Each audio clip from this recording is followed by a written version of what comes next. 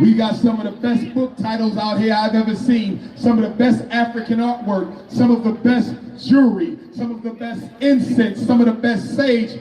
Don't leave here. I'm asking you, don't leave here without patronizing at least 3 vendors. And let's build some black power with your black dollar. Please donate as much as you can. We're almost done with this school. And I think we have just enough to finish it.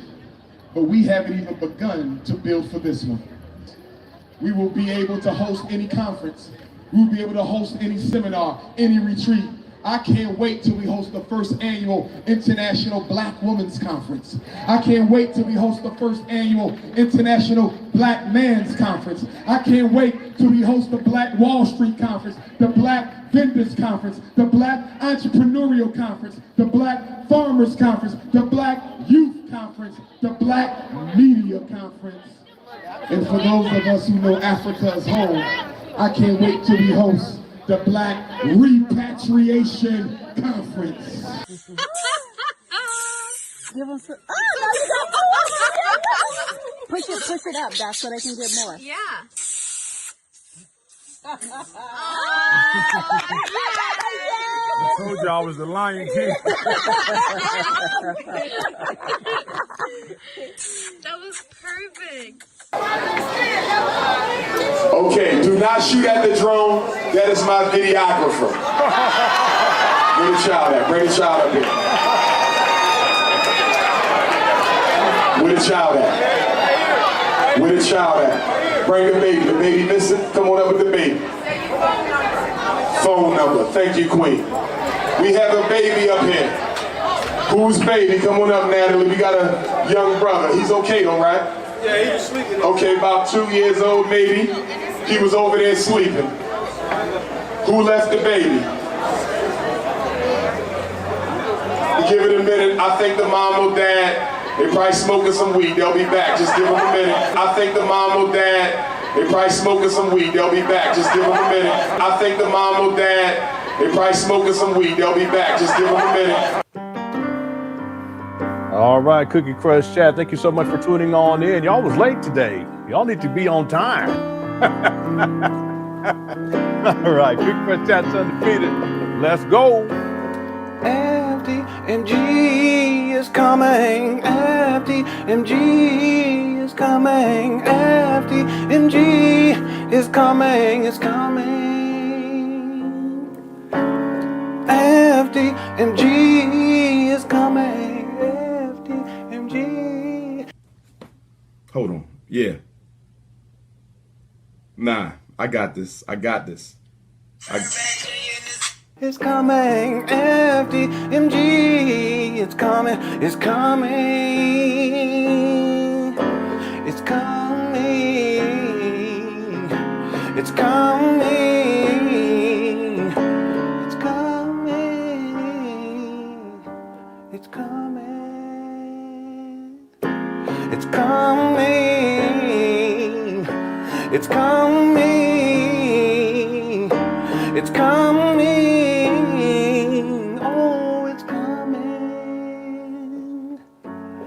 FDMG is coming. FDMG is coming. Thought his personality be twerking. It's twerking.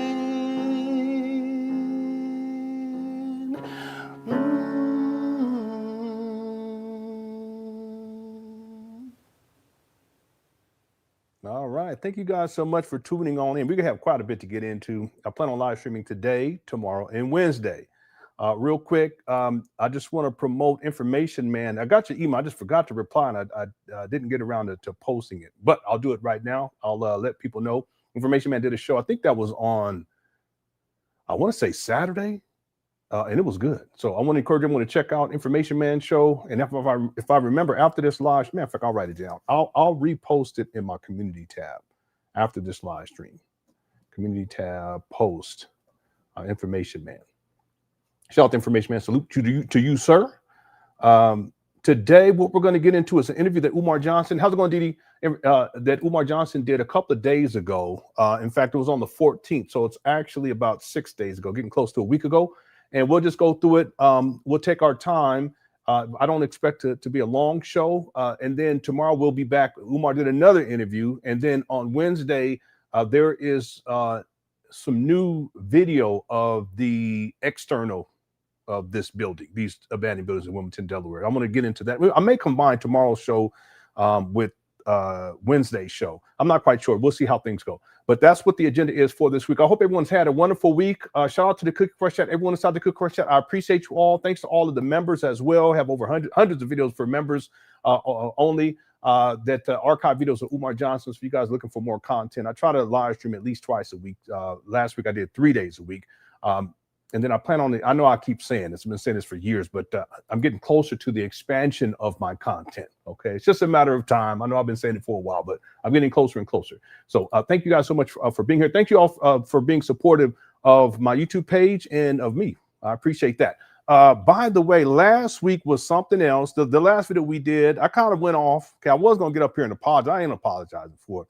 I'm just really tired of these platforms giving Umar an opportunity to come on and speak, and they don't ask Umar any critical questions or any hardball questions. And what it does is, this is one of the reasons why Umar's been able to get away with this for such a long time. I'm specifically talking about the school scam. There's other issues too, but the FDMG school scam, one of the reasons why he has been able to get away with this for such a long time is because he's been enabled to. See, if all the money stopped from Umar collecting donations, with the vast majority of it has gone into Umar, his lifestyle, since 2019, we're talking $1.67 million. We're not talking about from 2014 through 2019. We're not talking about 2025, all the money he raised in those years. We're not even talking about the money that he raised going all the way back to 2009. See, so if that money stopped, if Umar didn't have that money coming in, he wouldn't even be doing this school scam anymore. He'll just do something else to try to get money out of people. But what has happened is that these platforms, they bring Umar up. They don't ask him any critical questions. Some of these platforms have had, like the Breakfast Club, they've had him on for years now. And he lies over and over again when he goes on those platforms and gives them dates of when things are going to be finished. And then he comes on a year later and, you know, nothing's finished. And then he says, you know, they're doing the doors right now. And then he comes back the next year and the doors aren't done. Recently, he said they're working on the floors. Well, that would mean that the next time he goes live up there, we should see some evidence of the floors being done. They're not done. Umar's a con man. He's a liar. And you best believe that if, in fact, those the floors were done, he would have been up there live streaming it and you know, petty. You know, yeah, but look, I finally got this done right here, blah, blah, blah. Have we seen that with Umar? No, we haven't seen that with Umar. See? So these platforms, what they've done is they've enabled Umar, and that's very frustrating. You know, I have tried my best to warn people about Umar. I've tried my best to give people the receipts, to provide people. And other thing too is I encourage people to do their own research and just don't take my word for it. I consider myself to be a critical thinker when it comes to Umar. I consider myself to be halfway intelligent. I also consider myself to be fair with Umar. Now, there's been times where there was a time I was upset with him. Even then, when I think about it in retrospect, I was still fair. I was just a bit angry about it. Okay. And I don't want to be that way. I didn't want to be that way, but it was what it was. Okay. That's years ago. The point is, I've tried my best to warn people about Umar. And so when these platforms, when they give him the opportunity to spew his lies and his deceit as the great deceiver of our time, it's like it's undermining, you know, because they expose a new audience to Umar, and they don't know. They haven't done the research. They haven't done the critical thinking. And so that's one of the frustrating parts. And listen, I'm not here to try to tell people how they should think about Umar. I'm here to provide the receipts, and you guys decide for yourself. It's clear to me that Umar is nothing more than a con man. Okay, Umar was interviewed, and it was interesting because the interview itself, the title, and I'm paraphrasing, has something to do with the FDMG scam. Umar, you know, I should have it. Matter of fact, let me pull it up because I want to give you guys the exact title, because that in of itself, it was interesting because the fact that the YouTuber he named it that was quite remarkable in my opinion. Let's see, FDMG school scam. Here. Oh no, that's not it. It may not even pop because my videos are popping up. Okay, if anyone knows, because it's not coming up. This is a brother he had on a dashiki. If you know what the title of that interview was, please let me know. Let me try one other thing, because it was within the last week. So let me look within the last week here. And I should have had this. I apologize. Oh, here it is right here. So I interviewed Dr. Umar Johnson on the scammer allegations. And it's interesting that it was titled that. Okay. And this was from Daniel Sado. And I hope I'm pronouncing his name correctly. I haven't watched the video yet, but we're going to get into that. That'll be what our agenda is for today. So shout out to him for interviewing Umar and at least having that title in there, because it makes people ask, at least they start to think a little bit. Again, Umar conceptualized this real quick and we get to the video. Umar conceptualized this in FDMG in 2004. Okay, he said 2005, then he said it was before that, so that would have to be in 2004 at least. So 2004, it's over 20 years ago. In 2010, he posts on his Facebook page that the school was going to open September 11, 2013. In 2014, he starts raising money for the St. Paul school scam. And then he said the school was going to open 2014, 15, 16, 17, 18, 19, 20, 21, 22, 23. Excuse me, in 2019, he acquired these abandoned buildings in Wilmington, Delaware. The purchase price online says $400,000. Umar said it was more than that, but he never provided any receipts. It could have been much less than that. Umar could, and he said that there was no mortgage, but we don't know that for a fact either. He could have went into a mortgage. It's possible. No transparency. So 2019, he acquired two trap bandos based upon Umar's words. Again, he's never provided any receipts. He's never given a definitive answer as to how much he spent either to purchase these trap bandos in 2019, February 2019. And then he's been sitting on these buildings, changing the date over and over again since that time, 2019, 2020, 2021, 2022, 2023, 2024, and 2025. Now he's saying 2026. And so if you look at this, we're talking about over 20 years of Umar talking about, or since conception until present, and not one black child has been educated. It's a long con. It's a scam. See, what a normal human being would do is that if something's not working and you keep taking money from people, at a certain point, you're going to say, okay, I need to stop doing this because it's not working. And I'm not pushing this project forward. If Umar was serious about pushing this project forward, then, well, there'll be transparency for one. He would have a board of directors. Okay. He would have a plan. Every single day he would be showing and proving that he's actually serious. He would have a website for FDMG, specifically for FDMG. He doesn't have that. See, every single day he should be up there. What? He should be doing his quote unquote renovation work every single day, live streaming it to show the people and prove to the people that he's serious. But he hasn't done that. He's never been consistently up there except to do what? To beg for money. It's a long con. So I know this for a fact. I've provided the receipts and the evidence. Okay. I haven't doctored anything or tried to manipulate people into thinking one way or the other. I don't do that. Okay. I present the receipts. I've always been fair. And so then when he gets on these platforms, again, like I said, it's frustrating because it undermines the work that I've done and other people have done to help at least attempt to try to keep people protected, black people protected from Umar and other people like Umar. He's not the only one. Okay. All right.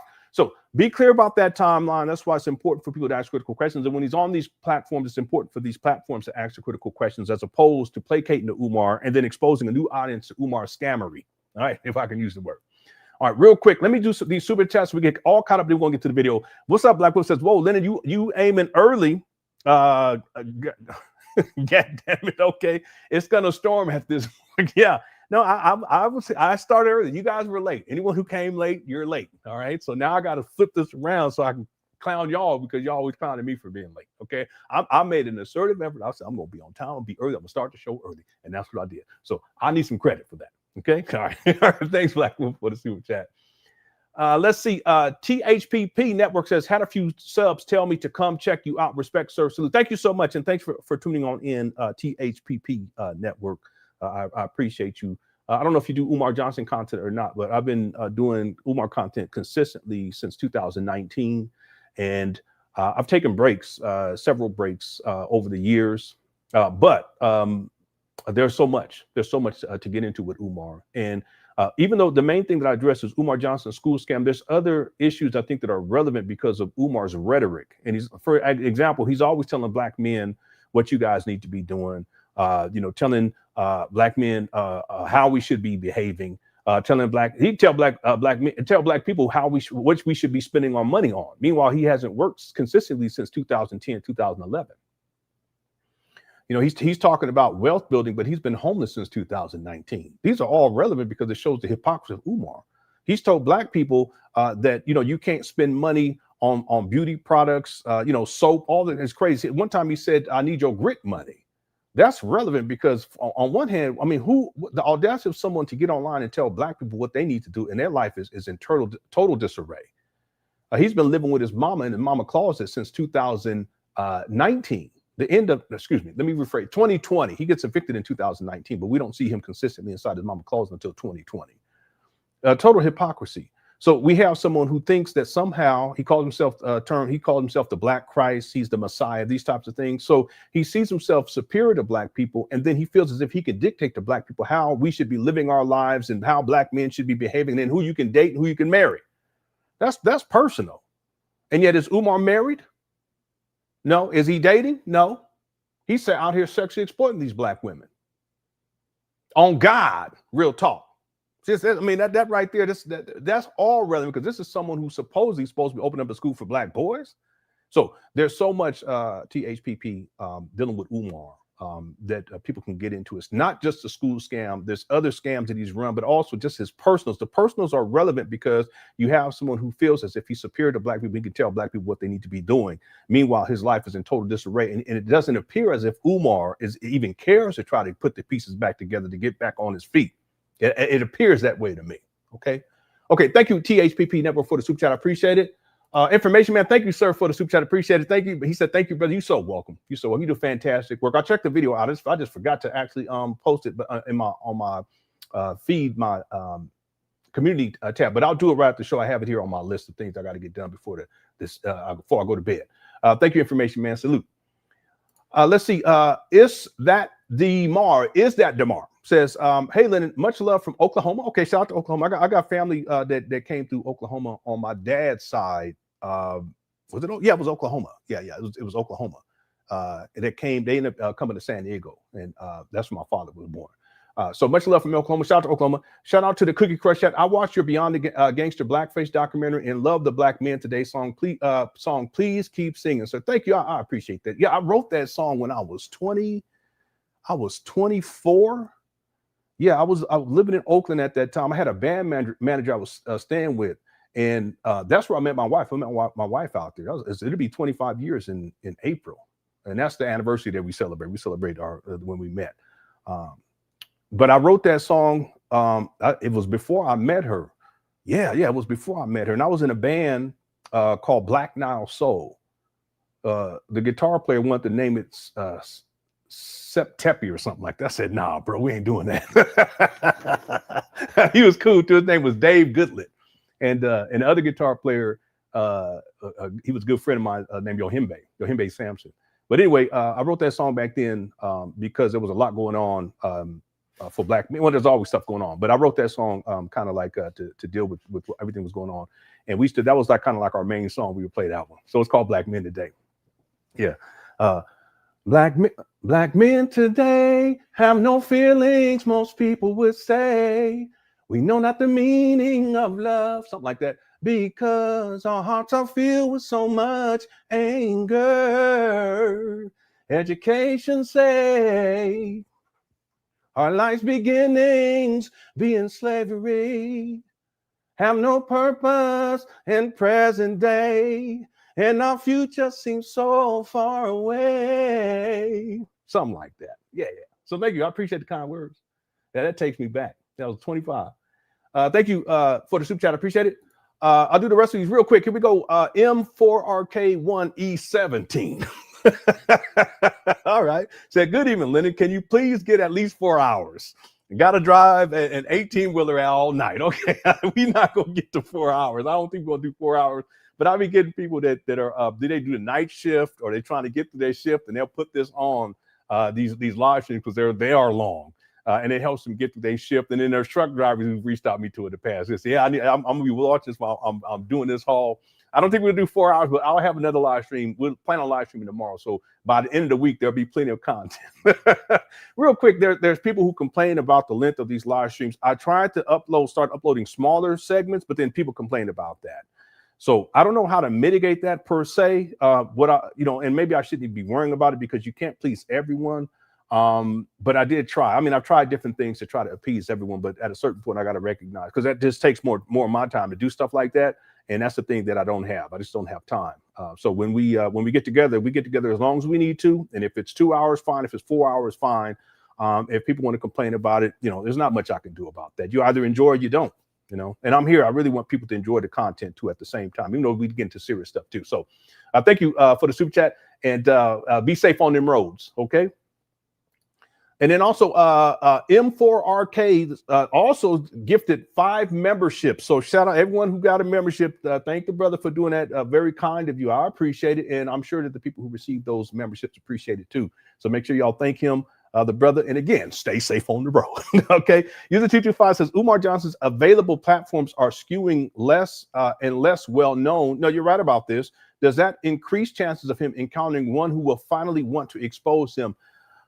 I don't think that it's going to increase the likelihood. I don't think so. I think right now, Umar, I don't think he'd want to do the interview that we covered last week where he was on the Danzig report. I don't think he wanted to do that because you can just look at his demeanor and his body language. It spoke to that.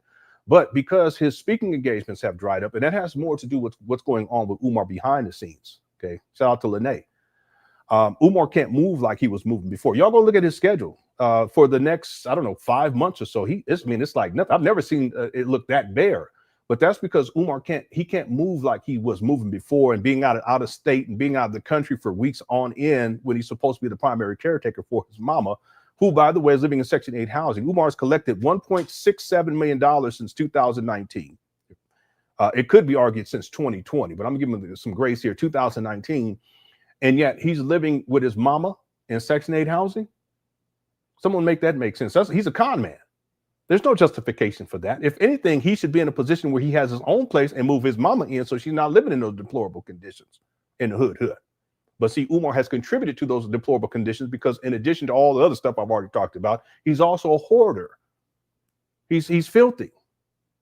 And the list goes on and on and on. So the point, user 225, not to get go off, but the point is, Umar didn't want to do that interview on the Danzig report. You can tell. And then the interview that we covered today, I already look. He's doing like this. I took a screenshot you guys can't really see it. I took a screenshot, and you should see how he's doing like this. Well, that's like the setting right. He's uncomfortable. Okay, the body language, that's like he's uncomfortable. It's a protective. He doesn't want to be harmed in essence. He did the same thing in SETI rant. You guys remember that?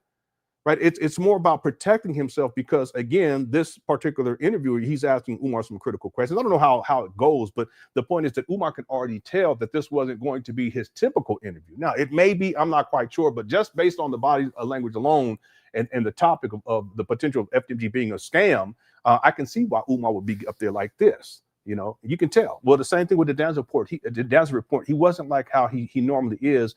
He's taking these interviews not because he wants to, but because he really needs the money at this point. See? Remember, he tried to sue Sister Mary Ann Lloyd for $500,000, but he ends up paying out $68,000. Okay, that's money gone. And all the other stuff that we've been covering this year, it's been crazy this year. So I think at this point, Umar, he takes whatever interview that he can get where at least he knows that they're not going to be, asking seriously inquisitive questions or critical questions, but I don't think he wants to do these things. All right. So again, I don't think him. And again, it's not like he's on those bigger platforms. He knows that if he goes on a breakfast show, they're going to ask him some critical questions at this point. If he goes on the Joe Budden podcast, they try to get him on there more recently. He didn't want to do it. Well, that's fear. He's just fearful because the chickens have come home to roost for Umar in 2025. But I don't think it improves the chances of him encountering one who will finally want to expose him. I think that the people who would want to expose Umar, they're already doing it online, whether they have a talk show or not, whatever the type of platform they have. And Umar is not going to go to those platforms. He wouldn't come up here for sure. Thank you, User 225. Naeem, what's up? Naeem says, serious question, Lenon. Have you ever heard the tragedy of Darth Tunde the Worthless? The tragedy of Darth Tunde the Worthless. Yeah, actually, I have. That's happening right now, okay, in 2025. Boy, I love me some sci-fi, Naeem. That made me smile right there. The tragedy of Darth Plagueis. No, of Darth Tunde the Worthless. All right. That's a good one. Thank you for the super chat. Appreciate it. What's up, Bear? I was thinking about you the other day because I haven't seen you in here. Hope everything's going all right. Says, yo, Lenon, it looks like your boy is circling the drain. He's starting to look frayed emotionally. Yeah, I totally agree with that. This has been a tough year. The chickens are coming home to roost, and Umar hasn't realized yet. That's what I don't get, that he has to do something different. Okay, the school scam's not working. It's not.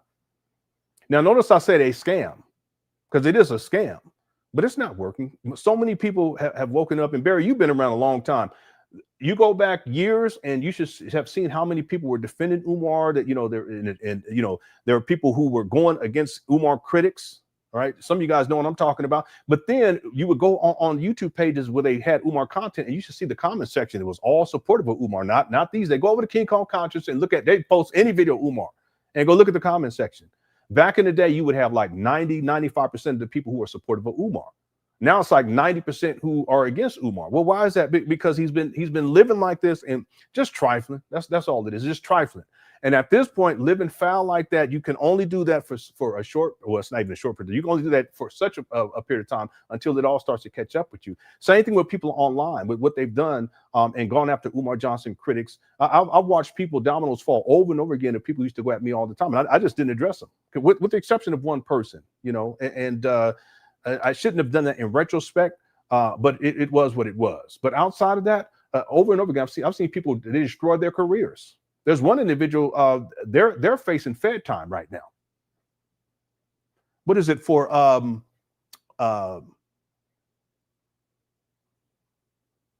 Aggravated identity theft, something like that.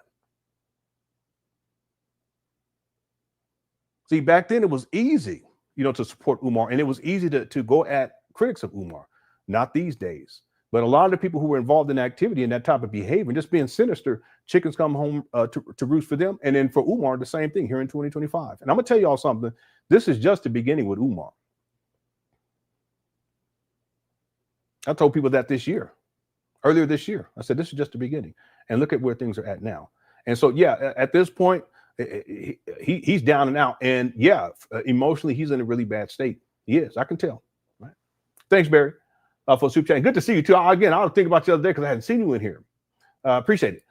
Lewis Sucks says a good story would be about Mitchell Summerfield, a pastor in South Carolina that got 19 years for a Ponzi scheme. Jay Morrison preached to his congregation too, and I'm sure he farmed new marks. Yeah, I'm sure he did. I wonder if that's the same guy that had Jay Morrison and Jay Morrison, and he was preaching at his church. I wonder if that's the same guy. I have the video. I'm gonna have to look into that because it would be good to go back and kind of review and see where things are at with that. But Jay Morrison is another one of these scammer types, and he got I think it was 11.5 to 12 million, somewhere around in that range, and he disappeared. But I noticed recently that he put back up his YouTube page. Let me see if this comes up.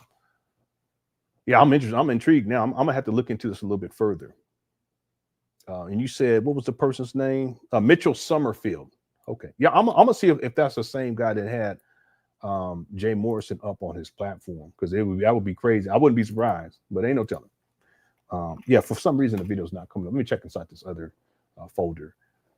Yeah, here it is right here. So let me pull this up right quick. Yeah, this was the New Birth Missionary Church. Y'all check this out real quick. Then we're gonna get to it. Now, if you're truly grateful, can you give God some praise in the room? Come on. Come on, that's it. We thank you, Jesus. Amen. Amen. Yeah, this is so shady, using the Lord this way. Again, I'm not Christian, but I have respect. And for Jay Morrison to try to pivot, it didn't work, which is good, but he tried to pivot into the Black Christian space to try to get money out of people. Let's praise God. New birth. This is from 2023, April, May, June, July 3rd, January, February, March, April, May, June, July 3rd of 2023. Praise God, please. Heavenly Father, Yahweh, thank you. Father, we are so grateful, Father. We are so grateful. Thank you for allowing us to arrive here on time, arrive here in one piece, arrive here with a heart for you, Heavenly Father. Thank you. Yeah, no shame. Thank you. Thank you. Family, my name is Jay Morrison. As I was introduced earlier, I'm gonna you can keep that playing a little bit if you don't mind. I just want to listen. You don't have to tell the band what to do, Goofy. This isn't even your spot. Cut it out. Allow God's presence to fill the. Yeah, and then look at this. Talk about allow God's presence, but then New Birth, whatever it says. Welcome, Jay Morrison. $, y'all.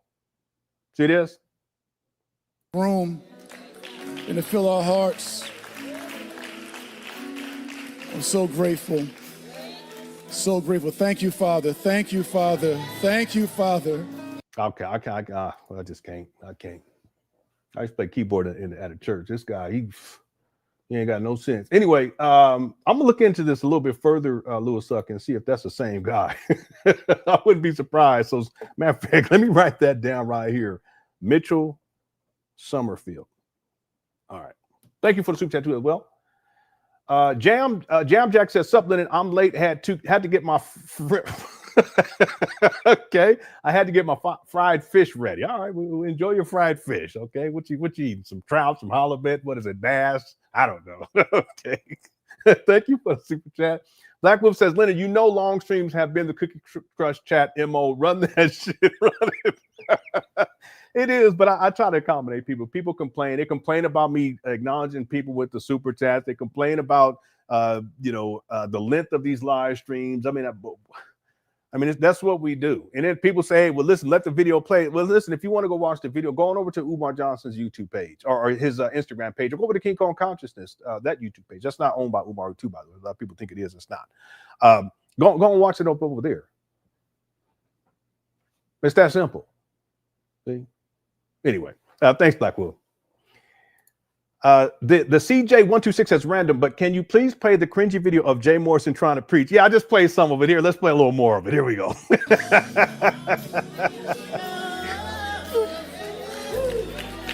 That lady singing, boy, she was in like 3 different keys at the same time. Great God, we're grateful. We're grateful tonight, Jesus. So grateful. Oh, yeah. Yeah, you need to get together with that intonation. I thought I was going to use this for sweat, but for tears first. Thank you, Father. This guy, he's Thank you, such a Father. calm man. Hallelujah. You're probably crying from the guilt of scamming black people out of millions of dollars. Let me just skip through. Let's see what else he's talking about. In much of spiritual instruction. So I want to read this verse for us on faith. So what does God expect of us regarding faith and finance? So on faith, the New Century Version here says, Jesus answered, love the Lord your God with all your heart, all your soul, all your mind. This is the first and most important commandment. And the second commandment is like the first. Love your neighbor as you love yourself. And of all the law and the writings of the prophets depend on these 2 commandments. So I'm going to read another translation of the same word. I believe this is Mark 37. It's a Mark or Matthew. I don't have my note here, excuse me. Yeah, because you don't know the book, okay? That's just the bottom line. I can already tell he don't know. Listen, this guy's a con. Here's our accountability card. It keeps no record of wrongs. It keeps no record of wrongs. Love does not delight in evil. These people like, yeah, whatever. All right, anyway, let's get back. We got to get going here. Yeah, we never covered this whole video. At some point, we probably should. I just can't take it because it's just so scandalous. You're gonna be scamming and stuff. Just don't bring the Lord in it, and then don't try to pivot to try to get into the black church space to try to get money out of people. And that's exactly what he did, but it didn't work. Okay. All right. Thank you for the super chat. That was from CJ. I appreciate it. Black Wolf gifted a membership. Thank you so much, Black Wolf. I appreciate that. Usually says he was singing in the band Baños. Tons of seltzer. Yeah, well, we're not gonna get into that. All right, yeah. Okay. Thank you for, because we're gonna leave the Baños alone. We ain't gonna get into that. Hopefully, never again. I may have it in the documentary, may not, because that was just gross. Supreme Soldier says, "Hello, Lenon. I was the one who did the research on cleaning up the land, 900,000 plus annual cost that FDMG sits on. In your opinion, how much would he need to open up FDMG today? I'm guessing 4 to 5 million. I think that's an accurate estimate. And so Supreme Soldier did research into how much it would take to mitigate the issues identified by the EPA in 2019, the Environmental Protection Agency. And Supreme Soldier provided an itemized list, and it came out to about $900,000 plus annual costs. Because it's not just that the issue is fixed. They actually they would have to come back over time to make sure that stuff is not returning to a toxic state, or things that maybe they missed. They may present themselves at a later time. So how much would Umar need to open up FDMG today? Okay, let's assume that we're talking both sides of the street. Well, let's say one side of the street. I think it'd be easier. There's the small school and the small gym. I would think it would probably have to be somewhere around $4 million to get everything up to code. Maybe three. I mean, maybe, but because there's so many issues. The mold mitigation is a whole nother issue in and of itself. I mean, it's actually possible that these buildings would need to be gutted and then everything just kind of restructured in order to get these, put Umar in a position so that they would actually pass inspection. And what I mean by that is that the mold is such a major issue in the small gym on the exterior and on the interior, but then also on the exterior of the small, what do you call it, a small school, but who knows what else on the interior. I do know that there was water damage down this one hallway that affected the tile work. So there has to be issues there too. It may be, it may make more sense for them just to gut everything and just kind of rebuild with I don't know. I mean, it's just ridiculous. The whole situation is ridiculous. So I would say maybe 3 to 4 million for the one side of the street, but then both sides of the street, I mean, that could be $5 to $7 million because who knows how much more, because Umar said it's worse over there with the large building, you know. Yeah, well, and people may say, well, how do you get to millions of dollars? Well, just for the HVAC units, based on what Umar said, it took him $50,000 to get one. There's 4 of those. That's $200,000 right there just to get the units. And then there were these smaller ones up there too. So we're talking closer to $300,000 just in HVAC units of various sizes. Okay, well, that's just one little issue. Just to get them. We're not talking installation. We're not talking about the duct work that needs to be, I mean, it's all kinds of stuff that needs to be taking place inside these trap bandos. So altogether, yeah, I can see $5, $6, $7 million for both sides of the street. I can see that. Yeah. Thank you for the super chat. I appreciate it. Rocky Desaki says, you are Umar's nemesis. Your name was all over the comment sections. Tell the truth and shame the devil. Quick question. I got your back. Thank you so much. I appreciate it. Yeah. People, they do refer to me because I've been covering Umar for many years. And am I his nemesis? I wouldn't say that. I wouldn't say that. Well, I mean, I can see like in a comic book type of scenario. Yeah, probably. But I don't see myself as that. I just see myself as someone who's a critical thinker, and I provide receipts. And I don't get up here to try to manipulate people into thinking one way about Umar. I don't do that. People, you come up with your own, draw your own conclusions. Okay, I'm not going to manipulate people in order to think one way. I present the evidence, I present the receipts, and I'm fair. Okay? And I've done the research too. I already know Umar's a con man. Okay, there's no doubt in my mind whatsoever. I do know this, that there was a time where Umar, he was very loose with his words, and he would say things, he would mention my name, and he said all kind of stuff about me, you know, that wasn't true.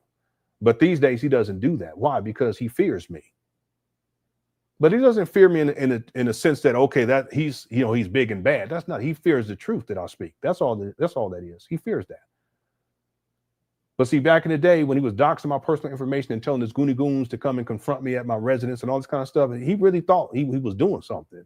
But see, one thing that Umar doesn't realize is you can talk that talk all you want to. I'm gonna still tell the truth. So in that sense, I'm his nemesis because I'm not gonna back down. I'm not gonna be punked by nobody. I don't care who you are. See, Umar thought he could punk me, but he's the punk. Real talk. Thank you, Rocky Desaki. He a punk. The Fifth House says, hello, Mr. Honor. Do you think at some point the feds will eventually start investigating him if they aren't already? Yeah, I think so. I think it's inevitable. I think Umar knows that too. Now, Umar, he has stated that he's been investigated and, you know, he was audited. I don't believe it. He's never provided any receipts on that. And I would think that if he was, there would be some, and if he passed the inspection or the investigation, I'm sure he would brag about it and he would show the receipts to prove that it actually took place and that he passed. That's how Umar is, but he doesn't have that. And there's no record. I found no record of him being audited or that he passed an audit or that he failed an audit for that reason. So I never take anything Umar Johnson says at face value because he's a pathological liar. So do I think that at some point it's going to come down where the feds, yeah, the feds going to pull up at some point. They may be investigating him now, but at some point, if he continues with this, it's inevitable. Okay.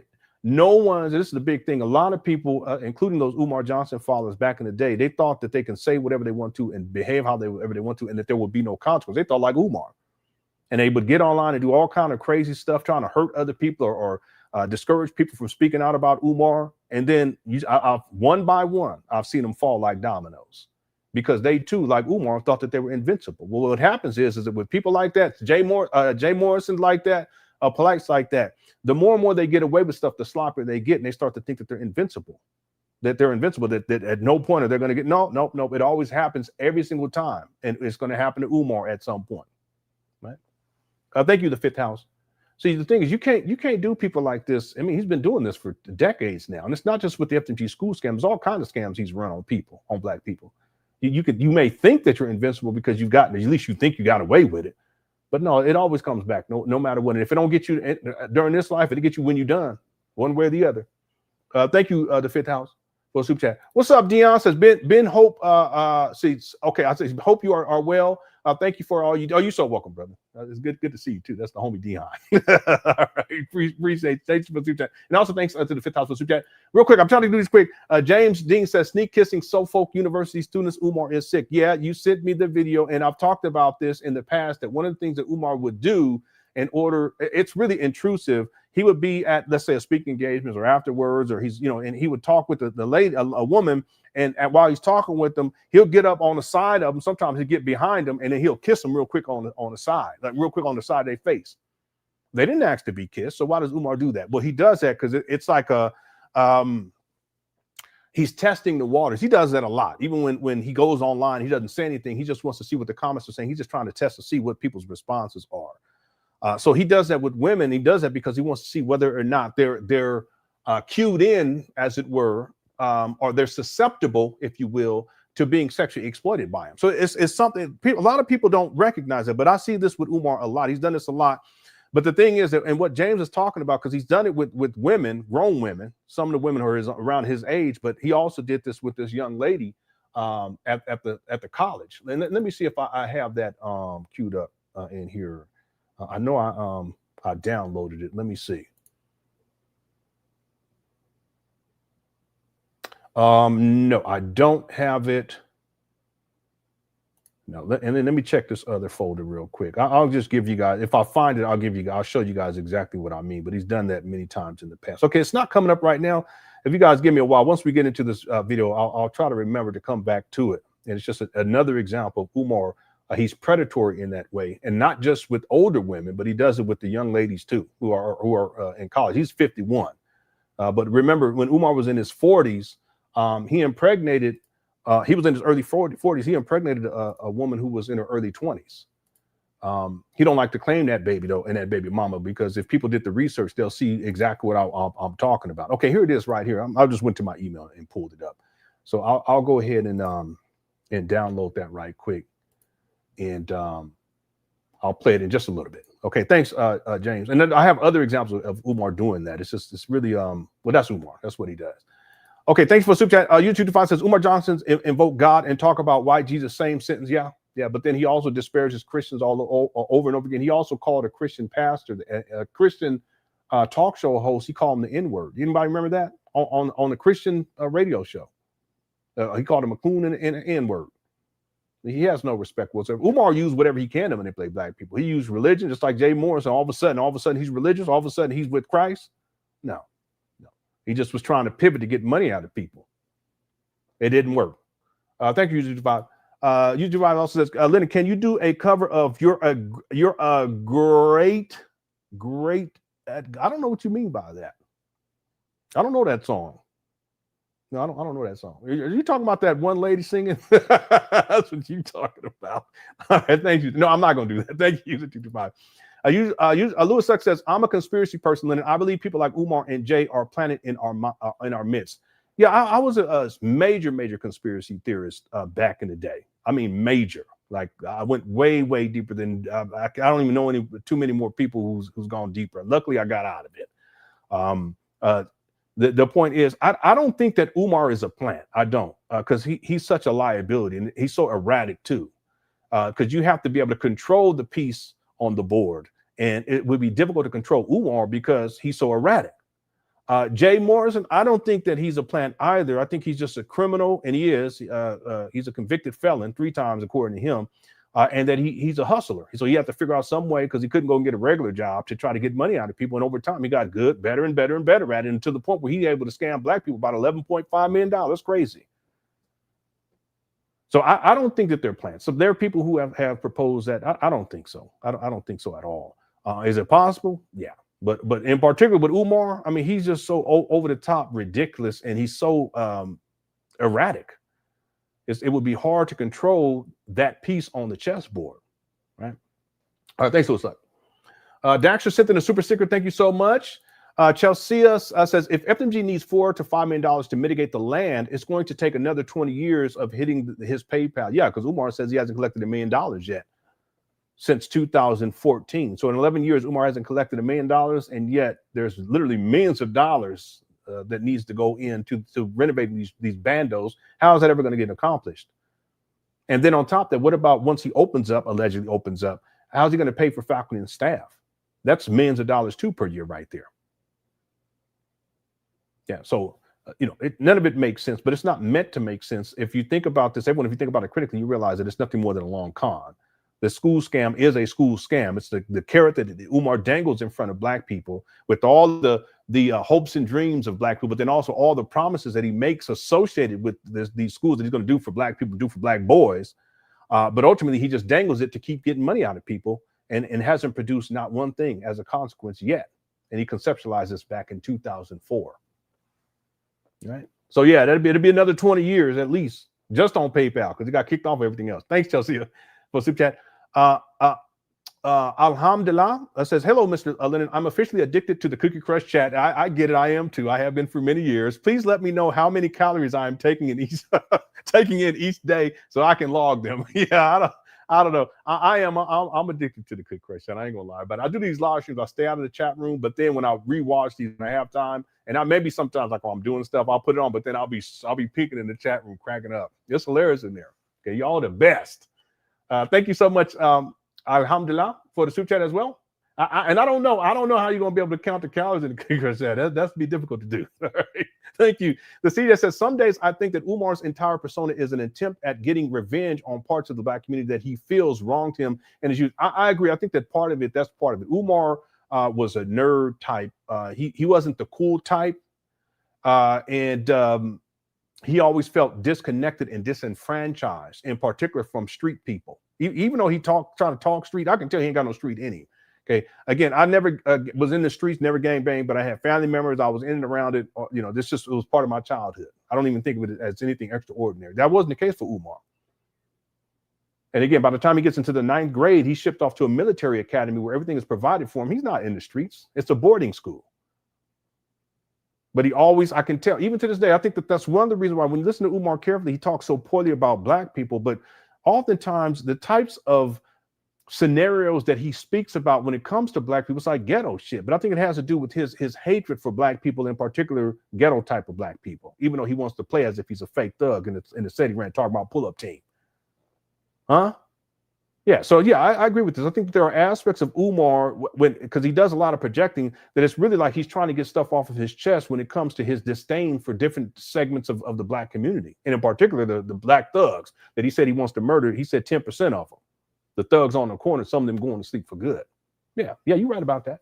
Yeah, Umar, he's interesting. I'll tell you that right now. Thank you for super chat. 870 Pyro sent in a super sticker. Thank you so much.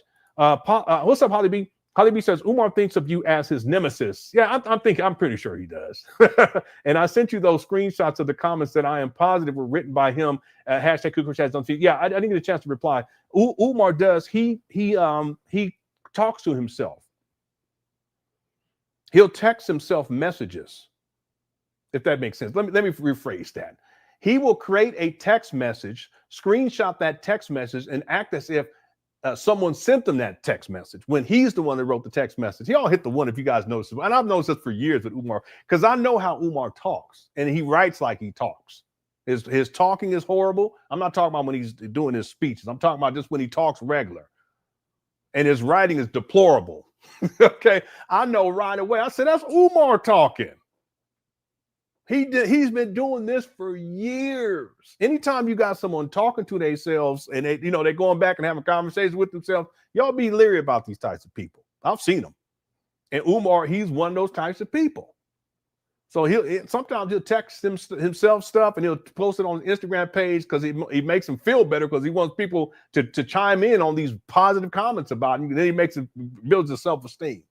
Well, Umar, he's something else. Yeah, and you're right, Holly B. I'm not going to say that I'm Umar's nemesis, but you're right. Umar thinks of me as his nemesis, but there's plenty of people who are critics of Umar who are doing a fantastic job.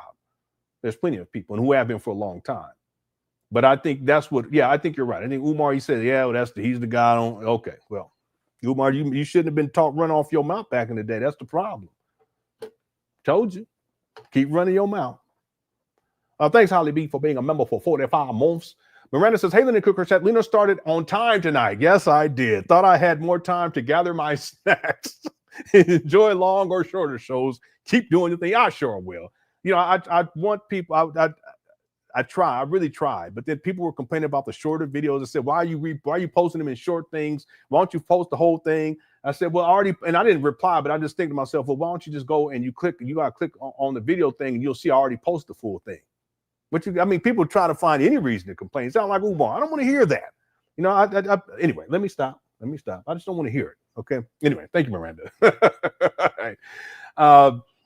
Jarvis says, keep doing the Lord's work. Thank you so much. I do my best. I really do. I appreciate the kind words. 887 Pyro says, my city tore down and built a high school in 2 years. What's his excuse? Hit the one. Umar doesn't have an excuse. He doesn't have an excuse. And I've already told people what he could have done. Instead of taking that $400,000 on these trap bandos, he could have taken that $400,000 and used that as, I don't know, just lease a building and then put that towards the lease. He could have earmarked that. That's just part of the budget. I'm going to take $400,000 and let's say we're going to get a building. We're going to pay $4,000 a month, let's say about $50,000 a year. But I'm going to set aside. He didn't even have to do that. I'm going to set aside $250,000 that we'll have it for 5 years, and I don't have to worry about doing any renovations. All I would need to do is use the rest of the money to furnish it, and I'll still have money left over to where I can actually pay some faculty and staff. It don't got to be 10 classrooms. It could be 3 classrooms. He have his office, and there's a counselor's office, so forth. Ain't nothing big. He could have done that back in 2017, 2018, but not Umar. Because he was living off of the money. That's why when he purchased these trap bandos, he didn't have any money left. That's why he couldn't start renovations for another year and a half. But he has to make up an excuse why he couldn't start renovations. Well, the city lost the blueprints. They're always blaming somebody else. The blueprints, that's digital. What are you talking about? They print them out if they need to, but not Umar. So there's a lot that he could have done in less than 2 years if he was really serious about opening up a school. But he was never serious, and he's been living off of the money from the jump. He hasn't worked consistently since 2010, 2011. And he's been living off of black people since 2010. That's all statements of facts. Yeah, there is no excuse. Thank you for the super chat.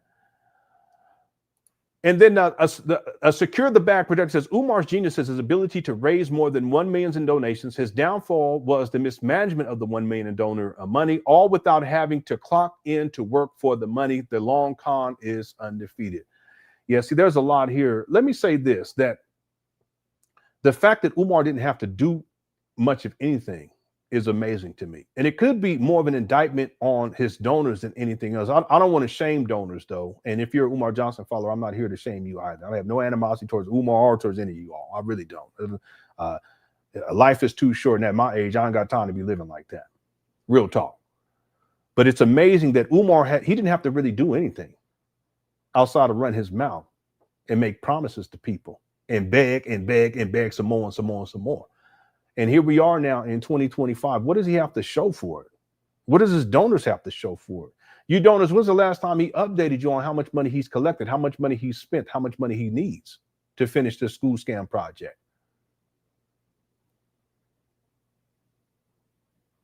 So again, I'm not here to shame donors or Umar Johnson followers, but I think it's really an indictment against, to a degree. I'm not trying to blame people. I'm saying, what is it within us as a group of people that would allow someone like Umar to come in and raise, this actually millions of dollars at this point, raise millions of dollars and not show anything of consequence? And he's been living off of this money and didn't have to work for a dime. What does it say about us? See, that's money that could have gone towards your kids. That's money that could have gone to a worthier cause. And I shouldn't even say worthy, a worthy cause. There's plenty of people who are struggling who need help. There's Q Butter has a school. I've donated. That money could have gone towards him. What about Lord Jamar's father-in-law? He has a school. That money could have gone towards, and again, they're actually doing stuff and helping the Black community. They're also educating Black children. Umar hasn't done any of that. So this ought to say, I'm not here to shame the donors. I just think it's something that people should think about. What is it about us as a group of people to where we can allow someone like Umar to come in onto the scene, or Jay Morrison, or Polite, plenty of other people, and take just by running their mouth and not have to clock in to work for anything. They're not working for Black people either. They may say that they are, but there's no proof of that. See, that's deep in and of itself. Yeah. It's a long con. Thank you for the super chat. I appreciate it. I have two more. Then we're gonna start here with the video. Unchained Al Pacino says, "What's up, Gossip Girl Pastor?"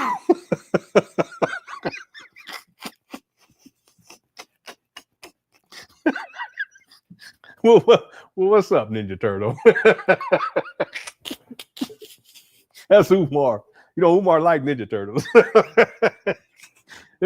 Lene said he had a Ninja Turtle blanket on his bed in Mama closet. No, that's Umar. Thank you for the super chat, though. And thanks for the laugh, too. I don't take it personally. I really don't. Okay, it's all good. Simply Complicated says, where are the celebrities that backed Umar? They're mighty quiet now. Yeah. And not just people who were supportive of Umar that were considered to have celebrity status, because there were a few back in the day. You know, they would mention Umar, they would say positive things about him, but they didn't know Umar. But what about all of the people that used to defend Umar back in the day online? See, Ninja Turtle can come up here and say stuff, but it doesn't faze me. It's not gonna change people's mind in Cookie Crush chat. It's not. But and part of it is because one is silly and it's funny. It's funny. But the other thing is that Umar, he has no credibility at this point. So to defend him, again, for anyone to defend him at this point, it actually sours their credibility. Look at Charlemagne. A lot of people, they said, what are you talking about? You still defending this guy? What are you defending this guy for? He's a grown man. See? So it's a different time at this point. Umar's credibility is shot. It's at an all-time low. That's why he's scraping at the bottom of the barrel trying to get money out of people. That's where he's at these days. And a lot of the people, whether they had celebrity status or semi-celebrity status, or let's say even some of the people who are in the Black conscious community that used to promote him, they're not promoting Umar like they used to. Same thing with Polite. Remember, Polite was heavily promoted. You know, Son Netter, he was heavily promoted. There's quite a few people that used to promote him back in the day in the Black conscious space. They don't promote him anymore. Well, that's because at a certain point, the truth was exposed about how much of a sexual deviant Polite was and had been for a long time.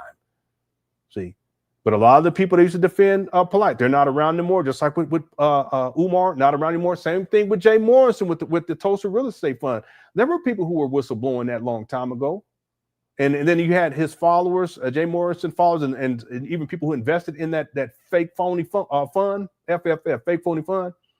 They were defending Jay Morrison too, but that's because they had paid into it.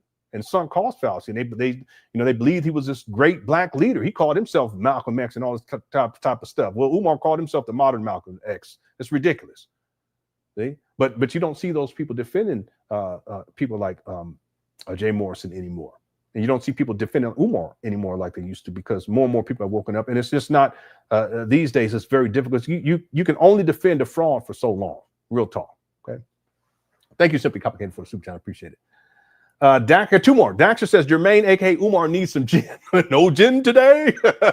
And a lot of you Umar Johnson followers, you can defend, you can try to, but it's not going to faze me.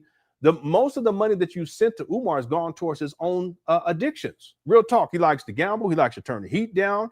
He likes to drink.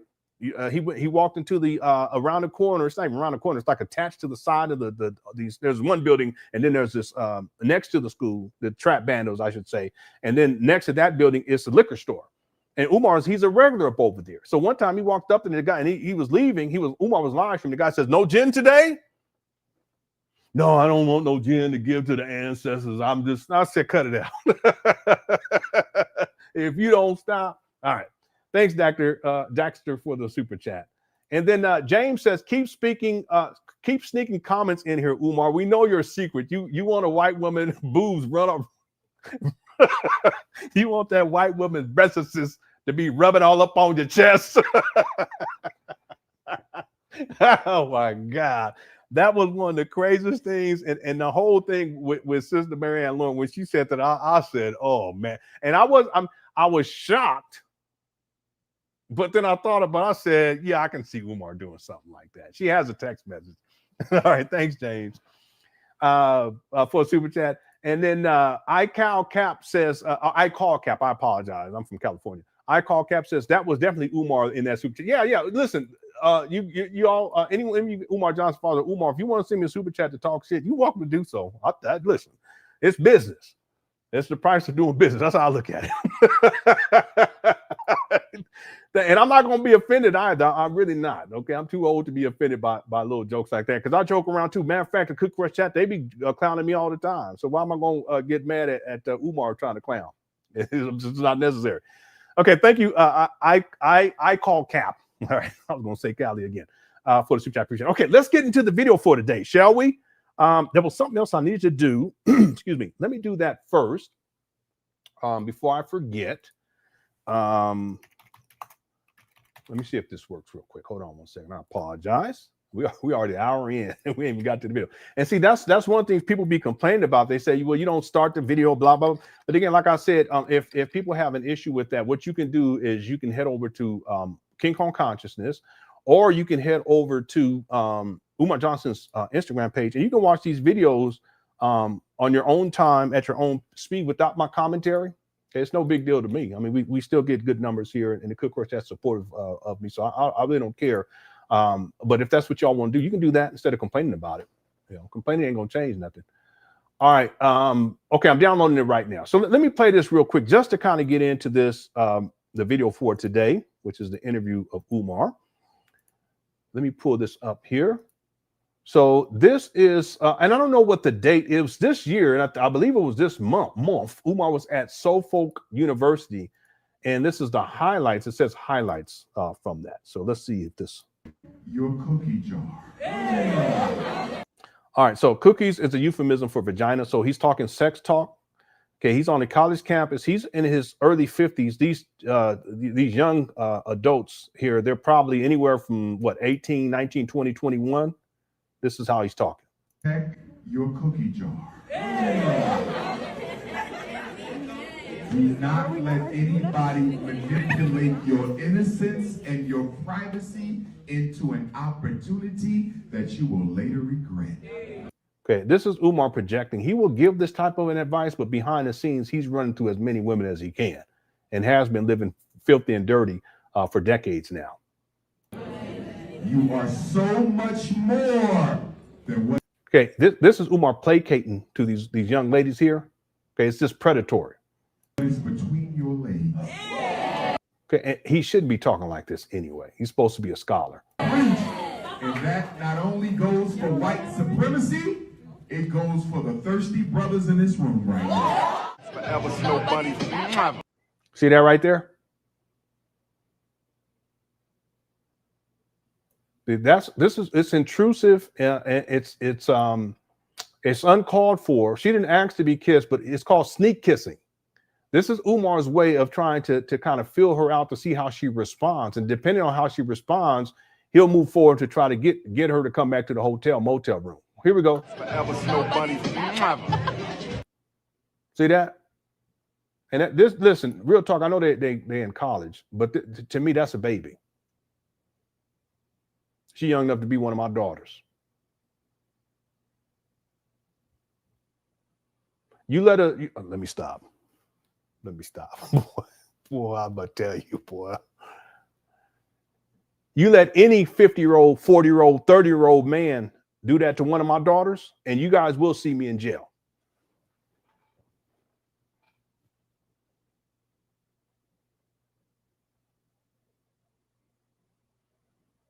Well, then you're not going to have a job. That's okay. I'll just do YouTube full time. And I'll tell the story about okay, listen, Umar's 51. That young lady, what, 19, maybe 20? He's a predator. Now, this is the first time I've ever seen him do this to a young lady, but I have plenty of evidence of him doing this to older women. See, and what he does is he always positions himself back behind them. He's like a predator. And then he starts pushing up on them. He's a predator. Forever snow bunnies. See that? Your wife.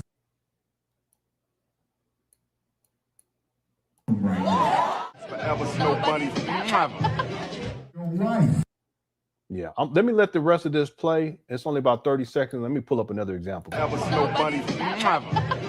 Your wife needs to look like your mother. My mom. My mom. I catch you bunny hopping.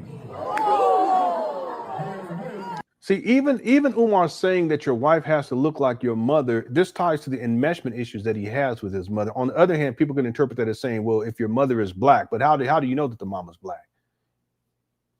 Well, if the father's black and the mama's something else. See, but I think this ties more to Umar's own deviancy when it comes to his mama as being his possession and the enmeshment issues that he has with his mother. Anyone catch that? Thirsty brothers in this room right now. Forever snow bunnies. Your wife needs to look like your mother. My mom. My mom. I catch you bunny hopping.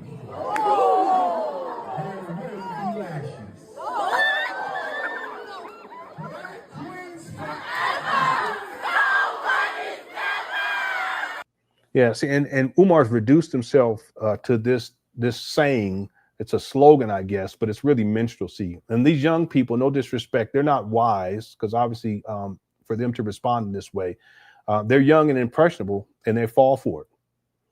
Let me give you guys another example of Umar with the sneak kissing, and this is with the sex worker over there in Ghana.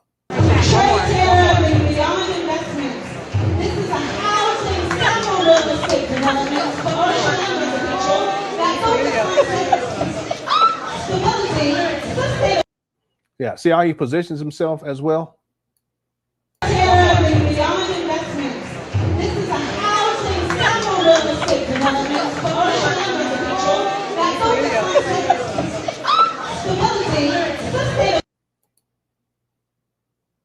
This room right now. Forever snow bunnies. Your wife. See that? Here's another example.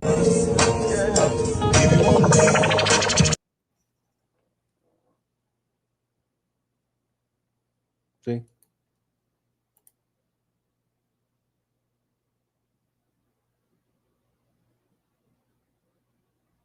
See, it's intrusive. She didn't ask for that, but that's Umar. He's just, and he always looks back because he wants to see what their reaction is.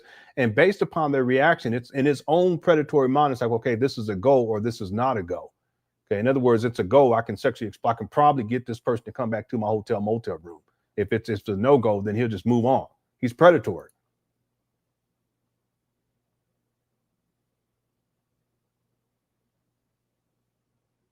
That's Suki Hana too, by the way. I didn't even know who that was until someone mentioned it to me.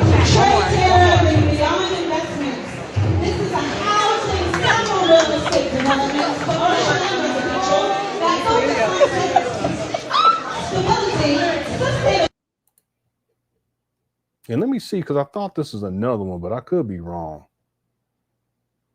No, I think this is one too, but I'm not going to play this one because they got kids. This is the wedding. Umar, the first wedding he did. I think it was the first one, the fake wedding. Anyway, shout out to James for sending me that. And just another example of Umar's predatory ways. But the point is, and I have other examples. I have a whole lot of examples of him doing that to older women. But for him to be doing this to young ladies who are in college, undergraduates, right? That young lady could be 18, she could be 19, 20. He's 51. No, that's just inappropriate. And again, that's his way of trying to feel her out to see whether or not she's susceptible to being exploited. He's predatory. All right. Without any further ado, thank you guys so much, everyone, for tuning on in. Thank you for your patience. But I'm taking my time. I've been trying my best. I've been thinking of ways to try to appease everybody. But at this point, I don't give a shit. Okay. You come, you enjoy, you don't. All right. We'll get to the video real quick. Yeah. Okay. What's up? Enterprise says, Lenon, I spoke with Danza today. That dude refuses to call this fool exactly what he is, made all types of excuses and believes the trap will open. Shake my head. Well, if he believes that it's probably because it's probable. Okay, and I don't know this for a fact. That's why I'm saying probably. It's probable that he hasn't done the research and he doesn't know the history dealing with this FDMG school scam. And not to say that that's okay, but if you're going to have someone on and platform someone, you should do your due diligence and do the research. It's really that simple. I think these platforms, they do it for clout. They do it because they know they're going to get views. They know they're going to get views. But interestingly enough, down that he didn't really get many views on this Umar Johnson video. I'm sure that if he looked at this from a business standpoint, it wasn't worth it, right? But and I'm not just talking financially, AdSense and so forth. But I'm just talking about in terms of reputation. It's not worth it to damage your own credibility and reputation by having a scammer on.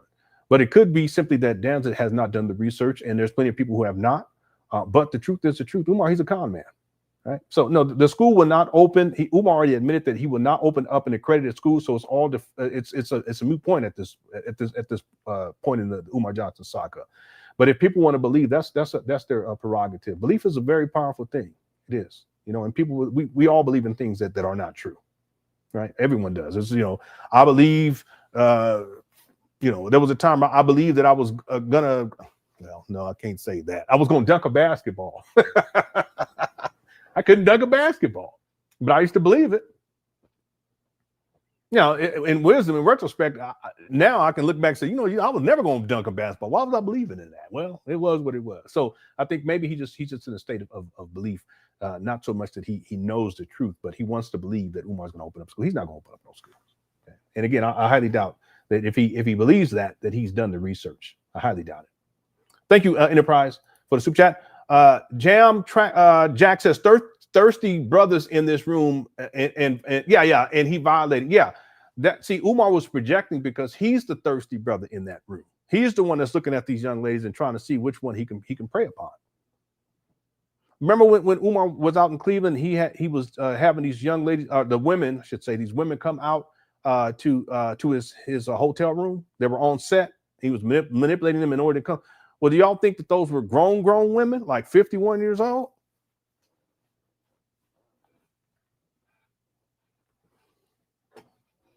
I'm gonna leave it right there. Thank you for Super Chat Jam Jack. And then last one here, James says Jeffrey Tunde Dom. Oh, no. What? No, that's too far. Let's not do that. Let's not do that. Listen, James, that's too far. Okay, it's funny, but that's too far. Thank you for the super chat. By the way, people were calling Umar typhoid Tunde. Okay, I said, oh my God. Yeah, I know, boy. This chat room is crazy. Okay, and then I said, so Umar could have made a short film about when the Martian punched him in the middle of the night, and the title would be Alien versus Predator. I love me some sci-fi. That was one of my favorite movies right there, Alien versus Predator. They had, what's her name? She was in it too. She's fine. They had her in there. She did. Was that Alien versus? Yeah, that was Alien versus Predator. Yeah, I'm into the sci-fi. Predator. That used to be my favorite movie back in the day. The one with Arnold Schwarzenegger. Predator, Aliens, Star Trek, Star Wars. That's my thing. Okay. Yeah, but you're right. It could have been Alien versus Predator. All right. Okay. Without any further ado, thank you everyone for all the super chats. Y'all been so gracious and have blessed me so much. I appreciate it. Thank you guys so much. Let's get into the video for the day. I'm not going to start it from the very beginning because it's more of an introduction. We're going to go 40 seconds in where Umar actually, the interview actually starts. Okay. I just want to give that fair warning. Okay. Shout out to the Cook Crush chat too. Cook Crush chat's undefeated. There is a poll question. I forgot about that. Let me just do the poll question here. Otherwise, I'll get way behind. And I also want to take a look and see how we're doing on the like. So the poll question for today is FDMG a scam? Okay, 95% said yes, 5% said no. Part of that 5% is the Ninja Turtle, I'm sure. And we have 1,674 votes so far. So if you haven't voted yet, make sure you get your vote in as soon as possible. And if at any point you're enjoying this show, hit that like button. It helps to get out into the algorithm. The last live stream we did, I think it was the last one, had over 30,000 views already. So, and it hadn't even been a week. So hitting that like button really makes a huge difference. Our goal is always 500, but we already at 611. So shout out to the Cookie Crush chat. You guys are definitely undefeated. I appreciate you all. All right, let's get to the video for today. Thank you for your what's up, Mr. Controversy says, hello, Lenon. Other than watching the shizzle out your pocket,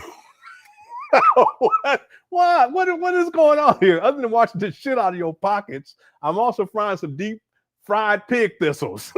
No, care for some? Nah, I'm good, bro. I'm good. I don't eat meat, so I'm good. All right, thank you for the super chat. I appreciate it. Yeah, I see your beard. I should grow my side in too, but mine, you think yours is gray. If I grew all mine in, well, I'm gonna tell you. All right. Thank you, Mr. Controversy. I appreciate the super chat. All right. Next time, make it 10. All right. Dex says 18 is legal and they liked it. Stop being weird. No, that's not the point. Okay, Umar, that's not the point. Umar's 51. It's about what is appropriate to be saying in front of young college students. Listen, Umar, what you call being weird is called being a father who cares for young people, whether it's his own daughters or someone else's daughters. Now, listen, Umar, because you don't take care of your kids, you don't understand that. But listen, Umar, if you took care of your daughters, you would not want a 50-year-old something man doing what Umar is doing. It's unprovoked. She didn't ask for it. Did she like it? No, I wouldn't say. I think it made her uncomfortable. So, in other words, talk what you know. Okay? Umar. No, I'm just playing. Okay. Thanks for the super chat, though, Dex. I appreciate it. Did I get to everyone? Okay, I think I got to everyone. Oh, no, I got one more. User 225 says, call self Ogungun. Don't want him grown. Yeah, well, like I said, Umar, when he was in his early 40s, impregnated a young lady who was in her early 20s. Excuse me. Yeah, he was in the early 40s. She was in her early 20s, and he already had baby mamas at that time. Okay, people, you can act like that. See, in my mind, as a grown-ass man, that's weird. And then to be 51 and you up at a college campus with these young ladies who could be 17, 18, because I went to college when I went to college the first time I was 17, 18, 19, 20, and talking all this sex talk in the manner that he's talking about it, but then sneak kissing them too. That's what you call weird. It's predatory, right? So like I said, talk what you know. And I'm going to assume, let's assume real quick, Dex, that you're not Umar. Well, you lack wisdom. Okay, so take that off of your neck too, homeboy. Huh? Take that off your neck.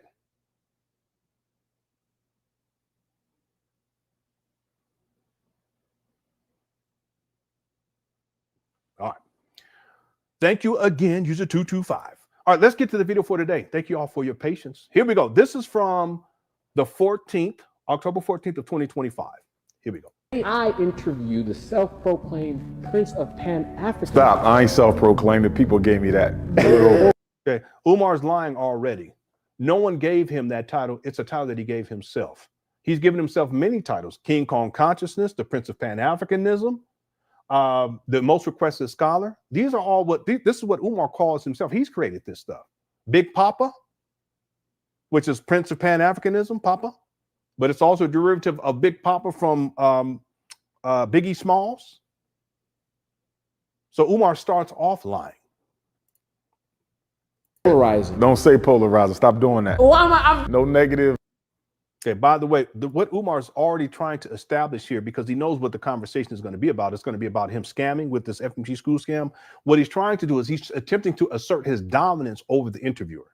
Okay, I've seen him do this many times, and in particular, we did one, I think it was last year, where there was a sister, I think she was Ethiopian, that interviewed Umar, and he did the same thing to her, where he's trying to assert dominance over her, even though she's the interviewer and he's the interviewee. And the idea is that he wants to check this young brother and put him in his place, and then also put in parameters by which, okay, you can only talk within this scope, within this box. Okay, I'm not self-proclaimed. No, you are self-proclaimed, right? What did he say? Polarizing. No, I'm not polarizing. No, Umar's absolutely polarizing. But see, all that is true, what the interviewer has already stated. But Umar, because he's a pathological liar, he wants to check that in advance. He wants to assert his dominance over the interviewer.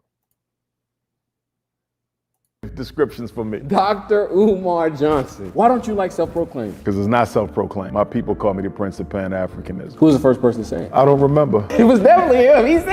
Yeah, he can't remember because there was no one who ever told him that. Do you see how he's lying? I can't remember. You need to cut it out. I need to change this battery. Let me rewind this a little bit, and then so that way I can get caught up here. Give me 1 second. I'll be right back. Stop doing that. No negative descriptions for me. Dr. Umar Johnson. Why don't you like self-proclaimed? Because it's not self-proclaimed. My people call me the Prince of Pan Africanism. Who was the first person saying it? I don't remember. It was definitely him. He said he was the first one. If I'm not, who is? I'm a gigantic fan of you. Supporter. Celebrities have fans. I am a huge supporter of you. I have mentioned you in literally 90.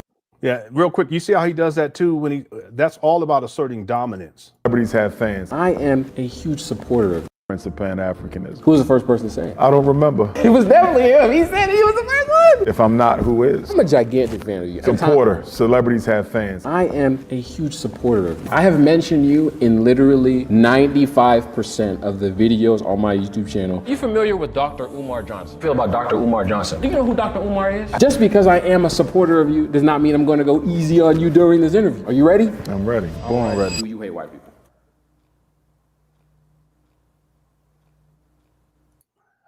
The answer is no. To be real about it, Umar actually sees white people in higher esteem than black people. If you listen to Umar, most of his rhetoric when he's talking about black people is negative. But if you see him on DJ Vlad, he was all prim and proper. Yes, sir. Yes, sir. Okay.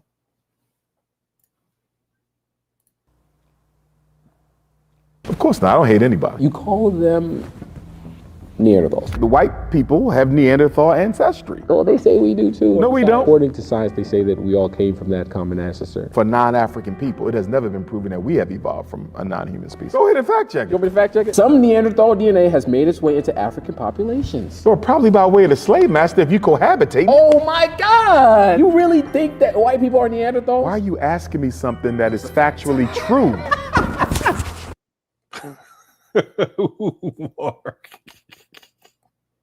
Umar, he's something else, boy.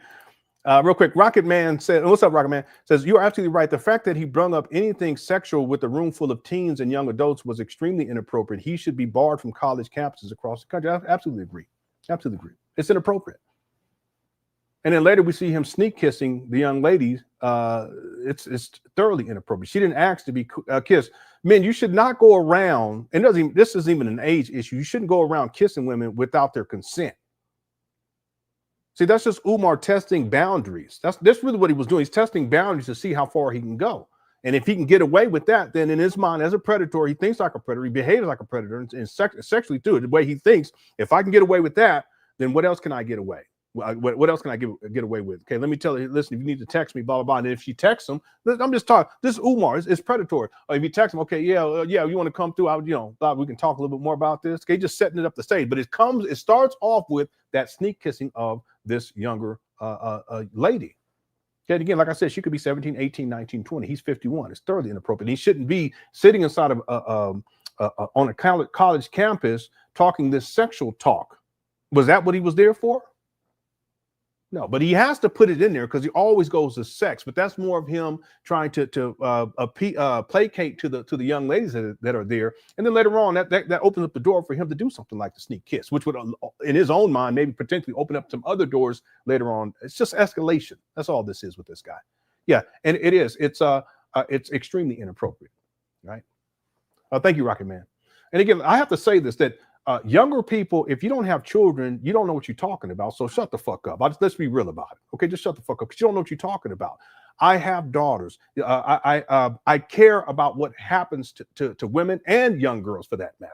It matters to me, right? The same protection that we offer to our daughters, we should offer that to all young ladies, and the same levels of protection that we offer to our wife or our girlfriend or fiance, we should offer that to all women. Lenon, that's extreme, but that's how I think.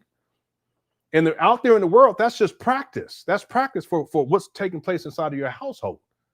See, but if you're young and you're impressionable and you're an Umar Johnson fan, he's predatory towards black women. He's not taking care of his own kids. He's not a protective force in his own daughter's lives. He's a deadbeat. He's not a protective force in any woman's life for that matter, including his old mama. You following around this clown behind his skirt? You ain't got nothing that you can tell me. You don't know shit. Real talk. Okay. All right. Thanks, Rocket Man. Let's see real quick. Enterprise says, I looked up what those Orishas, it's voodoo. What the part of it though, it comes out of Ifa. I was in the Ifa for a while too. See, I was in the not even Pan African, but I was in the dashikis and I had a shrine to the ancestors. I was into that stuff back in the day. See, and again, people do what you want to do, but listen, from what I know and wisdom that I have today, I'm good. I'm good. Nope. And that's just me. All right. And furthermore, what Umar, what he's practicing, it's a bastardized version of Ifa, and then his intent is all dark and sinister too. So when he gets all involved in that, that's all he's drawing on dark forces. That's in part the reason why his life is where it's at. He don't even realize it. See, but when you get caught up in that and you believe in things that you don't understand, then you suffer. Superstition ain't the way. Okay, but people, you do whatever you want to. That's your business. All right. Thank you, Enterprise, for a super chat. And thanks, Rocket Man, as well. Okay, let's get back to the video. Here we go. We'll talk about school a little later, but I do want to ask a question. Can white people attend the school? If a white parent wants to apply, they can. So let's say the white child is sitting in FDMG. Principal Dr. Umar walks in. He's like, hello, don't be walking around with them Neanderthals. Well, his parents should have thought about that before they put him in school. How do you feel about Umar is so petty. You see how Umar, look at his body language too. He's already in a defensive posture. It's more of a protective posture. You know, he's kind of self-soothing. He's holding himself like this, like he's hugging himself. About being associated with the Undertaker's theme music? I was speaking for Garvey Day. Somebody took a clip and they put it to the Undertaker music, and I loved it. When you hear that music, the truth is coming. It's the death of all bullshit. So you like being associated with the white grim? See, that's something else. That Undertaker music, it's about death. Y'all remember the Undertaker? That was about death. The Undertaker, he's supposed to be dead. And then he had Paul Bearer. His name was Paul Bearer. Rest in peace, because he passed a couple of years ago. You guys remember that? See, that's, I mean, real talk. It's like this. It's macabre. It was demonic. It was what it was. Okay, but Umar, he hears that music. It was these bells that would play. And that's when in Umar's mind, he said, yeah, I'm a kid, because he does it. He'll play that before he starts the live stream. Music, the truth is coming. It's the death of Harvey Day. Somebody took a clip and they put it to the Undertaker music, and I loved it. When you hear that. See, that's deep right there. You see him smiling and stuff, just sinister. I loved it. Why would you love it? See, but part of it too is that Umar, he grew up with WWF. Yeah, and he lives in Fantasyland anyway. So it probably appealed to his ego as well. That music, the truth is coming. It's the death of all bullshit. No, it's not the truth. I'm telling you, these Sith Lords are something else. That means the lies are coming. You like being associated with the white Grim Reaper?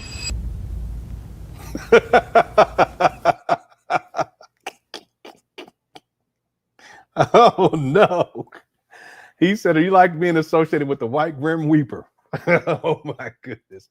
To be clear, the Undertaker was not the Grim Reaper. Right? But it's funny though. Let's keep going. Here we go. How do you interact with white people? White people support Dr. Umar Johnson. They can't genuinely support because that would undermine the white privilege. The same way I interact with anybody else. They come up to me in the airport, they inbox me, they invited me to interviews. I haven't done any white interviews though. Would you? Here's the reason I haven't yet is I know that this is purely entertainment because you're not going to do anything to help advance the black agenda. Do you think systematically a white person can truly try to break down the system? Systems are built by groups. So no one white person can transform a whole system. Let's say there's a white boy that was raised in Atlanta and he made a lot. What is this guy saying? A white guy raised in Atlanta, okay. A lot of money, came back, and he really wants to educate his people. And those people are black. I don't know if that's possible. Usually on this channel, we do something called ink blots. You know what ink blot is, you're a psychologist. Ink blot text, the Rorschach. Yeah, because you're a psychologist, I didn't want to do that. It just feels disrespectful to give you a Rorschach test. So instead of ink blot. Okay, to be clear, Umar's not a psychologist. He holds no certifications as a psychologist. He's never held any licenses as, if I can say it that way, he's never held a license as a psychologist. He hasn't practiced as a school psychologist since 2011. He hasn't worked consistently since that time. Umar's not a psychologist, to be clear. I'm talking about a practicing psychologist. He's not. Now, he did get a PsyD, which is not a PhD, but just because you get a degree in something doesn't mean that you are that. Umar doesn't practice. What are we talking about? We talking about practice. Does this make sense?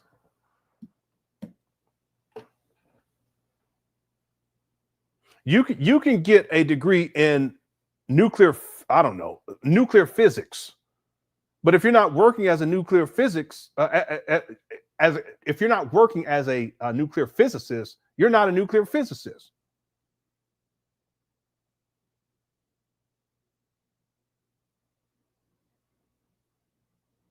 If you're not producing scholarly journal in a scholarly journal as a nuclear physicist, you're not a nuclear physicist.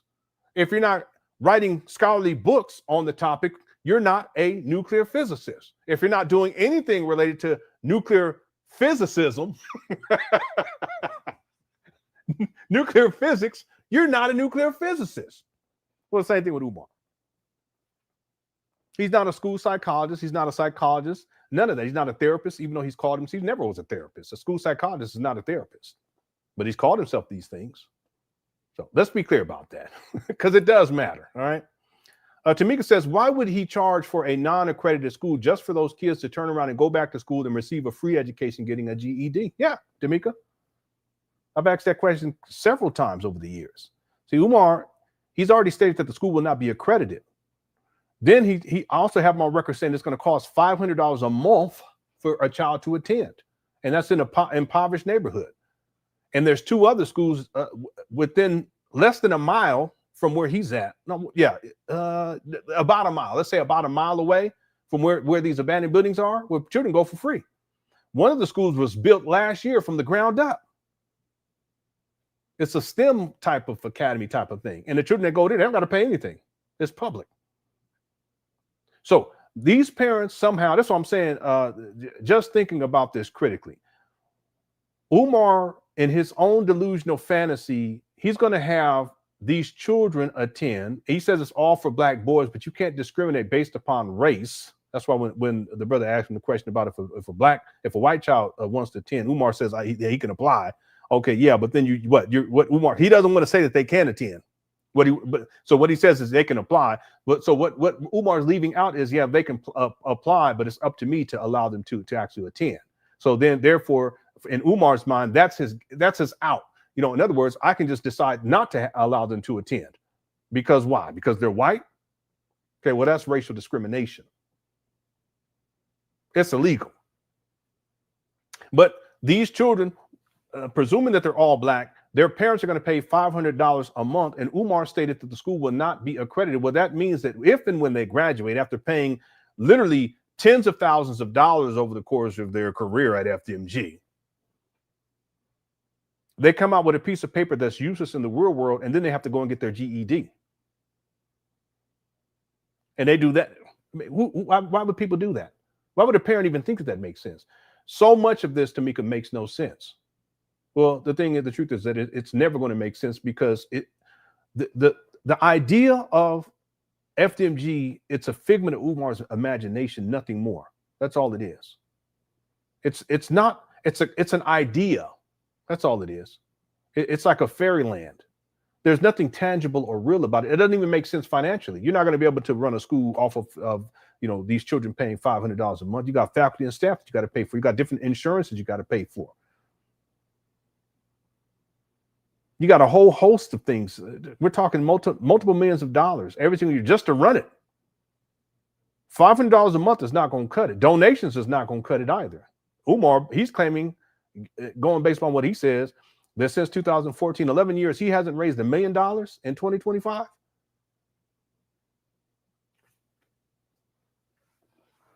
It makes no sense.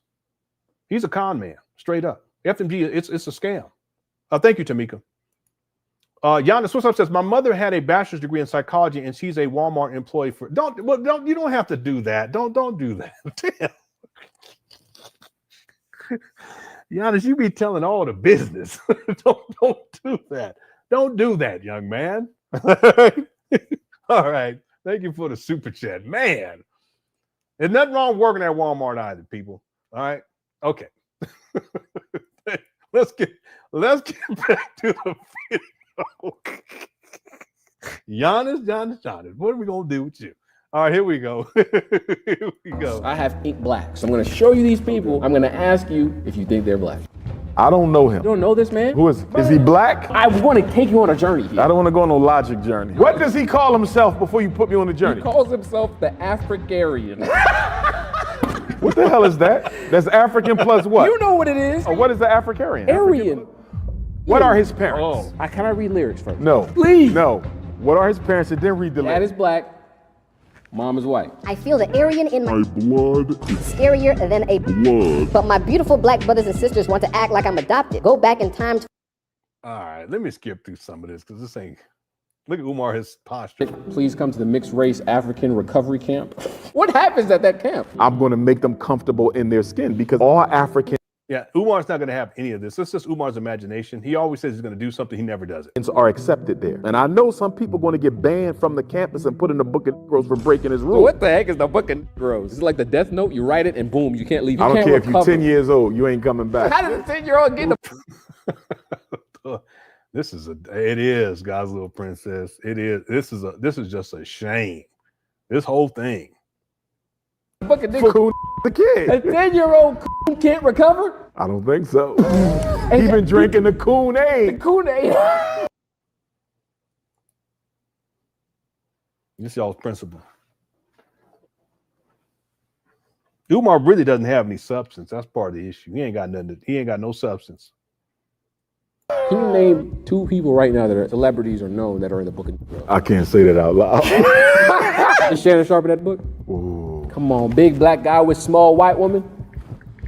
Shay. He gave a snow bunny a OnlyFans retirement. Here's my thing with Shannon.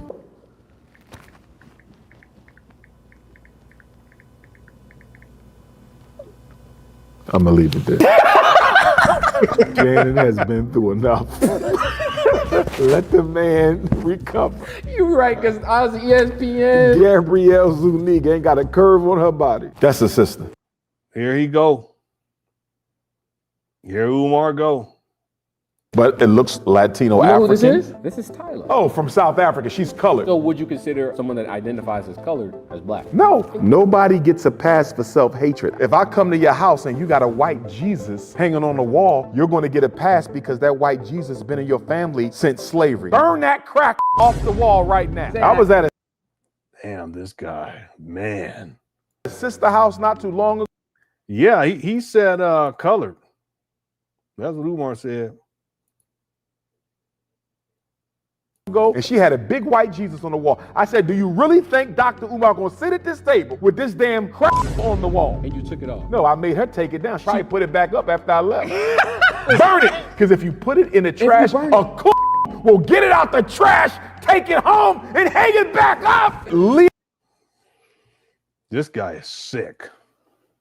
And again, whatever y'all may think about Jesus' skin color, what Umar is saying is that this image of Christ, that you need to take it off the wall and burn it.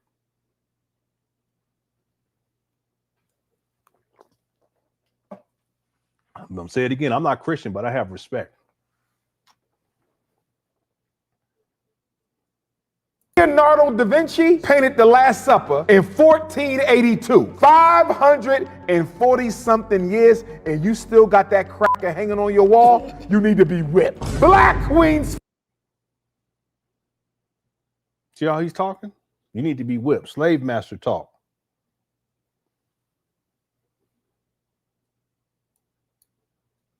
On your wall, you need to be whipped. Black Queens forever.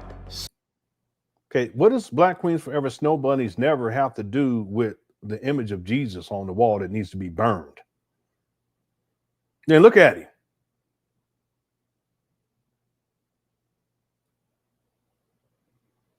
Look at him.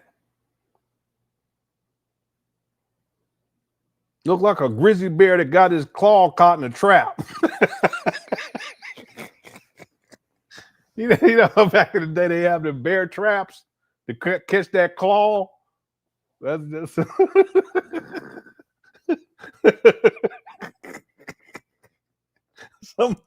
somebody said Umar looked pregnant. What's up, man? All right, let's keep going. Yeah, his hair is all dark because he has more gray than I do. But you listen, I'm comfortable in my skin.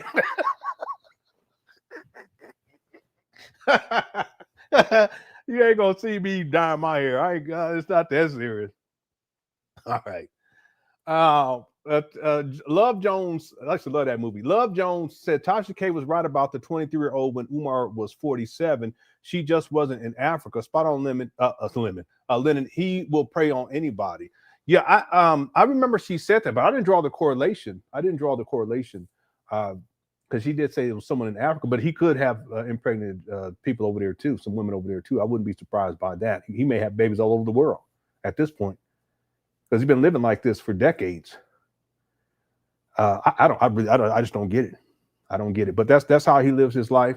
Again, Umar doesn't want to admit to that third baby mama. There's also a fourth woman attempted to put Umar on child support, but I don't think that one went through because it wasn't proven that he impregnated. It was somebody else's baby. But the fact that she was able to get to the point to put, at least attempt to, shows that he's been living a sexually promiscuous lifestyle, and he's also not using protection. But that third baby mama was in her early 20s when Umar was in his early 40s. Thank you for the super chat. Yusuf says he said she was a sister till he knew who she was. Oh, you're talking about the picture. I don't even know who that picture is of. I have no idea. Thank you, Yusuf. All right, let's keep going. Here we go. Snow bunnies never. Vin Diesel is black, isn't he? I know he's Latino. I don't know if he identifies as black. How do you feel about that when someone's like, I know black. Be African is a privilege. If you don't want to accept it, I'm not upset with you. Like, I know black. I live in Philadelphia. We have a very large Latino community. Yeah, I know black and Dominican, right? Umar getting mad. It would come down to how she identifies. In real life, she's an octoroon. If she came in here right now and say, Dr. Umar, I'm black, I identify. Yeah, it's amazing that they're using the terminology like octoroon. Boy, I tell you. As a black woman, I think as a black woman, I live my life as a black woman, then I would have to accept her as a sister. Have to. There would be no what if argument if we just outlawed bunny hopping. Speaking of whipping, so I call this the whipping post, because I remember you said we got to bring back the whipping post. Said that in an interview I did with you. That's slavery, slave master talk. Umar, he's something else. And he's talking about black people. He ain't talking about white people. I have yet to hear Umar say that about white people. And he may have, and I haven't seen it. Any of y'all see that? But I have seen him many times talk about how different black people need to be whipped. And he said lashes. Even Kamala Harris, if memory serves me correctly. Yeah, no, because I took that video down after he did that. Because that's, boy, we covered that one in the live stream. I ended up taking that video down right after. Because he was talking about how she needed to be whipped. Umar, you talking real reckless. But I've never heard him say that about a white person. He may have. I just never heard it. You interviewed with me before? Wait a minute. You wasn't the one at the Garvey Day at the table. Was that you? It is. Get out of here. Yeah. I didn't even know. And you said you want to bring back the whipping post. So now I have a list of suspects and incidents. And there you go with them jeans. Okay. You got to tell me how many lashes each person deserves. Suspect number 1. Kanye West, saying slavery was a choice. I'm going to give Kanye 250 lashes. That sounds a bit low. As a psychologist, you want to have sympathy on the insane, but he's never Okay, Umar's not a psychologist. Properly grieved the loss of his loved one. Are you familiar with Tyrese Halliburton? Yes. I saw him get out the car with all them bunnies, and he just married a bunny. He just married a bunny? Yeah. How many lashes for this picture alone? Because he's mixed race. He don't get a pass for that. He's getting trained by I'm going to give him bunnies. 250 just like Kanye. He needs more lashes. Nah. Umar, he's reduced himself to minstrelsy. He get the same as Kanye. If I was getting trained by white women, how many lashes do I get? You get more because you African. Oh my God, that's you full-blooded African. You know better. How many lashes is an African getting trained on by white women? It depends. Because if they over here as a refugee and they ended up with a white family and they feel like I got to do this to make sure, you know, I don't get sent back or whatever.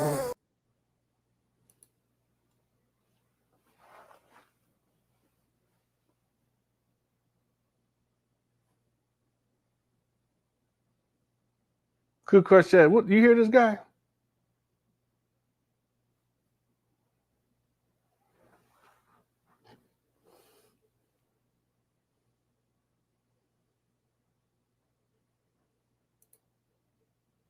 The next suspect of the whipping post is Jamie Foxx. He went out in front of people and said, "No more white women. No more white girls." And then you see him in a car with a bunch of them getting trained on by the white women. Because he made a promise and then broke. I like Jamie. I like him. But because he made a promise to the queens and broke it, he get 500 lashes. Shannon Sharp. You can't be nice because this man gave a white OnlyFans model millions of undisclosed dollars. But he, and no, doing race play, big black man with a small white woman. Oh, that would skip. I'm with the white woman. Here's what I'm gonna say. I done already got on Shannon on so many interviews. I gotta let the brother heal from the lashes he already got. You know what? Let me tell you why Shannon gonna get 500 too. Allegedly, TMZ wrote up on Uncle Shay Shay a couple years ago. Shannon Sharp, people are saying that you say you don't date black women. And he had a little mini rant where he said, well, what I'm supposed to do, marry a black woman and be miserable? I mean, he might have been angry, still unacceptable though. 500 lashes. Why is it that when someone gets snow bunny, it's never like a because beautiful one? The reason why black men end up with snow bunnies who tend to not be attractive, they're dating her for the color of her flesh. Like they'll date some mid-milk, but then the black woman has to be a bad. Umar, you sick. He said they're dating her for the color of her flesh. Man, this guy. It's clearly a double standard. Kim Kardashian is still marriage material. Let a black woman date 2, 3, 4 different people and she'll be called a hoe. Lori Harvey. Look, I mean, actually, she kind of did smash somebody's son and dad. That's kind of crazy. Never mind. I don't even know what they're talking about. Real quick, we have over 2,000. We have about 2,000 people in the building. If you guys are enjoying the show at any point, make sure you hit that like button. I would really appreciate it. There's also a poll question. Make sure you get your poll response in as quickly as you can. Is FDMG a scam? All right. Anthony Mackie got caught with a white woman in London. How many lashes just for that? Damn, Anthony Mackie, I like you, bro. 500, because Captain Black America can be doing that shit. Captain Black America. That's funny. T.A. Christian says those Air Maxes Umar rocking cost $210. Donations. Yeah, he had on, and look, they look fairly new too. Cost $210. There's people who do whatever they want to with their money, but Umar doesn't have a job, so that's donation money. Why would you spend $210 on some shoes? I wish I would. I wouldn't even feel right, to be honest with you, walking around with some $210 Nikes. I'd start walking funny. But that's Umar. See, he tells black people that you shouldn't be spending money with the Nikes and how y'all, spending money with the white man and the Nikes is white and the black people this. We did be talking real disrespectful towards black people for buying things like Nikes. He's actually said Nikes. You spend $40 billion on Nike. Yet Umar, who don't even have a job, he's rocking some $210 Air Maxes allegedly. That's Umar. Z said, in a few minutes, I'm a few minutes behind, but Tyla refers to herself as colored. Okay. Also, Umar is unintentionally funny. He is. I know this is serious, but no, he is. He's funny. Umar's extremely entertaining. He's extreme. I give him that. He's still a con man, but he's entertaining. Thank you, Z. James says Umar want to get NECT to Ibrahim Traore. Get out of here. We got more issues, serious issues in the black community. Joke. Yeah. Umar, he ain't doing nothing. He tries to act like he's a Pan Africanism. How you a Pan Africanist and you sitting on the show talking about white flesh and giving black people lashes from a whip? It is. Umar, he's a con man, and that's part of the con. He wants people to see him in a certain way, but then when you really listen to him and he started acting out, you realize he is a complete hypocrite.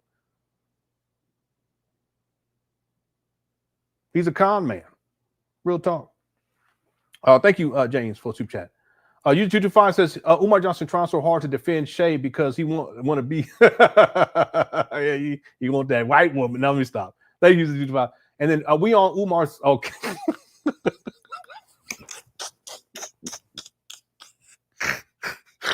Boy, y'all crazy. Y'all crazy. It said, leave Umar alone and look at the screen name.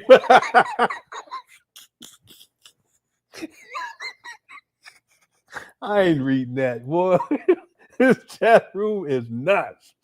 All right, let's keep going. Let's keep going here.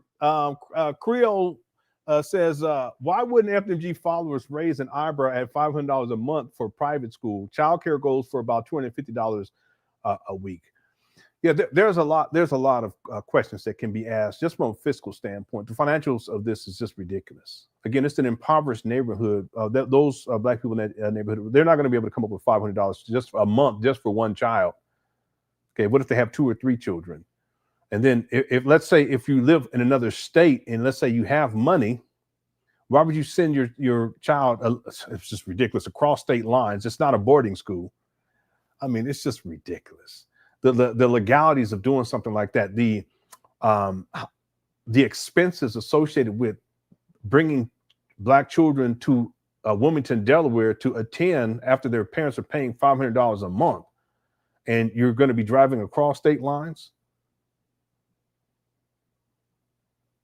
What about when there's inclement weather? What are you going to do then? These children are going to be on the bus for 5, 6, 7 hours one way. They got to get up at 12 a.m. to get to the bus so they can get to school on time. And then what about inclement weather going back home? These kids going to get home. In some cases, they get home at 6, 7, 8 p.m. It doesn't even make sense. Well, real quick, what happens if the children get sick on campus and they're from another state? The parent has to come and pick them up.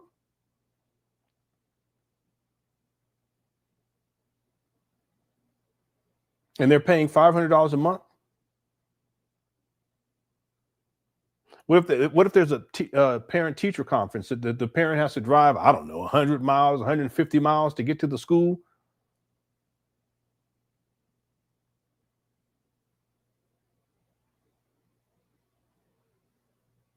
But it just doesn't make sense. And pay $500 a month at the same time. Just some things to think about. None of it makes sense. Thank you, Krill EQT, for the super chat. I appreciate it. And then Love Jones says he threatened and bullied this one into silence. He threatened and bullied this one into silence. It seems that that's what I think Umar was attempting to do. But let's see how this continues, because this young brother may clap back at Umar. But I can see how Umar he tried to assert his dominance in the beginning, and I think it was effective to a certain degree. All right. Thank you, Love Jones, for the super chat. Let's go. Here we go. One thing that I really don't like what you be doing, you defend Diddy. There's a reason some people spend 50 months in jail and other people get $5 million in settlements because they use Morgan & Morgan. The best personal. Skip through here. Good that he has a sponsor. Because, you know, I'm not defending their conduct. I'm only defending one thing: their right to a fair trial. Sean Combs has a right to a fair trial, like every other white person accused of a crime gets. I don't think that he should be automatically convicted. The point is more so about you speaking about it. I actually don't care what happens. Like if he goes free, I'm not gonna be like, oh my God, I'm so sad. Clarify with you is in me speaking about it. I'm not speaking about it because it's Diddy. I'm speaking about it because it's any black man. If it were you. Okay, yeah. Why does Umar assume that somehow Diddy didn't get a fair trial? Diddy had millions of dollars that he put down on lawyers that your average black person ain't gonna be able to do. So what are you talking about? P. Diddy's defense team. Listen, I would think tens of millions of dollars put out, and it's not just the trial; it's everything leading up to the trial and everything that's still happening to this day. It's not over. I'm just saying in terms of P. Diddy, because there's probably going to be other people going to be filing suit coming. There have been since this was over with. So why do people think that somehow why would Umar say that? Well, I know why Umar, because abusers abuse, they defend abusers. Now, was P. Diddy an abuser? Yeah, he was an abuser. Now, in all fairness, a lot of the stuff that people were saying about P. Diddy and how all these tapes and all these other people are going to be exposed, and all these people in Hollywood and they're going to be exposed to, and different people got different tapes of other people.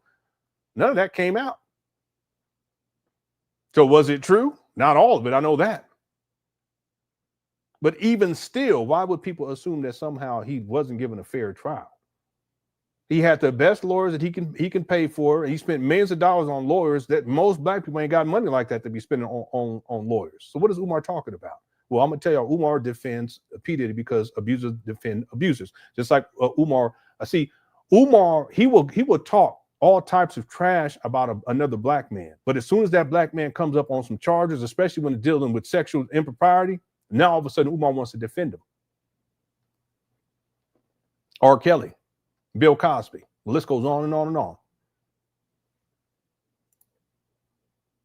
I'm speaking about When it. something bad happens to a bad person, I'm not looking twice about it. I understand what you're saying, and what I'm saying is you need to be careful with that. If you say because he did it, he should automatically be convicted of crimes that he may not have done, they'll do it to you and you might be innocent. It's irrelevant who the person is. He's black. And what they do to any of us, they will do to all of us. I just think that's just a slippery slope argument. Like, I think the reason I call it a slippery slope argument is because I think with Diddy or without Diddy, the system of white people are going to do that. That's going to happen. I think that's the reason. Not if we fight, it don't have to be. Diddy is not the catalyst for whether or not that changes. Once you become an abuser, rapist, you should be seen as just that. I don't think that we should allow deplorable individuals to be associated with our kind. I want to tell you something about Love Island. People keep bringing up this Love Island. What is Love Island? Basically, it's a freaky show where a bunch of single people get on an island and they basically make out with each other for like 38 days and figure out if they can end up together. What is the racial element there? So they're doing these weird, freaky things, spitting milk in each other's mouth. That is so Caucasian. But it's black people spitting in white people's mouths. Stop. All right, I got you. And spitting.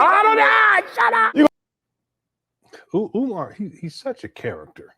All of this is just buffoonery. Don't make me throw up. This is one of the most iconic couples from Love Island. Oh my God. She's a great girl too. Her name is Alandria, and his name is Nicholas. He's grabbing her breasts. You let a Neanderthal grab your Here he go. African milk sacks. She needs.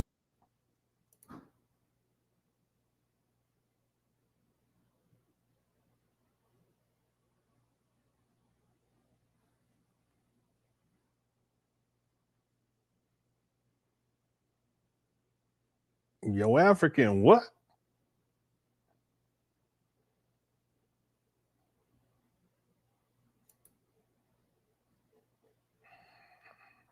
Oh, Umar, he's sick.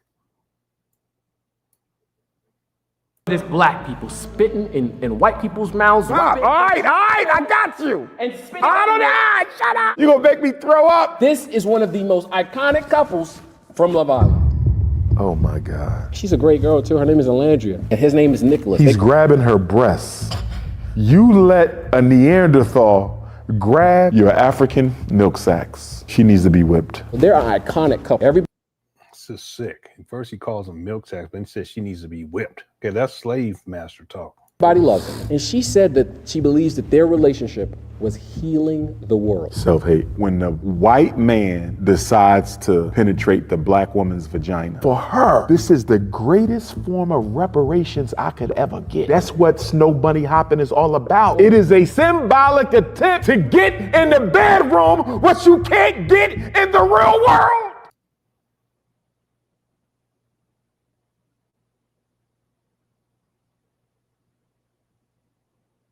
He's sick.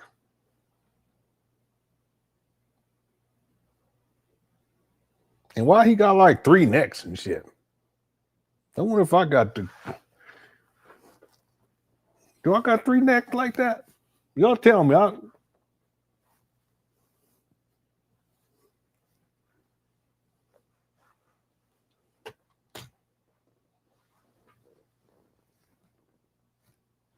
Y'all, to be honest.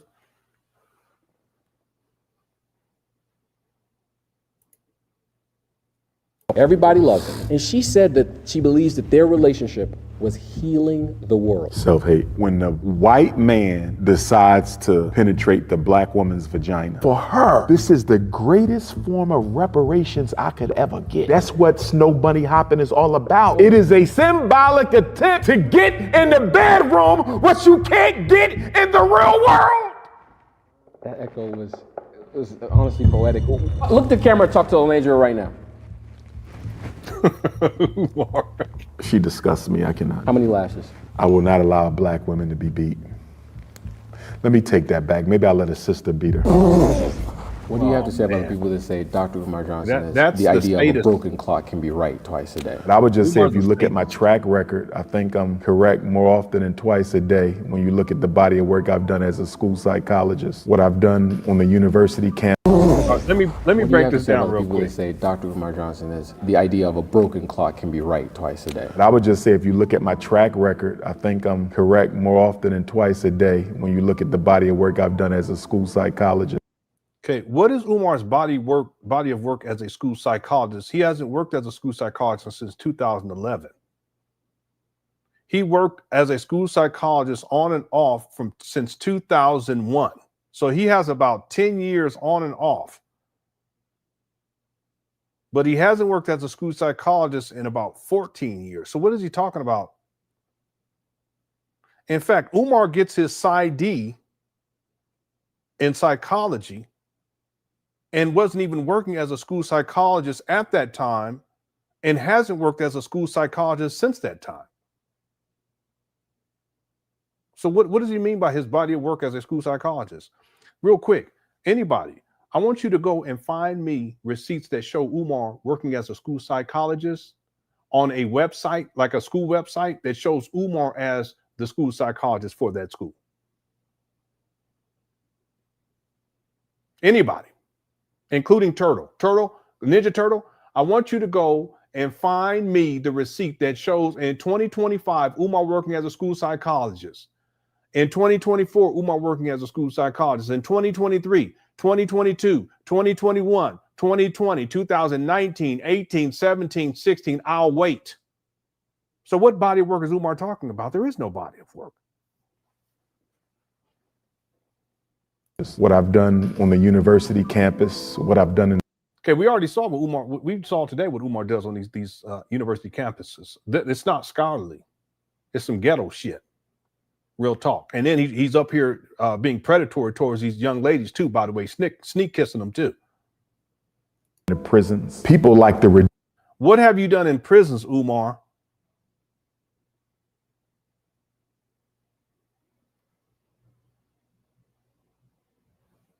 What have you done in prisons in 2025, 2024, 2023, 2022, 2021?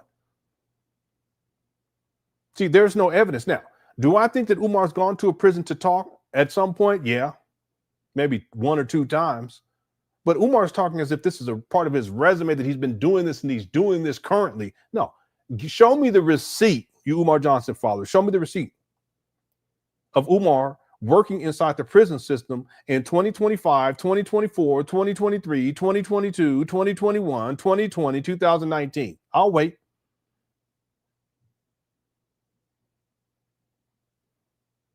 Introduce me to social media as a means of undercutting the influence that I've had. Have you ever watched those things where celebrities would be like, oh yeah, this is my Google autocomplete, or we're gonna do something called the conundrum. Who is more a ignorant but dates black woman versus activist but dates white woman? Oh, the activist who dates white women. That's It's easy. more a You damn right. A Negro is innocent in his ignorance. He don't know better because he never been educated. The coon knows better and chooses to sell out. You can't blame an ignorant person for being ignorant. Teach him. What about a willfully ignorant person? Black man that dates black woman. Still the activist is worse? Because he's an activist. Nope. You're an example, a role model, the vanguard, and you sniffing pale.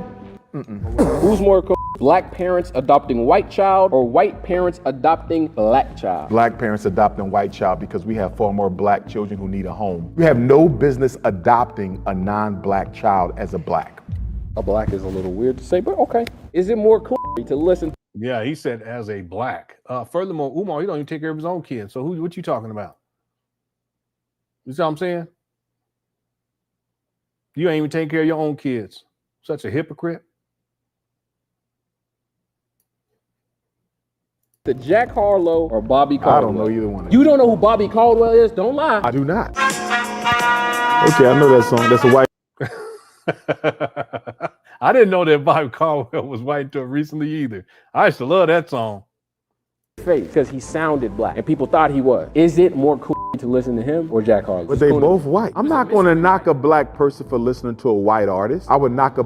Yeah, but according to Lene, Umar, his ringtone for one of his phones was a white artist who was gay. Hey, Lenny, I got your email too. I haven't seen this article. Yeah, when I get a chance, I'm going to read through it. Why did it say? Oh, that's just registering for this 6. Yeah, so it's an article about the current status of Dr. Umar's FDMG Academy, and this is from 2023, February 25th of 2023. Yeah, I'll take some time to look through this one over the next couple of days, and I may represent it to everybody. Thanks, Lene. Black person for preferring a white artist. So I can listen to Tame Impala. Listen, I got a couple white movies I watch when nobody around. I'll sneak and watch Armageddon. Shh. I'll sneak and watch. Look at Umar's posture. Titanic. He's so goofy. Well, I'll tell you, Umar, he's something else. 51. Shh. I'll sneak and watch Tombstone. Shh. But I'm not preferring them to Woman King. I'm not preferring them to Glory. I'm not preferring them to Birth of a Nation. Having a white friend, is it just... You don't have a white friend. Here's the question. Do you only have white friends? If you say, Doc, these are my 3 brothers, they my friends, and I got a white dude. If you tell me the white dude is the best friend in the army of black friends, you What if we went to the same school? That's my childhood best friend. We've been through everything together. I don't have white friends. Let me not say that, because if he watches this, he's gonna be mad I said that. I have one white friend. You're because I have one white friend. I didn't say he was my best. Yeah, this is more like comedy than anything else. Best friend. Who is more liking Suge Knight or liking Tony Hawk? Who Tony Hawk? A white skateboarder. He's a good guy. Suge Knight has done some deplorable things. Exactly. He's still a black man who's been through the struggle. So you're saying it's more cool to like Tony Hawk versus like Suge Knight? Yes. You don't think that's a little... Put the race first. When they're demons, I can't agree with it. What white people have done to us doesn't even begin to compare with anything we've done to them. He just be kick flipping and just skateboarding. That's it. Nah, Tony Hawk probably. I know who Tony Hawk is. He's a skateboarder. Oh, he's older though now. I don't even like black folks. That's cap, because they literally, someone said in the race war, I'm gonna have to kill Tony Hawk, I'm gonna be sad. And Tony Hawk said, I'll accept you to kill me. That's what he said. Well. How important do you think black pop culture is in forwarding? Yeah, Umar's trying to act, but he seems like kind of sad. Y'all notice that? He's trying to get into that, I don't know what it is. He tries to get into that mode of just like over the top, but he just can't reach it for some reason. Regressing the Pan Africanism movement. I don't think it takes anything away from Pan Africanism. Those who are serious Pan Africanists, we're going to do the work no matter what negative messages are coming from pop culture. But black pop culture is controlled by white people. The talent is ours, but the agenda is theirs. From a Pan-Africanist perspective, we would say, whether we're talking about rap music or jazz or R&B or any other aspect of black culture, turn it into an instrument of your liberation or throw it into the ash can of history. We had hip hop before we sold it to the majors. So the question becomes, are we creating this art form as an instrument of liberation, or are we creating this art form so we can go sell it to the white people and get rich? Can you tell me what your goal is in life? I would like to become the builder of the first global independent African-centered school district. So we're starting with the first school in school district, not just a school. Yeah, I have him on record where he talks about the school district. Yeah. Let me see something. I forgot to check this. Oh, okay, yeah. I have the video where it's a school district. It's not just one school. It was supposed to be a whole school district. I actually talk about this in the documentary. But also, he also stated that he wanted to have an FDMG in every single country and yeah, did he say city? Every single city, I think he said, memory serves me correctly, every single city in the United States of America, but also in every single country. Something to that effect, all right? Some of you guys may remember. But him bringing up this idea of a school district, I actually have Umar, I have it in my notes where he actually explains that. It's ridiculous. This guy don't even know how to clean a toilet, let alone run a whole school district.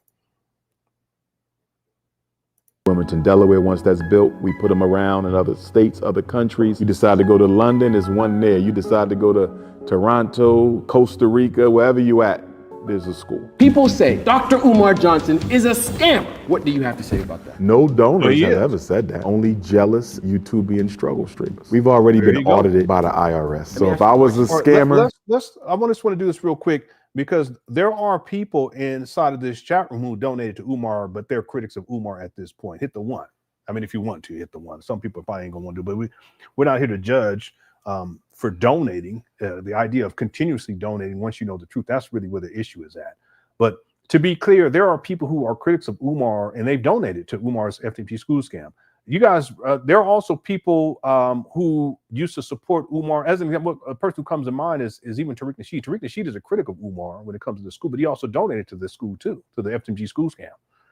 So when Umar says that, that's just his way of deflecting from the truth that it's not quote unquote YouTube struggle streamers. Okay, and that's really him taking a shot at me and other people on YouTube who are critics of Umar. It's really Umar's way of deflecting from the fact that it is a school scam. And instead of admitting that, he wants to say, well, all of the critics, you know, they're just YouTubers. They just call them name. Just call them a name, but you're not going to deal with the facts. As an example, Umar, how much money have you raised up to this point? Umar, give us an itemized accounting of how much money you've raised since 2014 by year. How much money have you raised? How much money have you spent up to this point? How much more money do you need to finish these abandoned buildings in Wilmington, Delaware? I have Umar on record saying it was going to cost him $250,000. I have him saying $350,000 to complete renovations on that one side of the street that he's been working on now for technically 5.5 years since he started renovations. He's had these traps for 6.5, almost 7, getting close to 7 years. But do you guys know, if you do the math just on his IRS filings, Umar has raised over $1 million since 2019. It's actually $1.67 million. We're going to take out the $400,000 allegedly that he spent to purchase these trap bundles. So Umar should have been sitting on $1.27 million, $1,270,000. Meaning from 2020 when he filed with the IRS to current, he should have about $1.2 million. Let's just round it up to $1.3 million. Let's say 1.2. Give him some grace. Well, I have Umar on record saying it was going to cost $1 million to renovate both sides of the street. Well, today, Umar should have, if he didn't spend any money since 2020, just based on the IRS filings, $1.2 million. Why aren't renovations complete on both sides of the street? See, ain't got nothing to do with struggle streaming. Ain't got nothing to do with that. By the way, Umar, right now I have 2,027 people in my live chat right now. I get more views covering your videos than your videos get on YouTube. And yet when you live stream on your Instagram page, we have over 1.1 million followers. You can't even get 500 or 600 or 700. You can't even get 1,000 people to watch your live stream. So who's the struggle streamer? Plus, I don't live in my mama's closet, homeboy.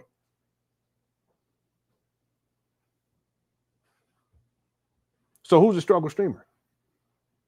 Since I covered Umar, have I asked for a dime? No.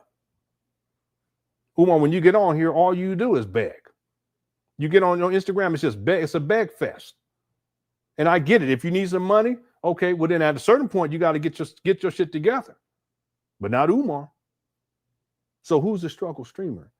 See, that's just Umar's way of deflecting from the fact that the critiques are legitimate. Furthermore, he always uses this excuse, well, the donors are the ones, they're not the ones who are criticizing me. That's not true at all. There's a lot of people who donated and they've done videos. In fact, there are people who they've gone up to these trap bandos. There's a new video about that. I want to get to that this week too, that have gone up these abandoned buildings and they're upset because they donated to you. And they go up there to see where things are at. And they're like, man, you know, it's just a waste of their money. So everyone be aware of that when Umar does that. He's done that for many years now. It's more of a deflective technique. He doesn't want to deal with the real issue. So he'll say something like, well, the donors, they don't criticize. They're not asking questions. Oh, no, yes, they are. Information Man donated. He's a major critic of Umar. He does other content too, but he's up there. See? So just to be clear, whenever you hear Umar do that, understand what he's doing. It's more deflection more than anything else. All right. All right, let me real quick. I'm going to get the super chats, and then I'm going to check on this poll. Let me check on the poll first. I have quite a few more super chats I'm going to get caught up on, and then we'll start winding down this show because I think we maybe have about 10 more minutes on that video. So let me look at this poll. The poll question is FDMG a scam? 94% said yes, 6% said no. We have over 2,329 votes right now. If you haven't hit that, haven't voted, go on and get your vote in. I want to say something else too. If we had gone back, let's say 5 years ago, and I asked the same question, the numbers would be much different than what they are now. the percentages. But at this point in 2025, with 2,233 votes, 94% said yes, FDMG is a scam, and 6% said it's not a scam. So I just want people to be clear about that. The longer Umar drags this out, the more and more people are going to realize what's really happening here. And that's what my work is all about when I deal with Umar. Okay. Thank you, everyone who's voted on the poll. We have over 882 likes, too, by the way. Let's try to see if we can get to 1,000 before we close out this live stream. You should be able to, but what it's going to mean is if you haven't hit that like button, you're enjoying the show, go on and hit that like button. All right. Okay. Let me do these super chats real quick, and then we'll get back to the video, and we'll this is sad room. Let me get out. Let me not even look. Love Jones says he threatened in okay, I got that one earlier. Black Wolf says, Lenon, a lot of the newbies haven't heard the Umar and Pastor call. Or also, can you play Umar begging all his donors for $2 a piece for them? I don't know if I have the $2 one archived probably, but I will check. $2 because he was asking his donors to send him $2. That's because he's gonna open up a school on $2 donations. And then yeah, the pastor, it was a Christian pastor. I don't know if he was a pastor, but he was a Christian radio show host, and I think his uncle or something was the pastor, because his uncle actually did a thing in response to Umar. I have all of that, but Umar called him on his show. He called him a coon and an N-word. I'm gonna see if I can find it. Okay, I don't think I have the $2 one archive, but I'll look for that. I'll look for that one between now and tomorrow. But I'll look for the past one in just a moment. Thank you, Black Wolf. I remember that. Yeah. Love Jones says no. The 23-year-old that wasn't in Africa. No, the 23-year-old. Oh yeah. Okay, yeah. That it's not. And I don't want to say 23. I just say that the person was in her early 20s. Umar was in his early 40s. Okay. Thanks, Love Jones. D's nuts says somebody sizzled on my step. Was it you? Why you put a basketball on here? Okay. All right. Thank you.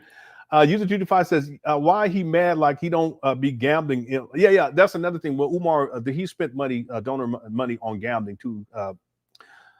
In my opinion, Umar has a gambling problem. Let me explain why. I have 2 videos of Umar gambling. If you're willing to live stream yourself gambling, and you can't help yourself, you have a problem. See, most people, if they're engaged in that type of activity, it's not something, and you're taking donations for a school that doesn't exist, you're not going to want to do a video like that because it's going to make people start asking some questions.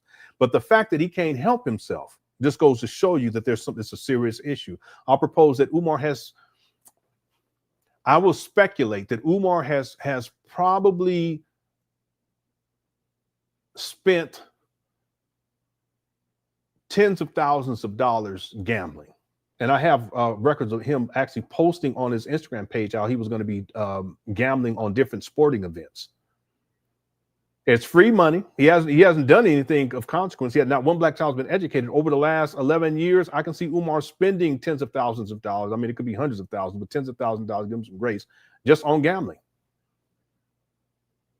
Some people to think about. I mean, again, people, you do whatever you want to with your money. It's your hard-earned money. But at some point, you have to ask the question whether or not it makes sense to send your money to someone like Umar. The other thing is that there's plenty of other people who can actually use that money and actually produce what they promise that they're going to produce. Okay. Thank you, User 25. The solar engineer says, hey, Lenon, this dude is the worst mix of race hustler and prosperity preacher the devil has ever cooked up, my Lord. Yeah, Umar, he is a race hustler because he will bring up race when it benefits him. But then on the other hand, he speaks very poorly of the quote unquote race that he belongs to, which would be the black race, okay, which is a social construct, not a scientific fact. Anyway, if you listen to Umar, he disparages black people at every single turn. And yet he'll pull the race card when it's of benefit to him. You know, he'll talk white supremacy, but if you listen to Umar, he's talking about black people getting lashes, getting whipped. Now, let's turn this around. If Umar was a white male and talked like Umar talks, black people would be outraged and they would say this guy is a racist. But because he's quote unquote black, he gets a pass. So Umar, he goes both ways. He will, and I don't mean to say it that way, but Umar, he will play both sides, right? He will go to the race card when he needs to and talk about white supremacy. But then on the other hand, he will talk very disparaging about black people, but he tends to do that more than anything else. By the way, the prosperity preacher. Jay Morrison, that was what he was attempting to get into. It wasn't that he was trying to simply get into the Black Christian space. That's not all of it. It was that he was trying to position himself as a prosperity preacher in the Black church space, but it didn't work, right? Thank you, the solar engineer, for the super chat. I appreciate it. YouTube Divine says, what body of work? Not a single man has come forward with the testimony of Umar helping him as a youth. He only says this to spit game at single mothers. Absolutely correct. Now, we're in the age, well, we've been way past the age, and we're in the age of AI now, but the point is that at this point, you guys, let's think about this. Umar worked as a school psychologist starting in 2000, 2001. 2000, I think he did an internship. 2001 is when he started actually working in the Philadelphia School District. If from memory serves me correctly, it was only for about 5 years. And then he starts working in the charter school. And it's just Umar because he burns bridges. He gets to the charter school system, blah, blah. He talks very poorly about charter schools, but that's what he went to because he really had to burn so many bridges in the Philadelphia School District. He couldn't get a job if he wanted to. Even to today, he couldn't do it. They wouldn't hire him. He was a troublemaker back then, and he's still a troublemaker today, right? His reputation precedes him. The point is that if you look at Umar and the timeline where he was working as a school psychologist, we're talking about roughly 7 or 8 years. I got to pull up my timeline to get the exact, so don't quote me on that. All right. Well, let's say that he was impacting all of these Black males in a positive way. At this point, those Black males who would have been boys back then, now they're in their 30s. Okay. Some of them they're in their 30s now. They would be in their 30s, right? If we do the math. Okay. Some of them may be pushing 35, 36. All right. Well, if that's the case, then that would mean that there should be a record of these individuals online at some point giving testimonials about how Umar helped them when they were young. And let me get my math right too, by the way.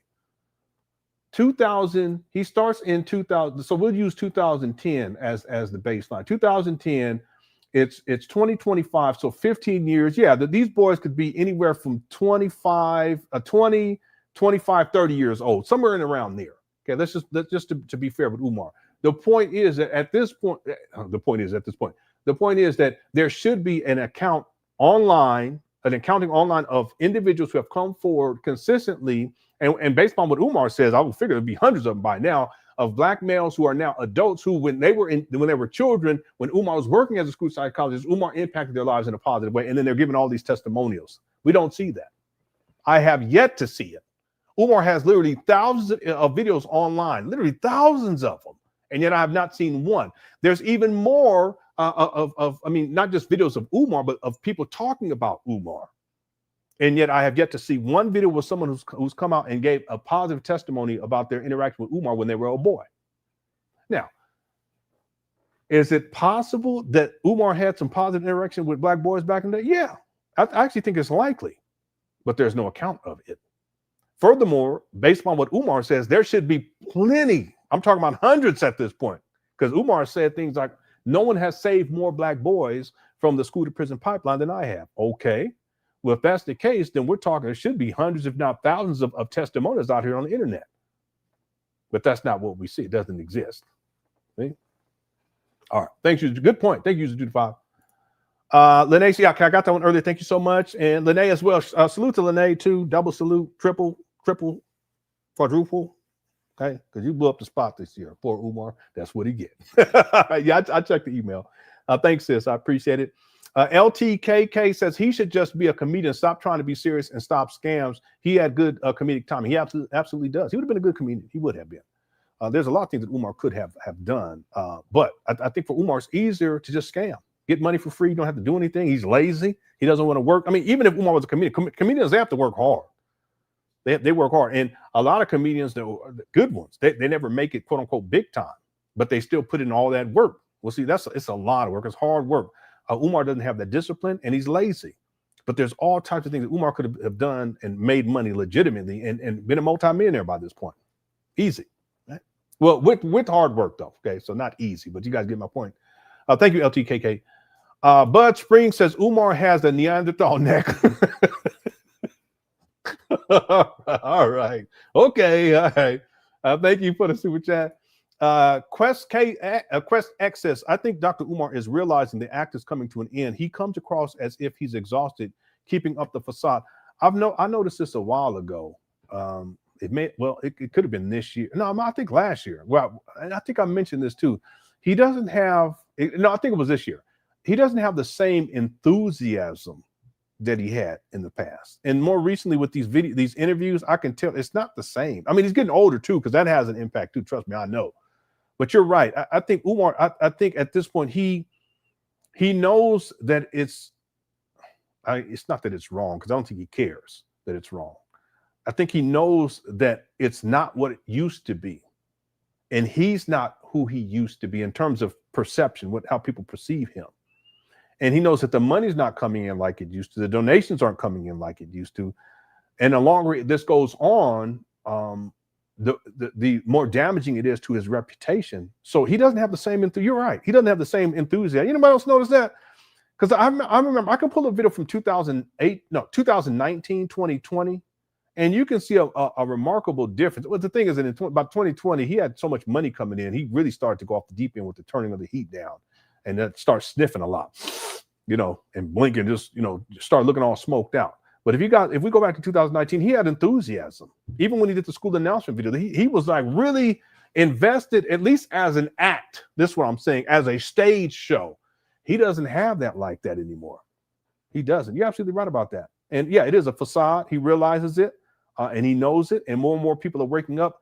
Out of all the years that I've covered Umar, I've never seen it get to this point. Now, I haven't. This is the apex of the critique of Umar, and people waking up and realizing that it is. It's nothing more than a facade. Umar is aware of that.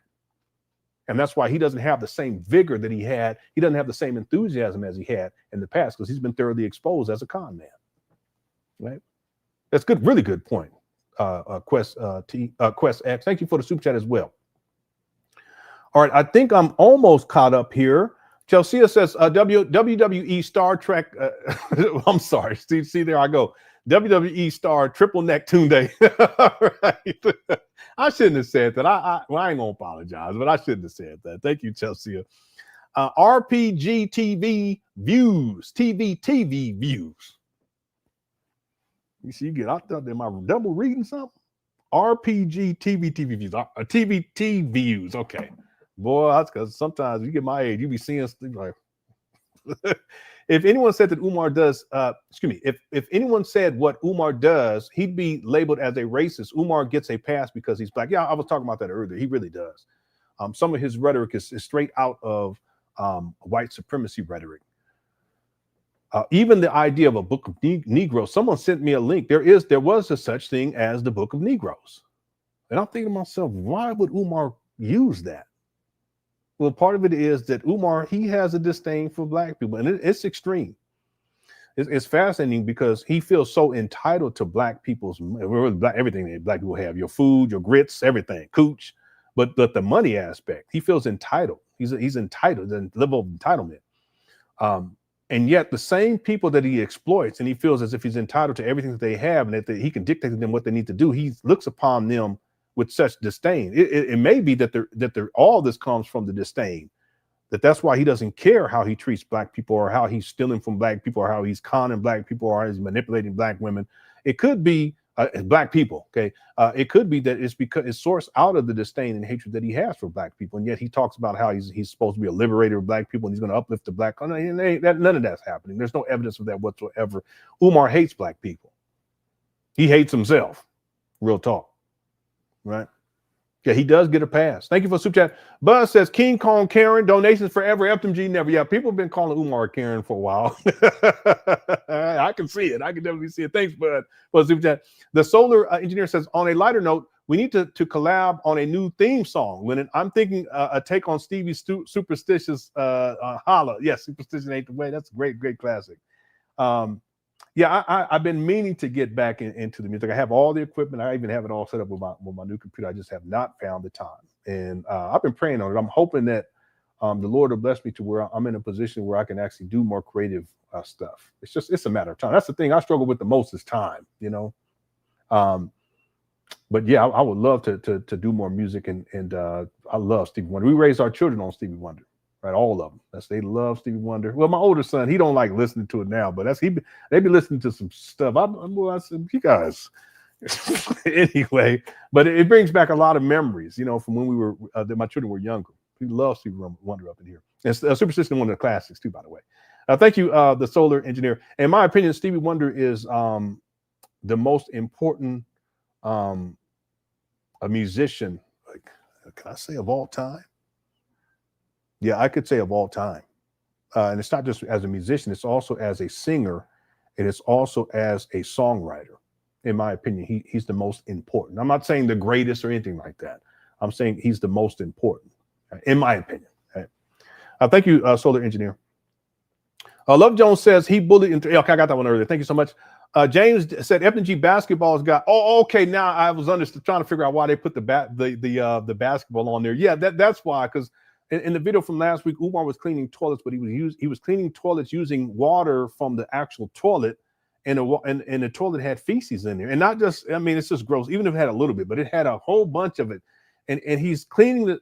It's just gross. Then he's using he has a glove he puts on a glove at some point. And he's using a rag and using the fecal water to wipe down the rest of the toilet. And he also uses the scrubber that he was using to, I don't know. He's using that to scrub the top of the toilet and the rim and all up over.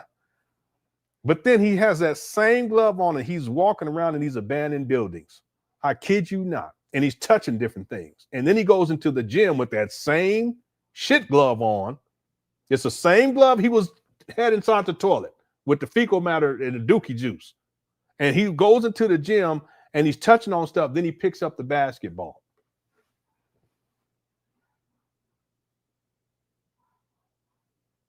You hear my dog? Boy, he be tripping, just barking for no reason.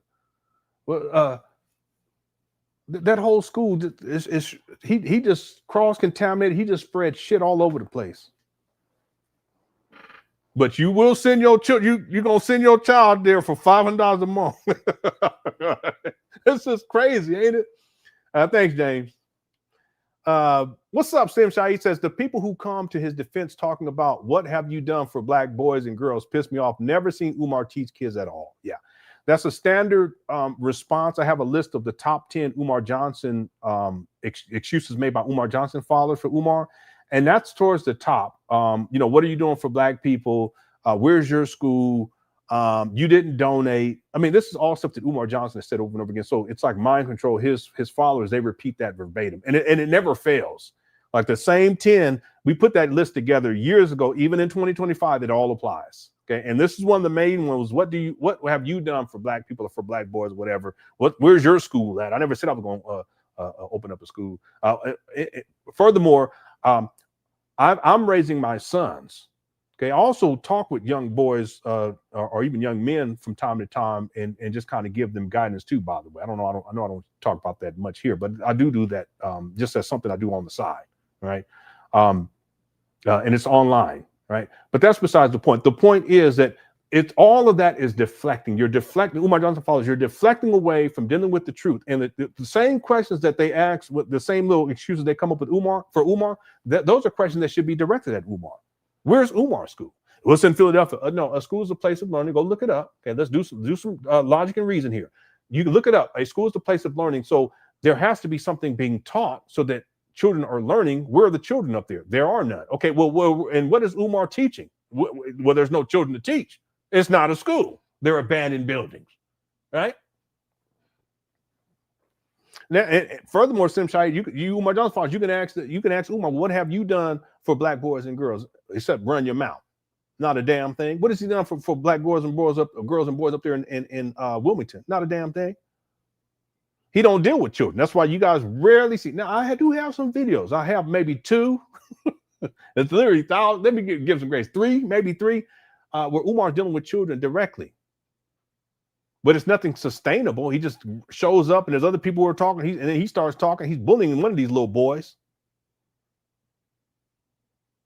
Umar has literally thousands of videos online, and yet you guys can't put together 10 videos of Umar working directly or putting together a program for black children, black boys or girls. Come on now. See?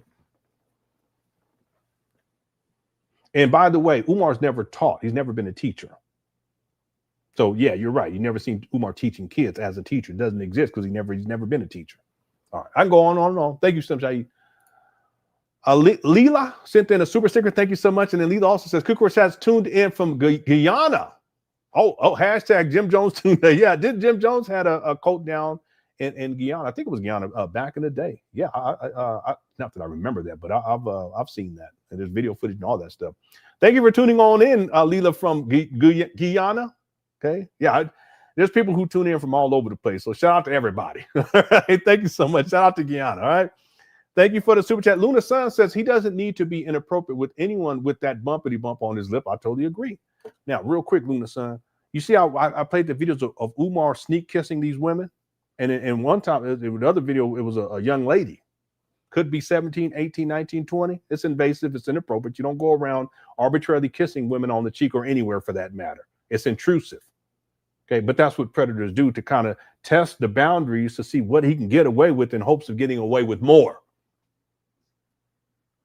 All right, well, let's do this. If Umar cared about black women, he wouldn't be sneak kissing these black women either, regardless of how old they are. Why? Well, because he has a massive bumpity bump on his lip that flares up from time to time. I'm not going to pull up the receipt. And it's not just that one. I was having another video where there's one popping up right here, just sticking straight out like this. He got some issues, some problems. And yet he has the audacity to go ahead and just kiss women on no. Now, real quick, any of you women up in here, if there's a guy that you take a selfie with, and he got a bumpity bump problem with his lip, that be bumping, all that going on, that flare up from time to time, would you be comfortable with him kissing you anywhere?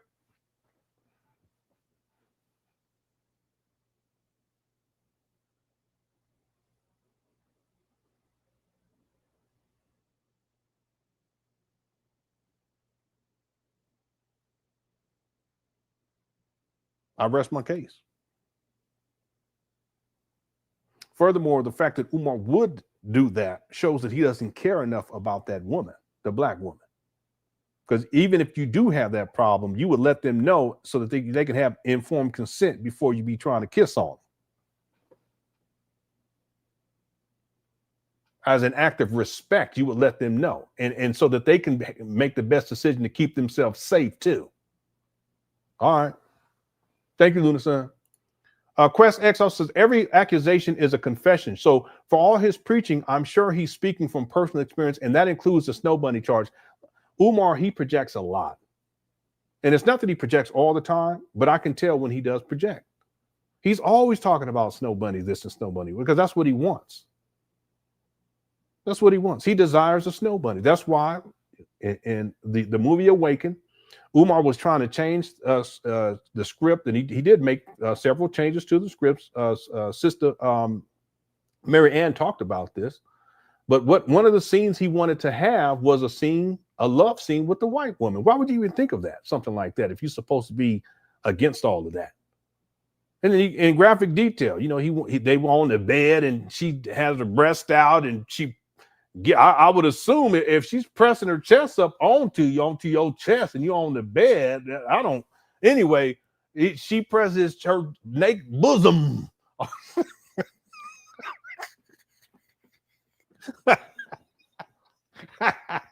I'm sorry. I'll be going to.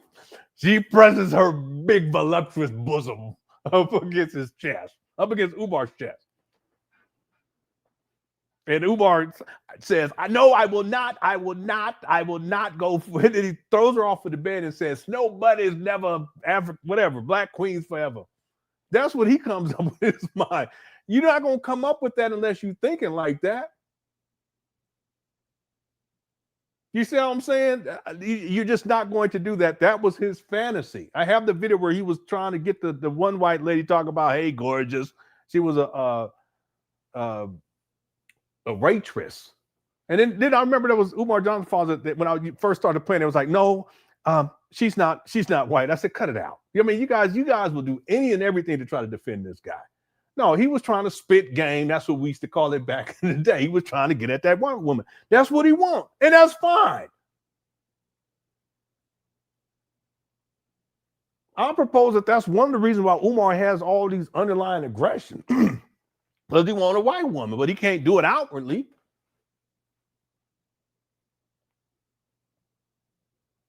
In fact, someone sent me, because Umar had posted this image of a white woman, and it's as if someone texted him that image. No, that image, because they did a, I ain't gonna say who it is. They know who they are.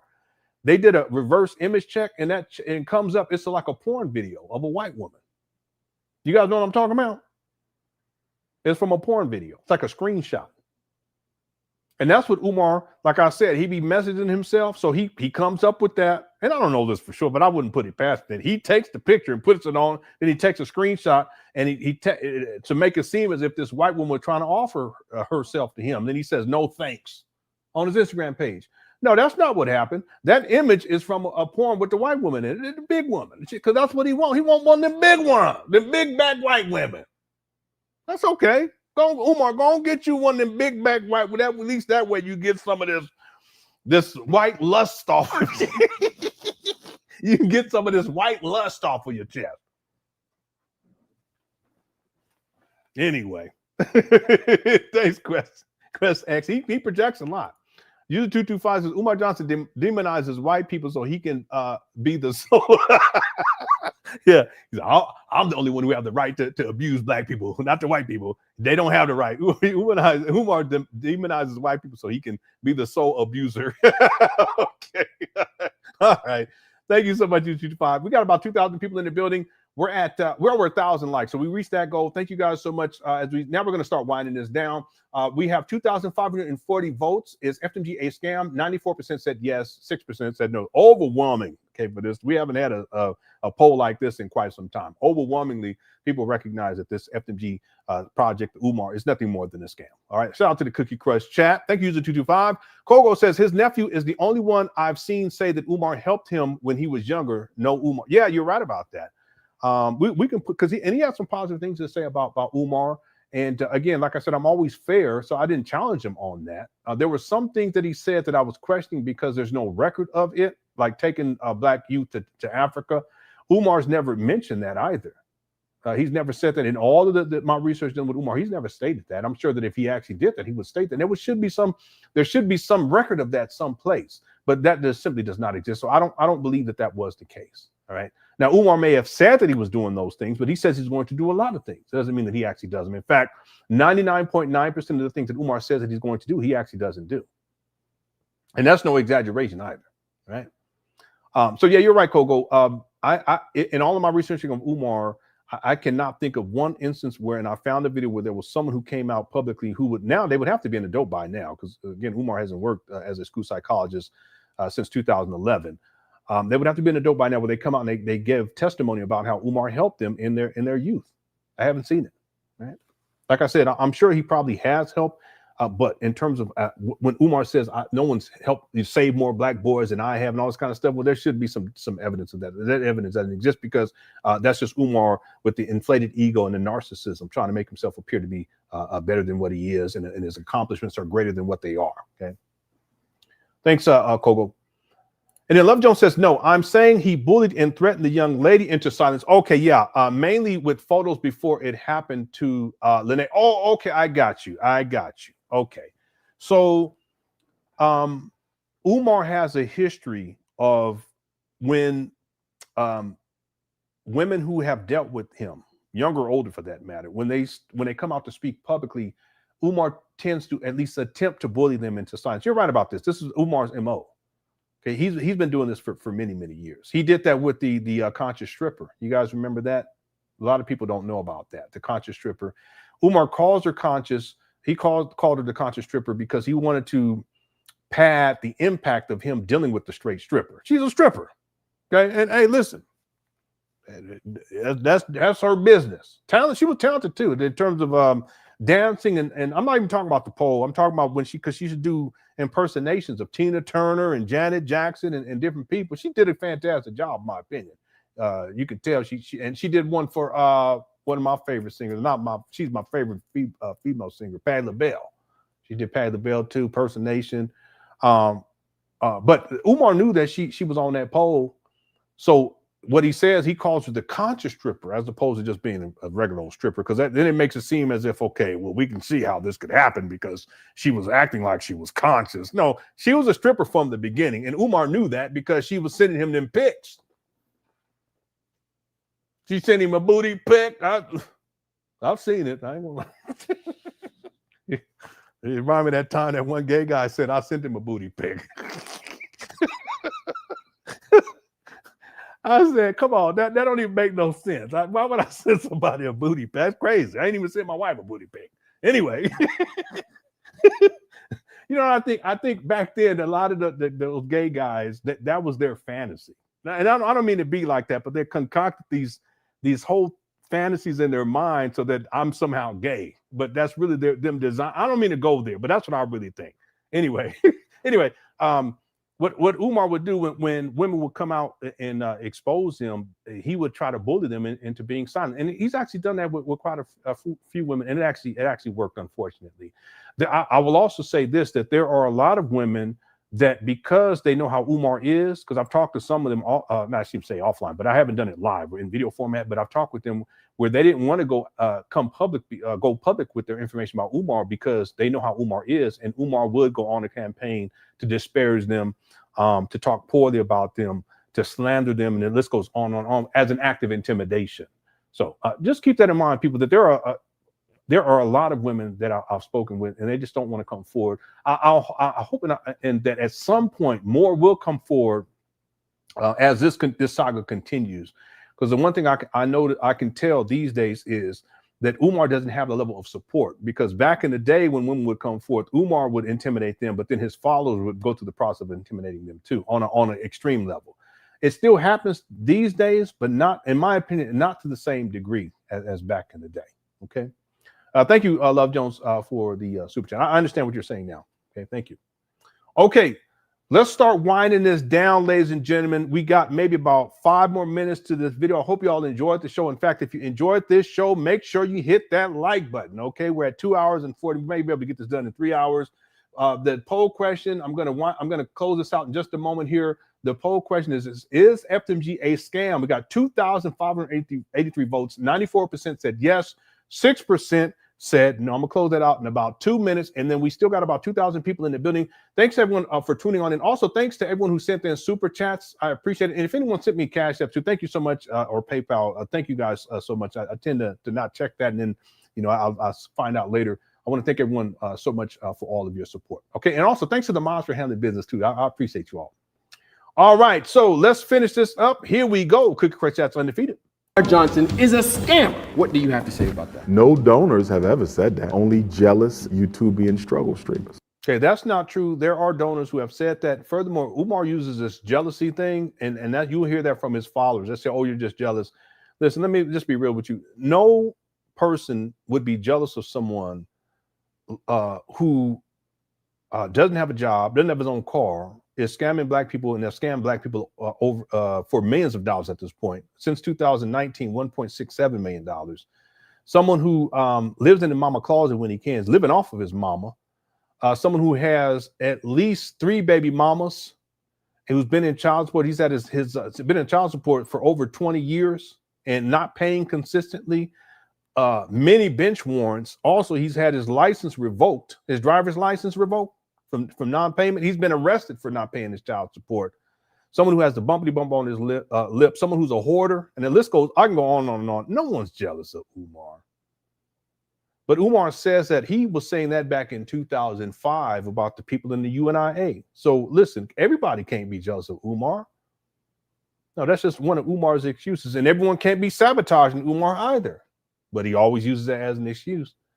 He never holds himself accountable for anything. You women, be careful. Any man that's unwilling to hold himself accountable and admit when he's wrong, don't deal with him. See, an honorable man, they will own up to it. I own up to all of my failures. I, made a whole lot of horrible mistakes, a whole lot of them. I can't blame nobody. I can't say it's sabotage because people were jealous. No, I ain't got nothing to do with it. It was me. But not Umar. He don't think like that. He actually in his mind, he concocts all of these false narratives about how everyone's persecuting him and blah, blah, blah. The Archdiocese of Chicago, the white lawyer, the Cookie Crush chat. The list goes on and on and on. But he never holds himself accountable. And then on top of that, he just wants to simply say, oh, well, you know, it's because they're jealous of me. No, that's not it at all. Cut it out. SH Play says, Umar is jealous of you, Lenon. No joke. I don't know if that's true or not. I don't know. It could be true. I will say this, that Umar is a jealous person. So in that sense, I wouldn't be surprised by that. You know, in the bigger scheme of things, you know, I would say most of you men in this chat room, or if you're watching this video, it is likely that you've been more successful than I have been in life. More than likely. Okay, most of you, right? So the idea of someone being jealous, it's difficult for me to think about or conceptualize that. But we're talking about Umar. If we really look at Umar over the years, a lot of him going at black men, it's because of jealousy issues. I have a whole list. Umar has consistently gone after men, black men, who are far more successful than me, far more successful than Umar. Why does he continuously do that? I think it's a jealousy thing.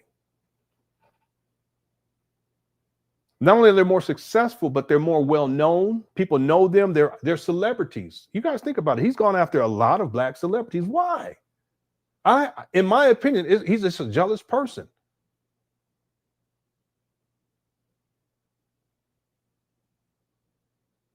See, what you'll find is people who are like that. That's why it's difficult for Umar to establish working relationships with men. What black men do Umar work with? I'll wait. Look at all of the black men that Umar has worked with in the past. He's turned on all of them. He's had beef with all of them. Why? It's a jealousy thing. Real quick, you guys understand that the reason why Umar and Tariq fell out was because of Umar's jealousy.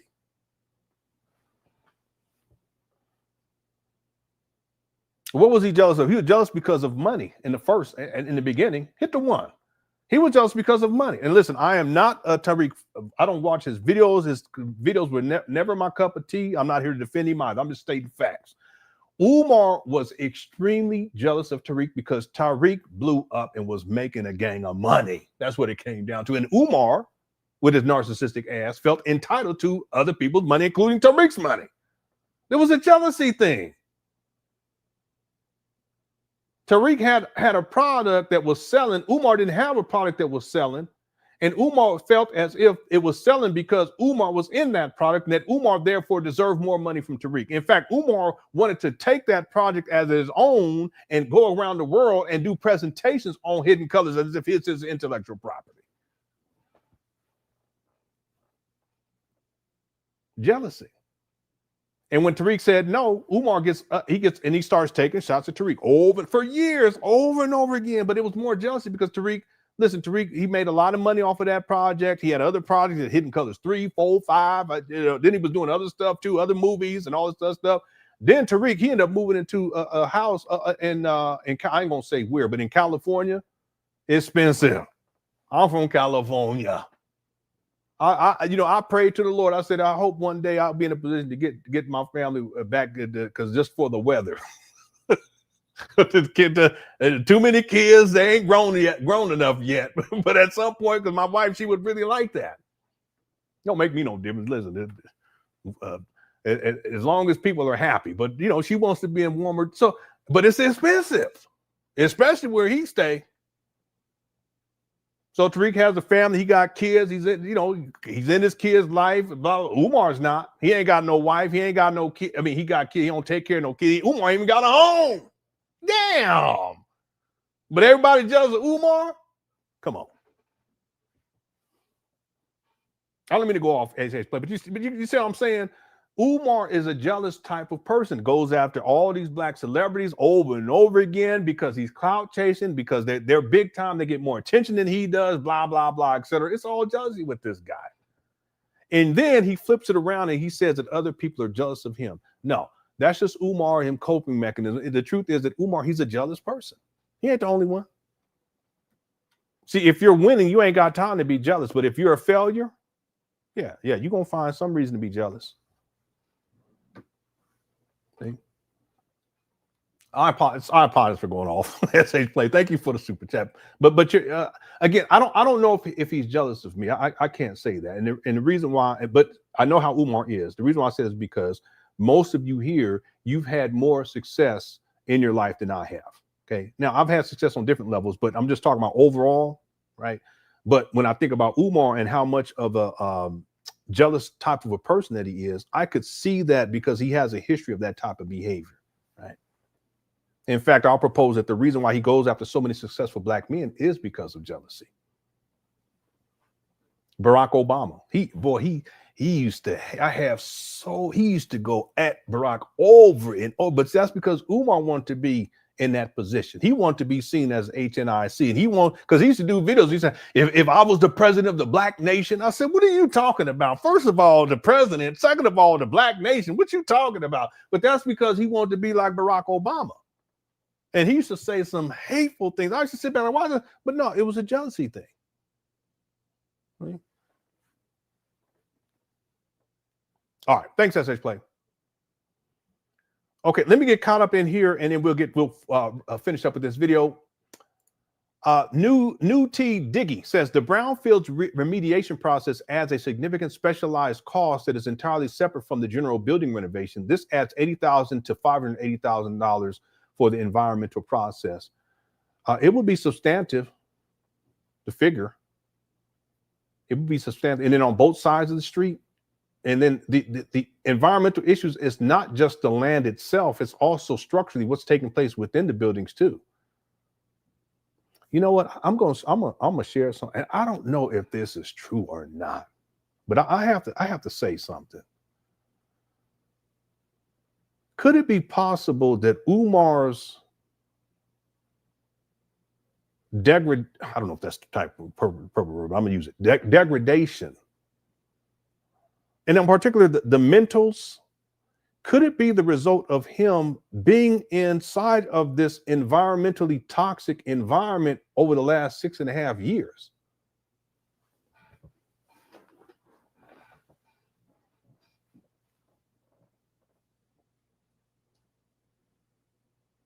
The reason I'm bringing this up is because there's this man, Jordan Peterson, and his daughter did a video I think it was yesterday, might have been today. I think it was yesterday. And he's having all these health issues. And what they were saying was that they believed that it had to do with long-term, amongst other things, but long-term exposure to mold. And Jordan Peterson's like brilliant, like mind, that type of thing, just real. I remember when he first started gaining popularity back in the day. But when they said that, and he's having all these neurological issues, and I don't know how bad it is, but she was crawling and crying and stuff, so it doesn't look good. He's been hospitalized and stuff. It doesn't look good. And the thought occurred to me when I saw mold. I said, wait a minute, is it possible that one of the contributing factors to Umar's mental degradation is long-term exposure to mold? Now, y'all think about it, we're talking 6.5 years. That's long-term. And there's mold on the outside, all over the outside of these buildings. There's mold on the inside. And he'd be up in there just be no ventilation, just be up in there. Something for people to think about. I mean, there's other contributing factors, I'm sure, the turning of the heat down and so forth and so on. But I thought about that, and it could not just mold. Who knows what else is going on up inside these abandoned buildings? Right. All right. Anyway, new T Digger. This is a good, important point. When it comes to Umar actually getting renovations complete and so that he's in a position to pass inspections, this would also be something that needs to be mitigated before that. Understand the city knows about the EPA report. They know about it. Okay, because what they suggested to the city is to tear these buildings down. They know about it. So, and that goes back to 2019. So whatever's in that report, they're going to have to look through the EPA report. They're going to have to look through and see if all of those issues are if they've been remedied, if they've been resolved.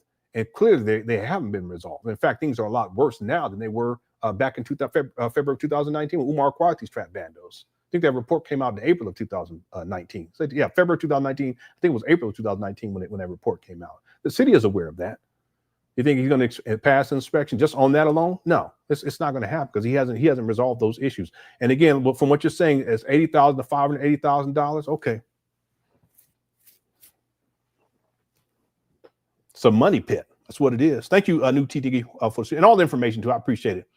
SH Place says you've always let's see, you're always on his mind. Umar cares what you think. Yeah, I know this. I don't know if I'm always on his mind, but he does care what I think. He cares about the chat, the Cook Crush chat, the comments. You know, he sees the super test. He sees all this. He's probably watching this right now. He cares. And I don't think that that's a bad thing either. I think it's a good thing because at least see what I hope for Umar, even years ago, I would hope that he would see these videos and he can see the folly of his ways, if you will, and then engage in corrective measures. And he's had plenty of time to do that. He just hadn't done it. It's actually gotten worse and worse and worse. That's what I had hoped early on. The thing is, I don't think that Umar will do that because he's been at this for such a long time. I don't think he sees another way to kind of live his life. But I had hoped that he would see these videos and see the critique, and then it would inspire him to. For me, that was a motivating factor for me to get things turned around in my life. See, and I'm still not where I would like to be, but I've come a long way. My wife has too. My whole family, we've come a very long way. However, I recognize that what people think, it does matter, but it's only significant if you take what they think as constructive criticism, when it's legitimate constructive criticism, and then you use it in your life to better yourself. Umar hasn't done that. See, it'd be different if I was on here lying about him or spinning false narratives. People have done that with me. It is what it is. There's nothing, I don't have control of that. But there's also constructive criticism that people offer. And I said, okay, wait a minute. Let me take that. Let me take that right there. Let me see what can I do to mitigate that? What can I do to resolve that issue? And then let me come up with a plan. Let me work my plan. And I've been working my plan, and I've come a long way already. Still got a long way to go. See, humbly. But Umar didn't do that. So it's interesting because he does care what people think about him. He does care the criticism that I've offered, but for whatever reason, it hasn't translated to Umar taking action in his own life to hold himself accountable. Because that's the thing, you got to be humble enough to hold yourself accountable. And you ain't gonna hold yourself accountable if you're not humble. But if you're all arrogant like Umar, your ego's out of control, you'll see the criticism, constructive criticism, and then you just dismiss it and you'll keep living how you're living because you think you're the next Christ. That's why he calls himself Black Jesus. And the Messiah, the Black Messiah, and all this type of stuff. So up here, it doesn't compute to where he recognizes that there should be something that he thinks about enough so that he starts making changes so that he can have a better outcome in his life. It just hasn't worked for Umar. See? So I don't know. I wouldn't say that I'm always on his mind, but I do know that he cares what I think, and he cares about the criticism, but it's more of an ego thing than anything else. Because it's an attack against his ego, not because he cares, because he wants to do something different and use the criticism to put his life on a better track. That's not it at all. It has more to do with his ego. And because he's so great, well, how can this guy say this about me? Even though it's true, it doesn't matter. I'm still great. It's a narcissism. No humility whatsoever. And that's one of Umar's biggest problems. His ego is so out of control. Okay. But like I said, if you don't humble yourself, Lord will. Trust me, I know. Thank you, SS Play, for a super chat. I feel like I've been going off. I apologize, everybody. Deacon Weezo, the comedian, says, for him to show doo-doo in the toilet and ask for donations while flushing the toilet was so insane and nasty. You're absolutely right. It shows where Umar, what this is all about. It's about getting donations. It's about money. It's not about opening up a school. It's not about, educating Black boys, or it's not about any of that stuff. Because if Umar wanted to do that, he would have been doing that by now. My best estimate, $2.7 million. I can prove without a shadow of a doubt, $1.67 million since 2019 through 2024. We're not counting 2025. We're almost to the end of this year, 2025. We're not counting 2014, 15, 16, 17, or 18. And then we're also not counting all the money Umar raised prior to that, going all back to at least 2009. I've seen people online say 2006. I've seen people online say 2007. But I go with 2009. Excuse me. I've seen people say 2008 and 2007, right? But I go with 2009. Doesn't have anything to show for it. But The point is that it's been about the donations. He's been living off of this money, and he's been doing it for over a decade, and he doesn't care about producing what he promises to produce. The only thing he cares about is about getting more money. You guys remember in the Lord Jamar interview, there was a light bulb moment where Umar said, I don't care about the people, I care about the donors. That's what Umar said. See, sometimes the devil is to tell the truth. Y'all know that, right? Sometimes that devil say something, you're like, hey, yeah, but it's on accident. It's either on accident or they tell the truth so you believe the next lie. Well, that's Umar. He told the truth. He said, I don't care about the people. He talking about black people. I don't give a shit about y'all. I care about the donors. Well, the donors is what? Money. So that's why Deacon Weasel, the comedian, he'll get up there and at all time low, he'll start scrubbing and these filthy, shitty toilets and spreading it all over, spreading shit all over the place, and then go ask for donations.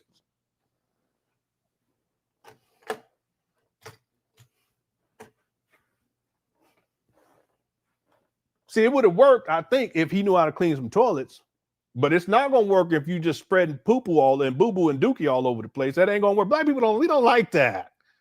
You know what I mean? We don't like all that poop shit. That's just, I don't know if other groups of people don't either, but we in particular, we don't like that. All right, I'm going too far. All right, let's finish up. Thank you for all the super chats. Y'all have been so gracious, and I hope y'all enjoyed the show. Doo-doo Brown. Don't do that. Don't do that. Yeah, okay. All right.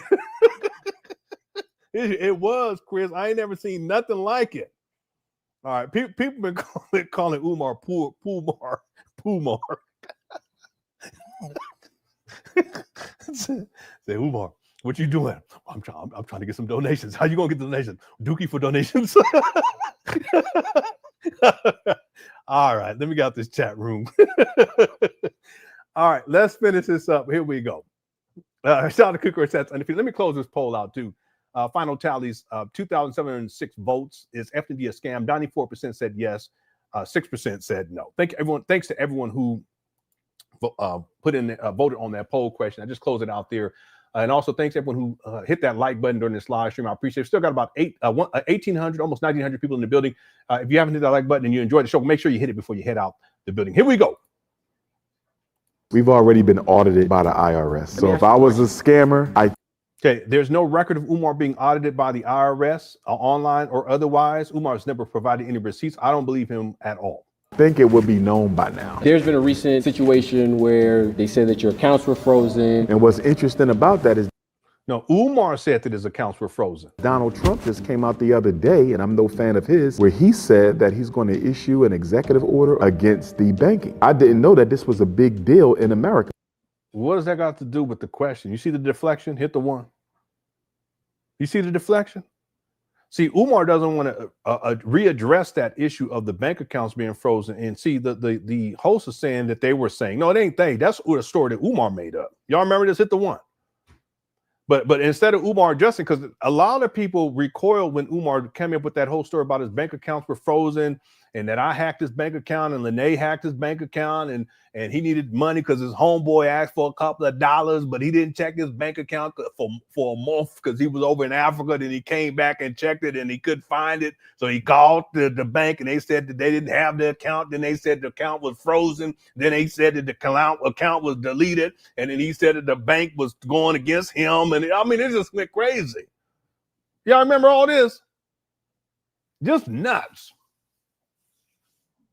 So when it's brought back up, Umar, what does he do? Well, you know, Donald Trump, what are you talking about? There ain't nobody giving a shit about what Donald Trump did. That ain't got nothing to do with you scamming with this bank account situation because he got money out of people for that. I might have. Then he started tying all kinds of shit together. I got to get me a lawyer, because my lawyer said that we're gonna have to sue Lene and Lenon, and we're gonna have to get the money because the money was funny. And then I had me my balls. I couldn't. The fuck you talking? And my balls were blue. And then on top of that, there was a monkey. The monkey took the money and he ran down the street. Say, Umar, if you don't stop, see, but he ain't gonna talk about none of that. He don't want to talk about it. He said it's Donald Trump. All right. Umar, he funny, boy. Okay, let's finish this out. Here we go. Frozen. And what's interesting about that is Donald Trump just came out the other day, and I'm no fan. What's interesting about that? About your bank account being frozen? Because that's what Umar said. He said, well, what's interesting about my bank account being frozen was that Donald Trump just came out last month, and there was a monkey on his shoulder, too. It was an ugly monkey. This monkey was the ugliest monkey I've ever seen. And this monkey had a snow bunny. It was a real bunny. All right. We've already been audited by the IRS. So if I was a scammer, I think it would be known by now. There's been a recent situation where they said that your accounts were frozen. And what's interesting about that is Donald Trump just came out the other day. Listen, this guy had to have edited that. There's no way that he must have edited out Umar's response. I can't believe that. Let me see this one more time. Be known by now. There's been a recent situation where they said that your accounts were frozen. And what's interesting about that is Donald Trump just came out the other day, and I'm no fan. There's no way. Real quick, do y'all think that they edited that, hit the 1? If you think that was Umar's response, hit the 2. There's no way. I'm putting 1. I can't believe that. Y'all let me know. I think they edited that to make it seem like Umar just started talking about Donald Trump. If y'all think, did I get it backwards? Did they edit it or did they not edit it? Just put, instead of putting 1 or 2, because I'm gonna mess it up. If you think they edited, put E. If you think they didn't, put no. Okay, anyway. I think they edited that part, real talk, but that's just me. Be known by now. There's been a recent situation where they said that your accounts were frozen. And what's interesting about that is Donald Trump just came out the. There's no way. See, you see how's it going, Crystal? You see how I try to give Umar the benefit of the doubt and try to be fair? Everyone thinks it's edited. I believe it too. I believe it. I believe it was edited. All right, and it's I think this guy trying to sabotage Umar. Said hell yeah, because he would have raged quick. Yeah, you got a point there. All right, I see most people saying that it was cut as an edit. All right, it could be a deflection. It could be a deflection. It's just so, it really, the thing is that it's so egregious that I have to say it has to be edited. Someone said it's CGI. All right, you're taking it too far. All right, I just, it's so egregious. I have to say that they edited it. There's, in my mind, there's no way. Let's go. They said that your accounts were frozen. And what's interesting about that is Donald Trump just came out the other day, and I'm no fan of his, where he said that he's going to issue an executive order against debanking. I didn't know that this was a big deal in America, but banks are debanking people who they don't like. People say that came. What that got to do with your bank account getting frozen? At a coincidental timing when you had when they tried to auction our because of buildings behind our back. Yeah. What is your Okay, that didn't happen. I've already talked about this. This is another lie that Umar be telling. Response to people saying that that's coincidental. What's coincidental? For example, they're trying to say that you created that story of account. This guy, he been watching my videos. Here's the next question. Do y'all think this guy, the interviewer, do you think he watched the Cookie Crush chat, hit the 1? If you don't think so, hit the 2. I think he been watching this bit. He been watching. Yeah, he does, Lynette. He lies so much. Yeah, Simeon said he watching now. he watching right now, family. All right. Oh, information man said it's not edited. That's Umar really said. Okay, all right. Well, that kind of changed my mind a little bit. Information man said he think it's really Umar's response. All right. Yeah, yeah, a lot of ones in here for Umar watching. Someone said blood watching now. Come on now, blood. Blood. All right, Being frozen so that you can get more money from people to then pay off that back Well, taxes we outside. have the paperwork from the bank telling us that. Okay, show us the paperwork then. And who's we? See how this guy lied? Who's we? Ain't no we. You know what I mean? There is no we, Umar. I mean, you're lying. We have. First of all, there's no we. Second of all, you ain't got no job. No, you don't have no paperwork. We've been audited by the IRS too. Okay, well, where's the paperwork? Show it. Okay, well, we purchased these trap banners. Well, for 400. It was more than 400,000. Okay, well, show us the paperwork then. And then on top of that, who's we? All right. I'm starting to think that there's a country in Africa called we, and they call it the we Africans, and that's what Umar's talking about. All right. They will no longer offer us their services. That's on paper. I don't believe in. So the bank no longer offers you their services? What are you talking about?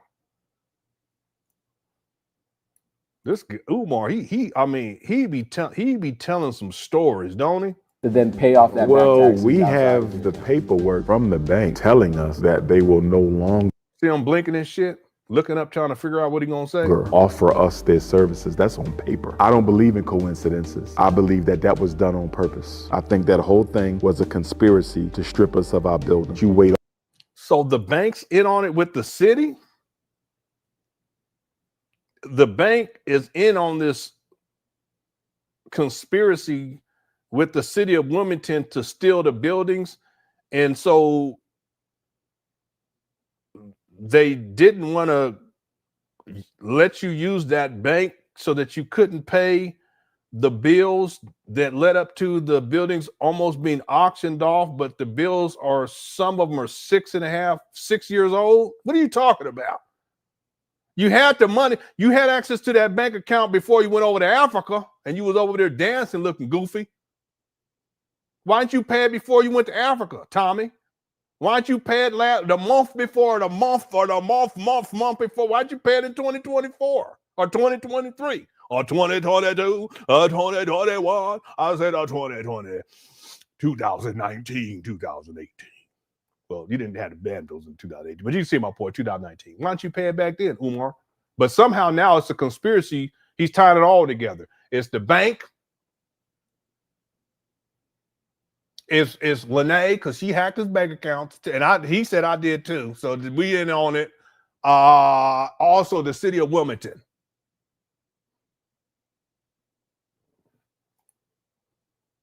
All this time to try to sell our buildings for an old bill, and you do it as soon as the.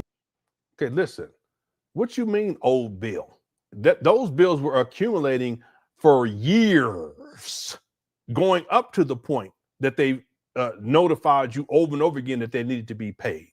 See, Umar act like there was a bill from 2019. No, we had the paperwork. Umar, now listen, I have the paperwork. It's the munition. I broke the story.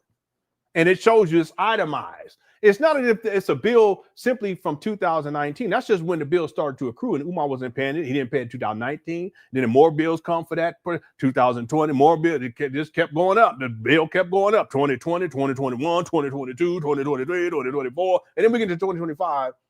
And the city was like, okay, that's enough. We ain't doing this no more. You ain't paying. You didn't pay last month. You didn't pay the month before. You didn't pay all the bills from last year, the year before, the year before, the year before. They said, that's it. We're going to have to put these things up for auction. That's what happened. But you see how Umar talks? He talks as if these are just some old bills from back in the day that I forgot to pay or whatever. No. These bills were from back in the day to 4 years ago, to 5 years ago, to 6 years ago, and then all the way up to present, and they keep accumulating all the way up to, I can't even remember how much money it was. I thought it was like $36,000 or something to that effect. All right. $38,388. You don't get a bill for $38,388 just out of the blue, Umar. It's accumulated. Anyway, here we go.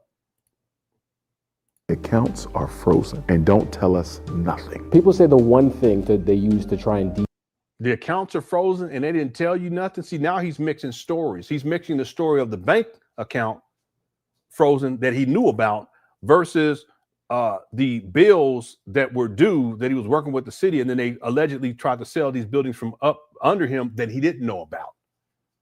Y'all see this?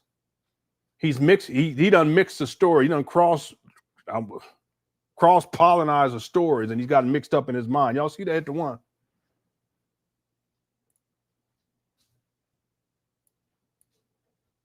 I don't believe in coincidences. I believe that that was done on purpose. I think that whole thing was a conspiracy to strip us of our buildings. You wait all this time to try to sell our buildings for an old bill, and you do it as soon as the accounts are frozen, and don't tell us nothing. People say the one thing that they use to try and delegitimize Dr. Umar Johnson is the... No, I got that wrong. He's saying you do it when the accounts are frozen. So he's talking, let me take that back. He's talking about the bank accounts. That's what he's saying. So now, as the story goes, it's basic. So let me take that back, okay, because I misunderstood what he's saying. What he's saying, and this lends this idea of a conspiracy theory, that the bank and the city of Wilmington are in cahoots with each other in this grand conspiracy to ultimately take the buildings away from Umar. And the way that they do that is, first of all, the bank freezes his account so he doesn't have the money that he needs to pay these bills. But on one hand, he says that these bills are old bills. Why didn't you pay these old bills beforehand, before your bank accounts were frozen? But the truth is that these accounts have been accumulating. I'm talking about the bills. They've been accumulating over the last 6.5 years. So he's had time to pay on them. He just didn't do it for 6.5 years. But somehow it's this great conspiracy between the city of Wilmington and these bills, and then his bank account getting frozen after he went over to Africa. See, the story don't even make any sense. Okay?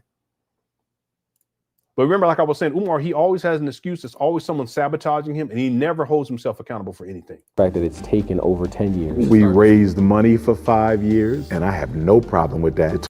Okay, that's not true. That's not true. Even if we go to 2014, Umar, you've raised money for 11 years. You see how Umar, he's crafty. He just wants to act as if, okay, I only raised money from 2014 to 2019. No, because in 2019, when he acquired these abandoned buildings. Umar, you said that the buildings in 2010, you said that the school was going to open in 2013. What are you talking about? But let's go with Umar's narrative about how he just started collecting money in 2014. Well, we're in 2025. This interview is in 2025. So what that means is that, Umar, you have been collecting money since 2014. We're in 2025. It's been at least 11 years, at least 11 years. But what does Umar say? We've been raising money for 5 years. He's a con man.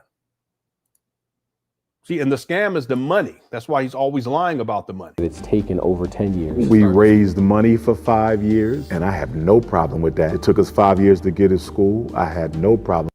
No, it didn't take him 5 years to get to school. Let me show you all something real quick. Let's go back to 2010. This is from Umar's Facebook page. January 6th of 2010. Promises in 2010 to begin laying the groundwork for the Frederick Douglass and Marcus Garvey Pan African School for Black boys, specializing in learning disabilities and disruptive behavior disorders. This will be a private school, and yes, you will pay in order for your son to attend. Grand opening September 11, 2013. This is Chestnut Checkers. Okay, this is January 6th of 2010. Umar acquires the trap bandos in Wilmington, Delaware in February of 2019. It took Umar 9 years to acquire these abandoned buildings. And the school was supposed to open up in 2013, 6 years prior to him even acquiring these abandoned buildings in 2019. Y'all see my point? He lies so much, it's incredible. I have the receipts. I just showed it to you all. That's from January of 2010. But listen to what Umar says. With that, should it have taken as long? Used to try and delegitimize Dr. Umar Johnson is the fact that it's taken over 10 years. We raised money for 5 years, and I have no problem with that. It took us 5 years to get to school. I had no problem with that. Should it have taken as long? No. We went through a lot with our contractors. No, here we go. See, that ain't got nothing to do with this, you acquiring the school. See, he's saying we have problems with your contractor. You didn't have no contractors prior to 2019. I don't even think you ever had real contractors, to be honest with you. But you see how he's mixing the stories up? Now he's saying that the reason why it took so long to get a school, in essence, based upon what he's saying, is because he had problems with the contractor. But you didn't have a contractor back in 2018, 16, 17, 16, 15, 14, 13, 12, 11, and all the way back to 2010. Again, here's the receipt right here. He lies so much, it's incredible. Have taken as long? No. We went through a lot with our contractors. We were scammed. We were ripped off. We were robbed. People say that. Yeah, that's Umar. He's a scam artist. When you talk about things needed to get done, it's always another thing. Like, tomorrow's the day that never comes. That's what people say, right? Things take time. Things always have to be repaired because you miss things in the initial.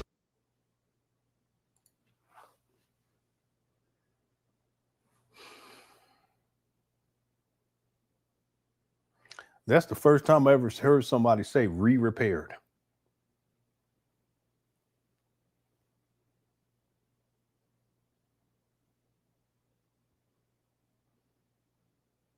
Repaired? No, it's either repaired or it's not. What you talking about? Repaired. It's like we almost done. No, it's either you're done or you're not. Are you done with your homework, son? I'm almost. No, you're not almost. I'm asking, are you done with it? No. Okay. That's not almost. You're not done. If it's repaired, it's repaired. It's not like, okay, we got to re-repair that because it's repaired already.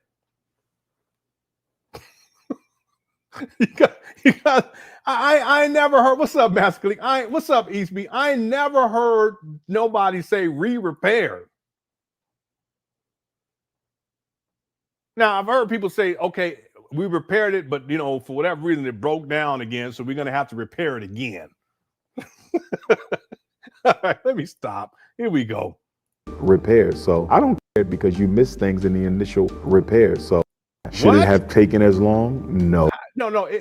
Let me stop. We went through a lot with our contractors. We were scammed. We were ripped off. We were robbed. People say that when you talk about things needed to get done, it's always another thing. Like, tomorrow's the day that never comes. That's what people say, right? Things take time. Things always have to be refixed. I got to refix it. Okay, let me stop. Let me get out this chat. It's always another thing. Like, tomorrow's the day that never comes. That's what people say, right? Things take time. Things always have to be repaired because you miss things in the initial repairs. So I don't care. Do you have a date that you think is actually? I'm not giving no more date because every time I gave a date, we never met the date. And the reason we never met the date is I was depending on a contractor. And so you're always blaming somebody else. See this guy? Initial repairs. So I don't care. Do you have a date that you think is actually? I don't care. I'm not giving no more date because every time I gave a date, we never met the date. And the reason we never met the date is I was depending on a contractor. And so when they betrayed the date, we had to betray the date. Kai's for that. He's building a school in Nigeria. Okay. I know he is. And I met him. During that time, everybody was attacking him, telling him he's scammers. To dispel the haters, he gave full financial transparency and told everything that was going on. Can you give full financial transparency? I can, but I wouldn't. Okay, why not? Because the only people we are accountable to are our donors. If you're not a donor, we owe you nothing. We are not a publicly funded school. Would you do that to the donor? Sure. Wow, this guy, he's something else. By the way, when Umar says he doesn't want to give any dates, let me just play just a little bit of this, all right?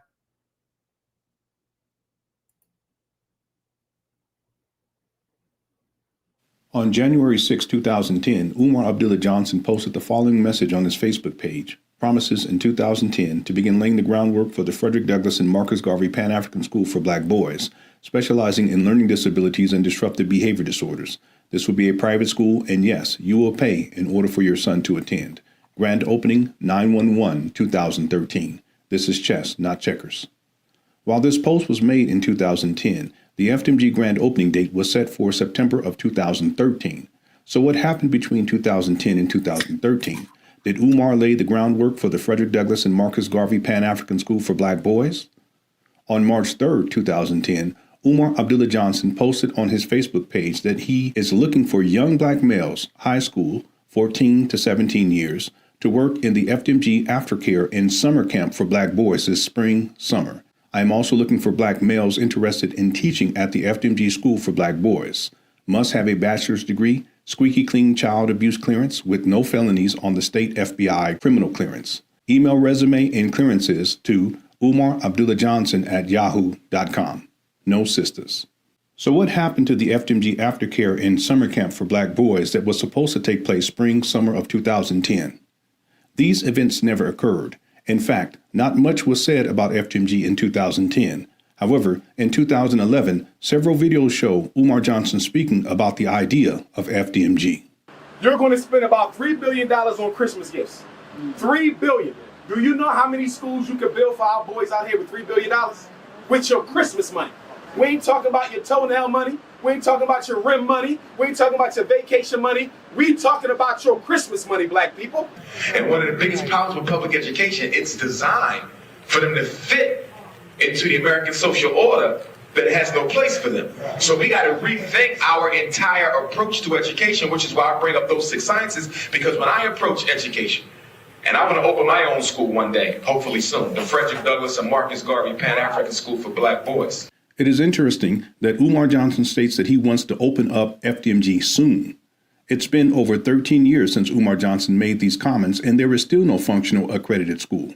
In 2012, Umar Johnson made these comments about FDMG. And that's why I'm blessed enough to open up the Frederick Douglass and Marcus Garvey Pan African School for Black Boys. It will be non-religious. You teach them your religion. I'm going to teach them race pride. You can give them Jesus and Muhammad, but I'm going to give them racial self-reliance. In 2012, Umar Johnson stated that he will not teach FDMG students religion. However, in 2019, Umar Johnson stated that FDMG students will be required to learn Ifa. Ifa is a spiritual divination system that has its origins in Yorubaland, West Africa. FDMG will be registered as an independent parochial academy. What does that mean? We are spiritual, but the word they use is religious. That's how we're registered. That means your child must study and learn Ifa, the traditional spiritual system of the Yoruba people of Nigeria. They don't. Okay, by the way, Umar was not registered as a nonprofit when he did this video. Okay, initially his initial nonprofit status, which was revoked, he set it up in 2015. It got revoked in 2017. It was set up as a parochial, meaning like a religious thing. But in 2019, when he did this video, he did not have that non-profit status and didn't get it until 2020, but it wasn't retroactive. That's why he had bills, tax bills for these trap vandals for 2019 and 2020. So he's lying right there too. I just realized that. Don't have to practice. If you're a diehard Christian and you believe that you're not allowed to learn your own spiritual culture, that's fine. They don't have to practice, but they must learn. Every child will receive a divination. Every child will receive a divination.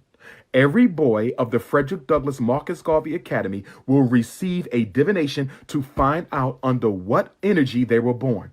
We will have a house of Shango. We will have a house of Ogun. We will have a house of Yemoja. We will have a house of Eshu. We will have a house of Oshun Oya, a house of Obatala. Oh, yes. And we will have Obatala celebration, Oshun celebration, Yemoja celebration, Oya celebration. Oh, yes. Yes. And your child will dress up in the colors of the energy that walks with them.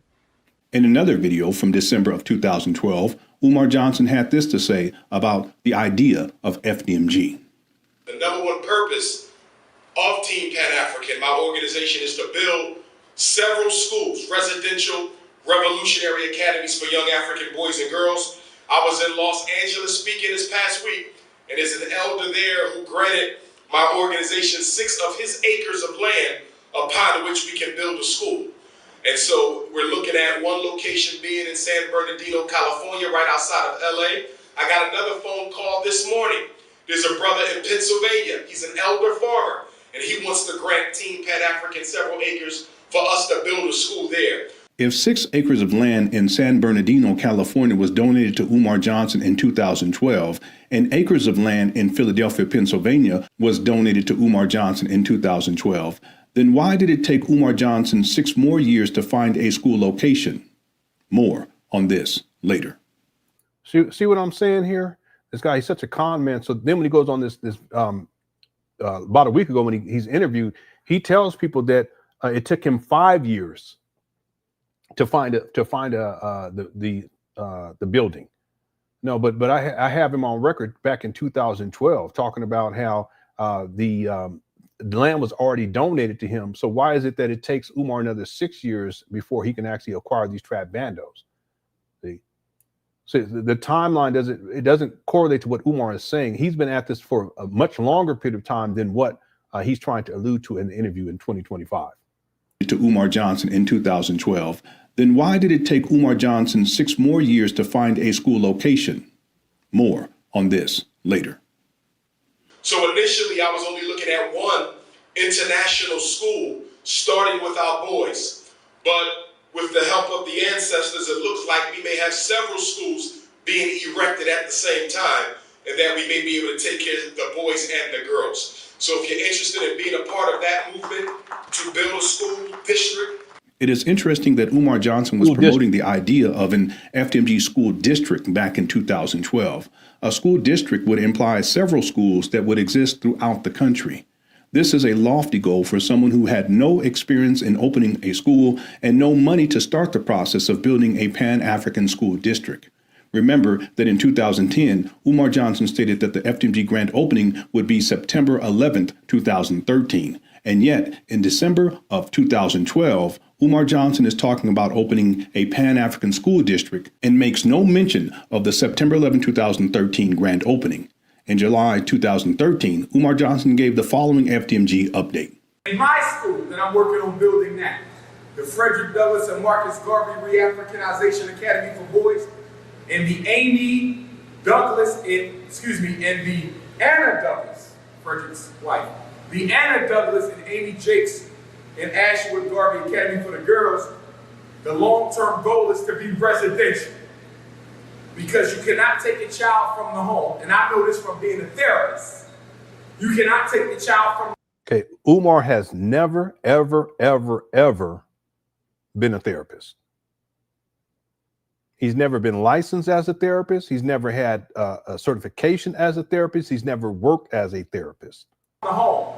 Do therapy on the depressed child and send them back to the home that made them depressed. Same thing when it comes to re-Africanization. You can't take the child out of a Negro home for 7 hours. See the disrespect of black parents? He calls it a Negro home.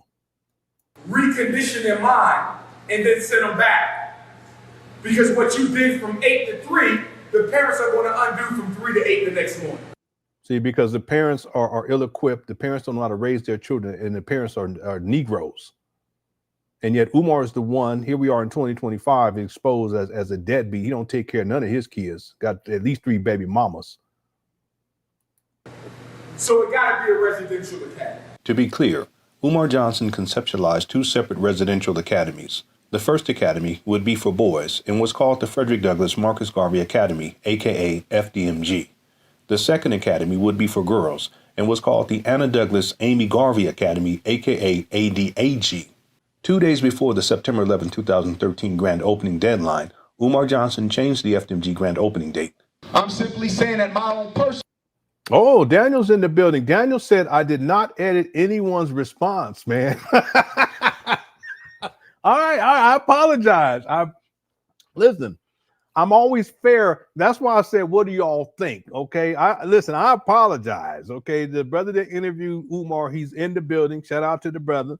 And he said it emphatically that I did not edit anyone's response, man. Okay, all right, I apologize. And you look at the chat room, the chat, Cook Crush chat, they're apologizing to you. We're always fair. Okay, I apologize. All right. See, the thing is that it just seems such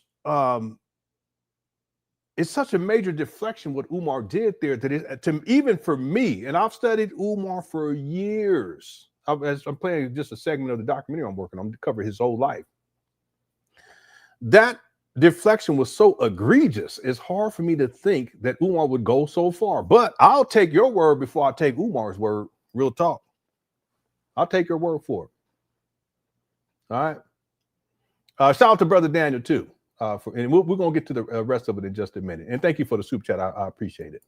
All right, let me play just a little bit more of this. Then we'll get back to finalizing on that video. Here plan is to have the doors of my school open by August of 21st of 2015. For the record, Umar Johnson changed the FDMG grand opening date from 2013 to August 21st, 2015.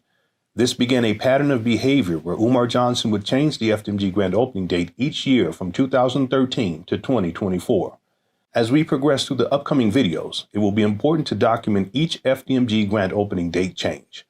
Since we have the initial FDMG grand opening date as September 11, 2013, we can document it here. We can also add the grand opening date of August 21st, 2015. On September 14, 2013, Umar Johnson reiterated his August 21st, 2015 grand opening date. And then hopefully August the 21st of 2015, 2 years, my school will open. In the World Beat Center video from September 14, 2013, Umar Johnson made pertinent statements about FDMG and his future crowdfunding goal. And then hopefully August the 21st of 2015, 2 years, my school will open. The Frederick Douglass and Marcus Garvey RBG Re-Africanization Academy. We're going to have an aviation academy. We're going to teach your sons and your daughters how to fly airplanes. They'll be able to get their junior pilot's license by the time they graduate.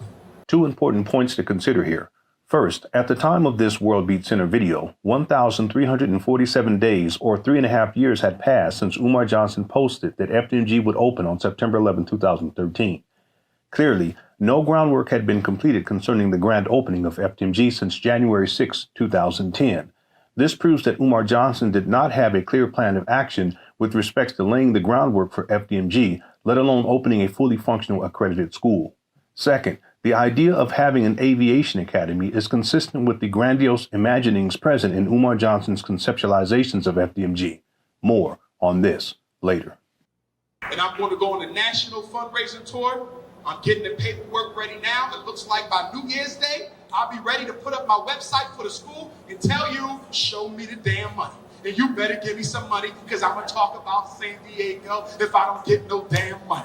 It is important to note that Umar Johnson stated that he was going on a national fundraising tour and that he was getting his paperwork in order so that he could set up a website to collect donations. If Umar Johnson was laying the groundwork for the Frederick Douglass Marcus Garvey Academy back in January of 2010, then shouldn't he have had his paperwork in order and a functional FDMG website by September of 2013? Wouldn't 3.5 years be more than enough time to complete these basic tasks? Umar Johnson's inability to handle basic business proves that Umar Johnson never had a clear plan, motivation to complete basic tasks, or a desire to open a fully functional accredited school. This will become more apparent as we progress through the Umar Johnson timeline. And I'm going to go on a national fundraising tour. I'm getting the paperwork ready now. It looks like by New Year's Day, I'll be ready to put up my website for the school and tell you, show me the damn money. And you better give me some money because I'm going to talk about San Diego if I don't get no damn money. This video clip proves two things. First, Umar Johnson was talking about raising money for FDMG in 2013. Second, Umar Johnson's general attitude towards donation money was one of personal entitlement. It was not about FDMG or the needs of black boys. It was about Umar Johnson's personal needs. You spent $300 for that pocketbook. I know you got $200 for my school. Brother, you driving a $50,000 car? Your car note is $500? You ain't got $200 for my school? Woman, you got the $200 Versace? You ain't got $100 for my school? I'm going to expose you if you don't give me no that. Because I am not going to go to the government and say, can you finance my school for black boys? I'm not in that. I'm a garbage. Yeah, but he's sure to go to the government to get that tax exempt status so that the money that he received, he wouldn't have to pay taxes on. And let's be clear about something. When Umar finally got tax exempt status in 2015, all of the money that he collected from 2014 through 2017, he didn't report any of that money. So that tax exempt status, it's inapplicable. In other words, if you have tax exempt status, in order to maintain it, you have to report to the IRS how much money you've collected each year. Umar didn't do that. And so even though he had tax exempt status, all that money that he received, it was considered to be personal income because he wasn't reporting it to the IRS as nonprofit money. And that's why they revoked his nonprofit status. So I want people to think about this. All the money that Umar collected, even if you want to start in 2014, going up until 2020 is considered to be personal income. And that's why if you guys look into Umar's financials, you'll see very clearly that that's when Umar, 2015, 2016, I have the paperwork over there. 2016, that's why he started getting all these tax liens, because he didn't have the money to pay, because he was all that money, it's a gang of money. And he wasn't setting aside money for taxes. Again, he wasn't reporting to the IRS that the money was for tax for this project, the school project. It was personal income. If memory serves me correctly, the for 1 year he owed, like, I want to say 40,000, or was it 60,000?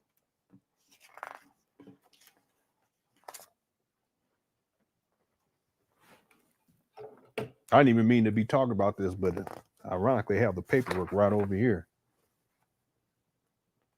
2016 federal tax lien in the amount of $41,641.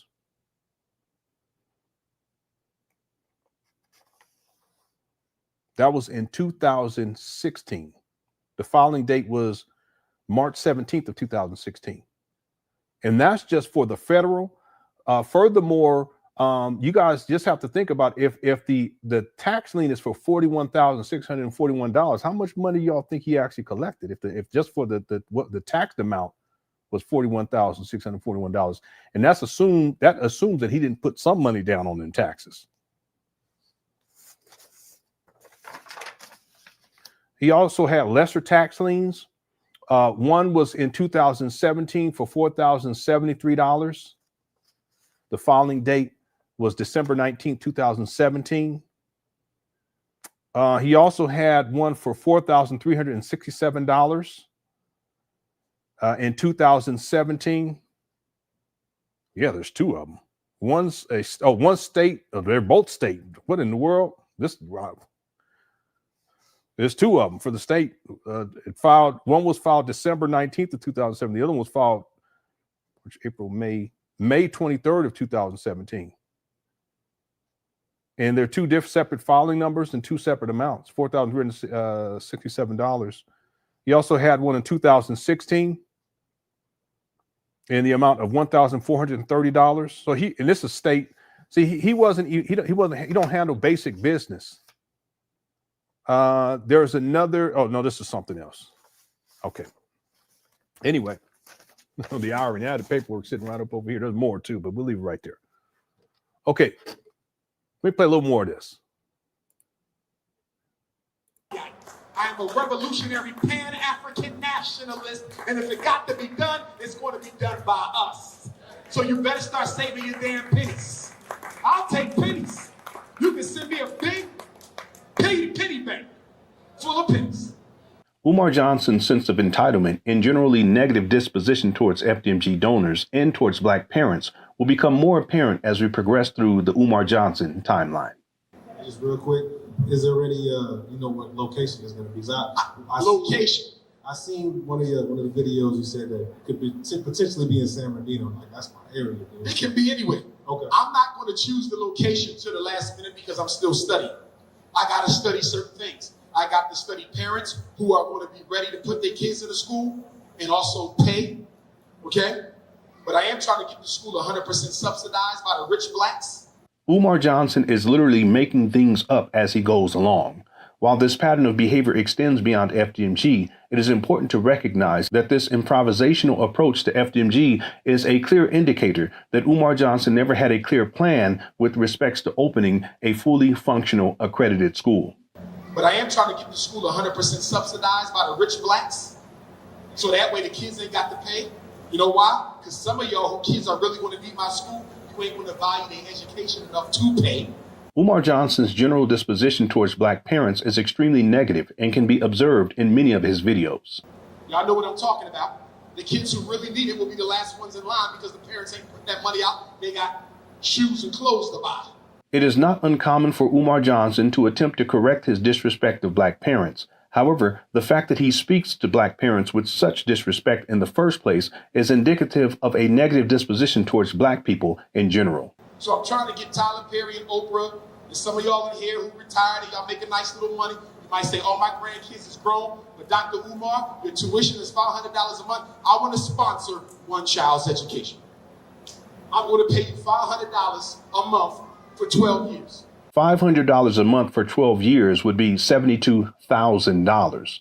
Hypothetically speaking, if the school year was only 8 months long, then 12 years of tuition would be $48,000. And that young man is going to be my young protege. He's going to write when you call, you will have a program where you come and you meet with the young person whose education you sponsor. Umar Johnson is literally making things up as he goes along. That means everybody can help, even if you ain't got no children. Some of y'all got some good money in your family. Y'all need to pay for like a whole classroom. When I go to Oprah and Tyler Perry, I wouldn't handle one damn kid. Y'all better pay for a whole grade of kids. But if the school comes off the way I want it to come off, and I believe the ancestors are behind me on this, it's going to be something nobody's ever seen. And I'm not knocking none of the Afrocentric schools. I'm not knocking nobody. But as somebody who's been in most of them around the world, I really ain't seen that school that our kids need, y'all. I ain't seen it. And so it's my responsibility to build it, and that I will do. While in Atlanta, Georgia, Umar Johnson took to the stage in January of 2014 and stated the following. So the school is coming. I know I have naysayers. It's coming. I have some in Atlanta. Oh, it's coming. I have some in other cities. Trust. Who say we think he's bluffing. He ain't building no school. He just talking like the rest of them do. Okay. Well, just sit back and watch. Give me about 12 to 16 months, and let's see how much Dr. Umar Johnson is bluffing, damn it. For the record, 12 to 16 months would mean that the grand opening of FDMG would be between January and July of 2015. We can add that FDMG grand opening change to the list. It is important to note that by January of 2014, Umar Johnson was facing increased criticism from the Black community concerning delays associated with FDMG. Umar Johnson responded to his critics stating, give me about 12 to 16 months, and let's see how much Dr. Umar Johnson is bluffing, damn it. I don't play games. That's one thing I don't do. You understand? I got the blood of Frederick Douglass in my damn body. I ain't playing no games. I know what my ancestors sent me here to do, and I'm going to do it. It ain't no mistake that I got 6 degrees and still got my damn pants sagging. I'm still swagging, and I got all the degrees at a white university. You ain't never seen nobody come like me in front of your ass with the truth, with a white man's education, but still loving his black woman to death. You ain't never seen it. You don't question me and what the hell I do. Who helping your kids like me? Who keeping them out of special ed like me? Who keeping them off of ADHD like me? Who testing them? Who making them mentally gifted? Who at the prison? Who at the court? Who working with the lawyers? Don't nobody back up what the hell they say like me. Don't you ever question my ass again.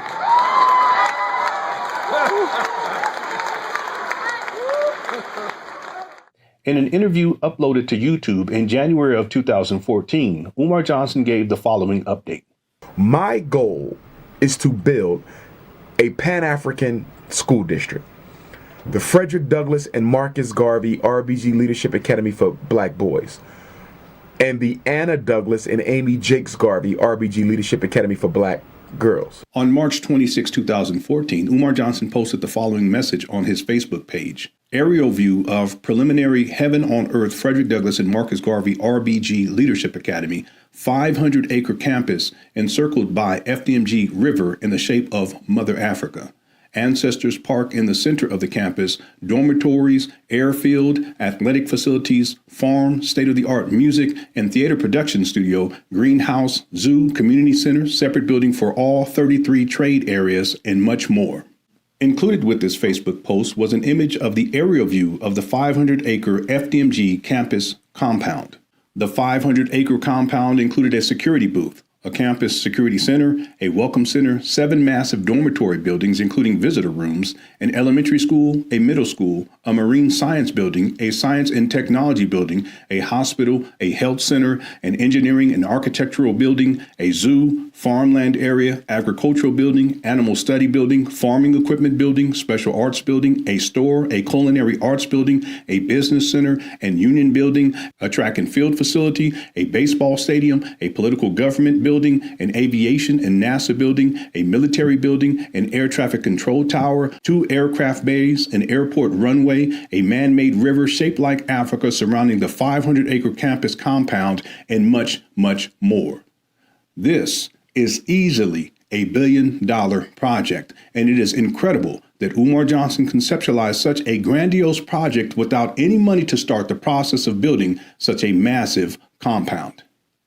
In April of 2014, Umar Johnson began collecting donations to purchase the St. Paul's College in Lawrenceville, Virginia. By May of 2014, Umar Johnson had produced the following video. Good afternoon. My name is Dr. Umar Johnson, and I am a school psychologist and doctor of clinical psychology. In addition to that, I hold degrees in political science and education. I am here at the historic St. Paul's College.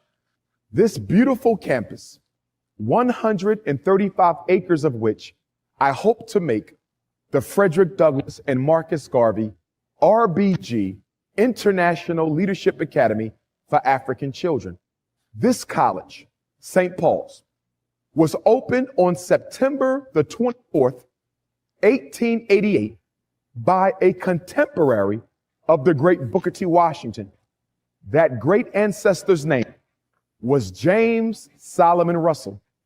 Father Russell opened this college with less than a dozen students. And by the time it reached its zenith, St. Paul's College owned more than 1,000 acres of land and housed more than 1,000 African children.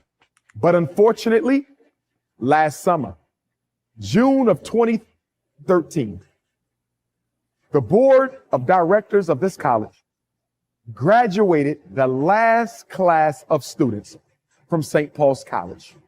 I'm hoping that you will help me keep this college in the hands of the African American community. I have a plan for this campus. I want to turn this campus into the Frederick Douglass and Marcus Garvey Academy. On May 30th, 2014, Umar Johnson explained why he was trying to purchase St. Paul's College. St. Paul's, a lot of it had to do with availability, location, feasibility, and costs. For example, Morris Brown College was just sold to the city of Atlanta for about $14 million. That's a pretty price versus what St. Paul's is looking for, which is in the low millions. Also, there's other historically black colleges that may soon, unfortunately, come up for sale as well, but they're not at the selling stage. And because I want my school to be residential, I was looking for a place that had the dormitories as well as the athletic facilities, as well as the academic facilities. And St. Paul's being in Virginia on the Eastern Seaboard, not too far from Maryland, Pennsylvania, Delaware, not too far from North Carolina, South Carolina. It was just the perfect location.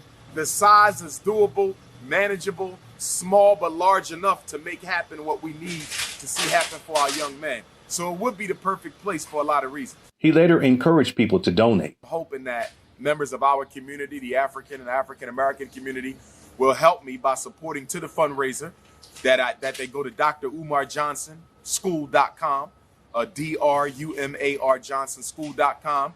Click on the PayPal link and donate as much as you can. And don't donate once, come back 2 and 3 times. And I also ask that you donate what you're able to give. Don't give me $20 if you're giving the gas station $100. Don't give me $10 if you're giving your hairdresser, your cosmetologist, $300 a week, but you're only going to give me $20 for our boys. Again, Umar Johnson has a sense of personal entitlement when it comes to FDMG donation money. So I'm asking people to give what they're able to give. If you can only give $10, I accept that humbly as the best you can do, and I will value that donation as much as I would a much larger donation. But if you're going to give me something that is beneath what you're able to do, then that's kind of disrespectful, and that's an insult for what we're trying to do. There's a war against black boys, and I'm at the forefront of trying to reverse it. We have a lot of scholars who talk. They talk about it, but they're not doing anything. Dr. Umar Johnson is trying to do something about that war by giving our children a heaven on earth and a home away from the home, the Frederick Douglass Marcus Garvey RBG Academy. On June 7, 2014, Umar Johnson posted the following message: FDMG Future Redemption Campus Dormitory Photos, aerial, vertical, and lobby photos. This is the long-term facility transformation plan after we acquire St. Paul's College, as we will eventually need more dorm space than currently available. Please make a donation today. The message also included renderings of massive dormitory buildings and lobby. These dormitory buildings appear to be the same buildings located within the massive 500-acre FDMG campus compound that Umar Johnson showed on June 7, 2014. It must also be mentioned that Umar Johnson ultimately conceptualized an FDMG city. They sold 300 acres of the farmland without me even knowing it. And I wanted to use that so we can manufacture a Black Wall Street situation. Because the way I saw it, all the parents of the children would build houses there. All the teachers would build houses there. And if you got all of y'all, let's say y'all the staff and parents of the school, y'all all living on this 500 acres that we developed, we're gonna need a gas station, that's a business for somebody. We're gonna need a supermarket, that's a business for somebody. We're gonna need a daycare, we're gonna need a cleaners. Sooner or later, we're gonna need a fire department and we're gonna need a police department, which means at some point, we would have to do what? Incorporate into our own city. Are y'all following me? Yes, sir.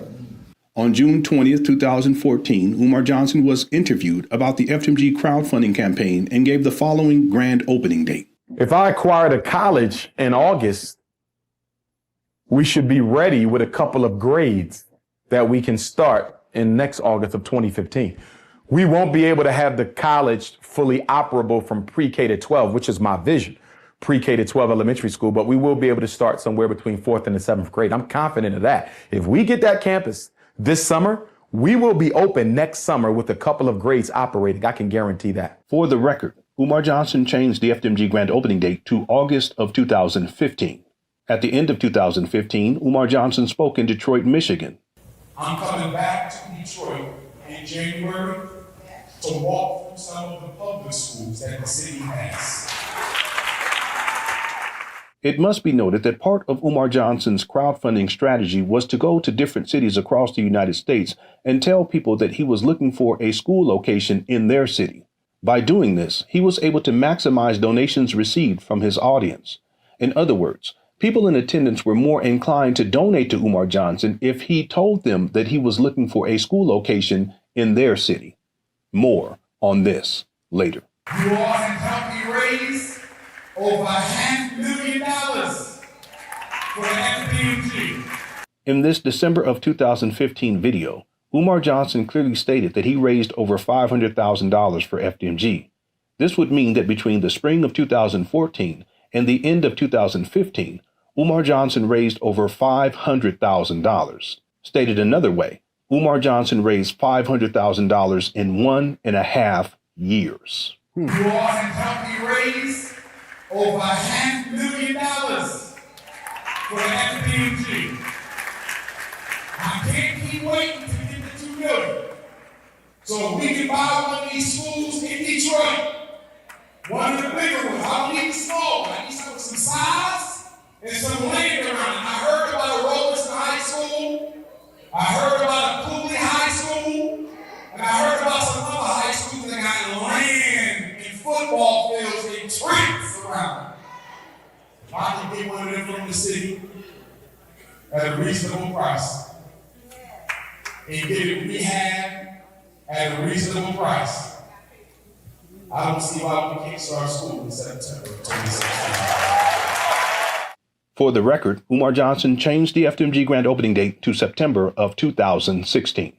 During an interview in May of 2016, Umar Johnson gave the following update. And please make your donations to the Fred Douglass Marcus Garvey Academy. And you can do that two ways. GoFundMe.com/Dr. Umar, Again, GoFundMe.com/DRUMAR, or you can mail it in, payable to FDMG Academy, P.O. Box 6872, Philadelphia, 19132. And if you want to work at the school, I know we're about 2 years away, but if you want to work at the school, send me your resume, please. This video was recorded in May of 2016. Umar Johnson stating that the school was 2 years away means that the grand opening would take place around May of 2018.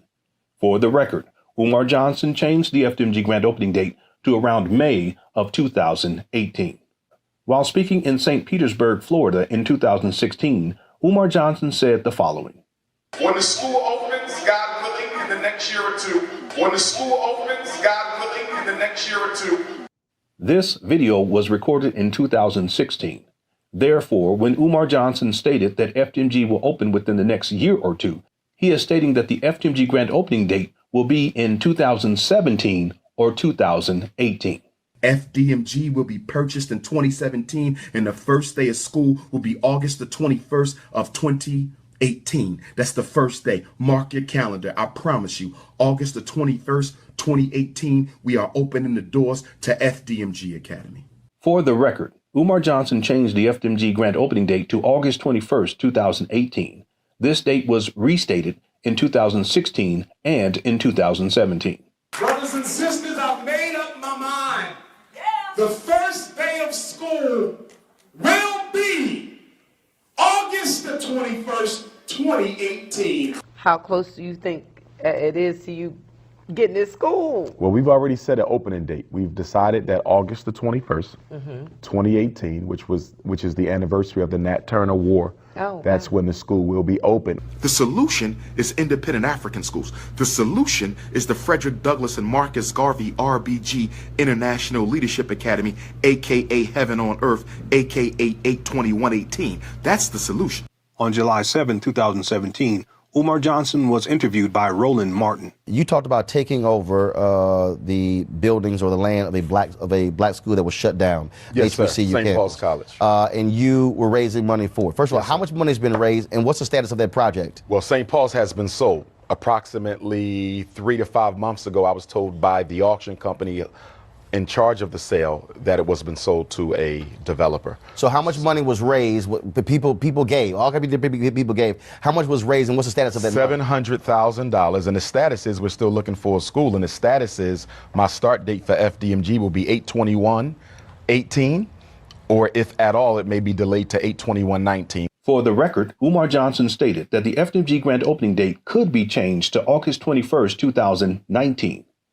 On October 12th, 2017, Umar Johnson was interviewed by Mike Nice. When can my viewers, my listeners, and your supporters be expecting your school? What year? What's the time frame? Okay. If you had Again, another question that I've answered. Yep. 50 I know you times. said in August of 2018, if not August in 2018, the following year of 2019. You already have your answer. Right. So what are the chances you're going to get that though? Have your own school by those in the next couple of years? Is 100 like is 100%, 90%? Okay.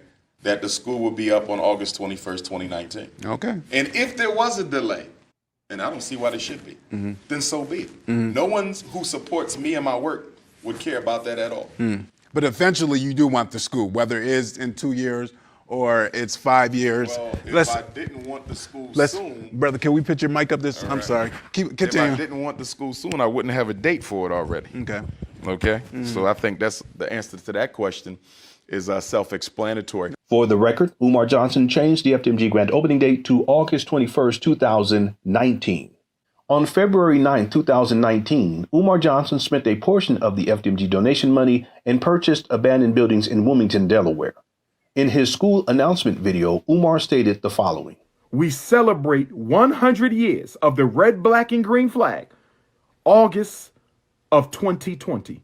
August of 1920, that's when the Honorable Marcus Messiah Garvey chose the red, black, and green. August of 2020, the red, black, and green flag turns 100 years old. That's when we're going to open the school. That's when we're going to open the school. For the record, Umar Johnson changed the FDMG grand opening date to August 21st, 2020. On December 13, 2019, Umar Johnson appeared on The Breakfast Club and said the following. Frederick Douglass Marcus Garvey Academy. God willing, we hope to be operational, if not by this summer, definitely by next. For the record, Umar Johnson changed the FDMG grand opening date to the summer of 2021. I have to be watching people, watching things. Just some of the incidents over the past couple of days at FDMG has made it clear to me I'm going to have to be more hands-on with the renovation process of the Marcus Garvey Academy than I originally thought. So there will be no 4th grade class. We're just going to wait for the real school next fall, God willing. Fall of 2021, that's what we're aiming for. Fall of 2021, that's what we're aiming for. 821-21, 21-21, that's what we're looking at. 821-21. For the record, Umar Johnson changed the FDMG grand opening date to the fall of 2021. Okay, when I get back to Philadelphia, the electric system should be totally completed in the FDMG Academy School and the Nat Turner Gymnasium. I can't wait to walk into the gymnasium, brothers and sisters. I want to see what the Nat Turner Gymnasium looks like with all the lights on, all lit up. But again, I just wanted to come and say Happy New Year's. Let's make this a revolutionary new year, a progressive new year. Let's get the school finished, brothers and sisters. I want to have a grand opening block party, first annual Unapologetically African Family First Festival on Ifatunde Avenue, Dr. Papa Boulevard. And we want to do that this summer. For the record, Umar Johnson changed the FDMG grand opening date back to the summer of 2021. But we are in a good place right now. We have the HVAC technician that we need. We believe we found the right person. We believe we found the right plumber that we need. And so we're hoping to have the entire campus renovated by the end of this summer. And the school will then be opened for the fall of 2021? No, sir. We're looking to open up the school the fall of 2022. If we are fortunate enough to conclude renovations on the Marcus Garvey building and Nat Turner Gymnasium this summer, we look to open up the school next summer. So that would give us 12 months of leeway to comfortably make sure we have everything in place to receive our young men, not this coming fall, but the following fall of 2022. For the record, Umar Johnson changed the FDMG grand opening date to the fall of 2022. Hit the Cash App, $ FDMG School. Hit the PayPal, paypal.me/FDMG Academy. Hit the PayPal. Yes. How can I help you, young lady?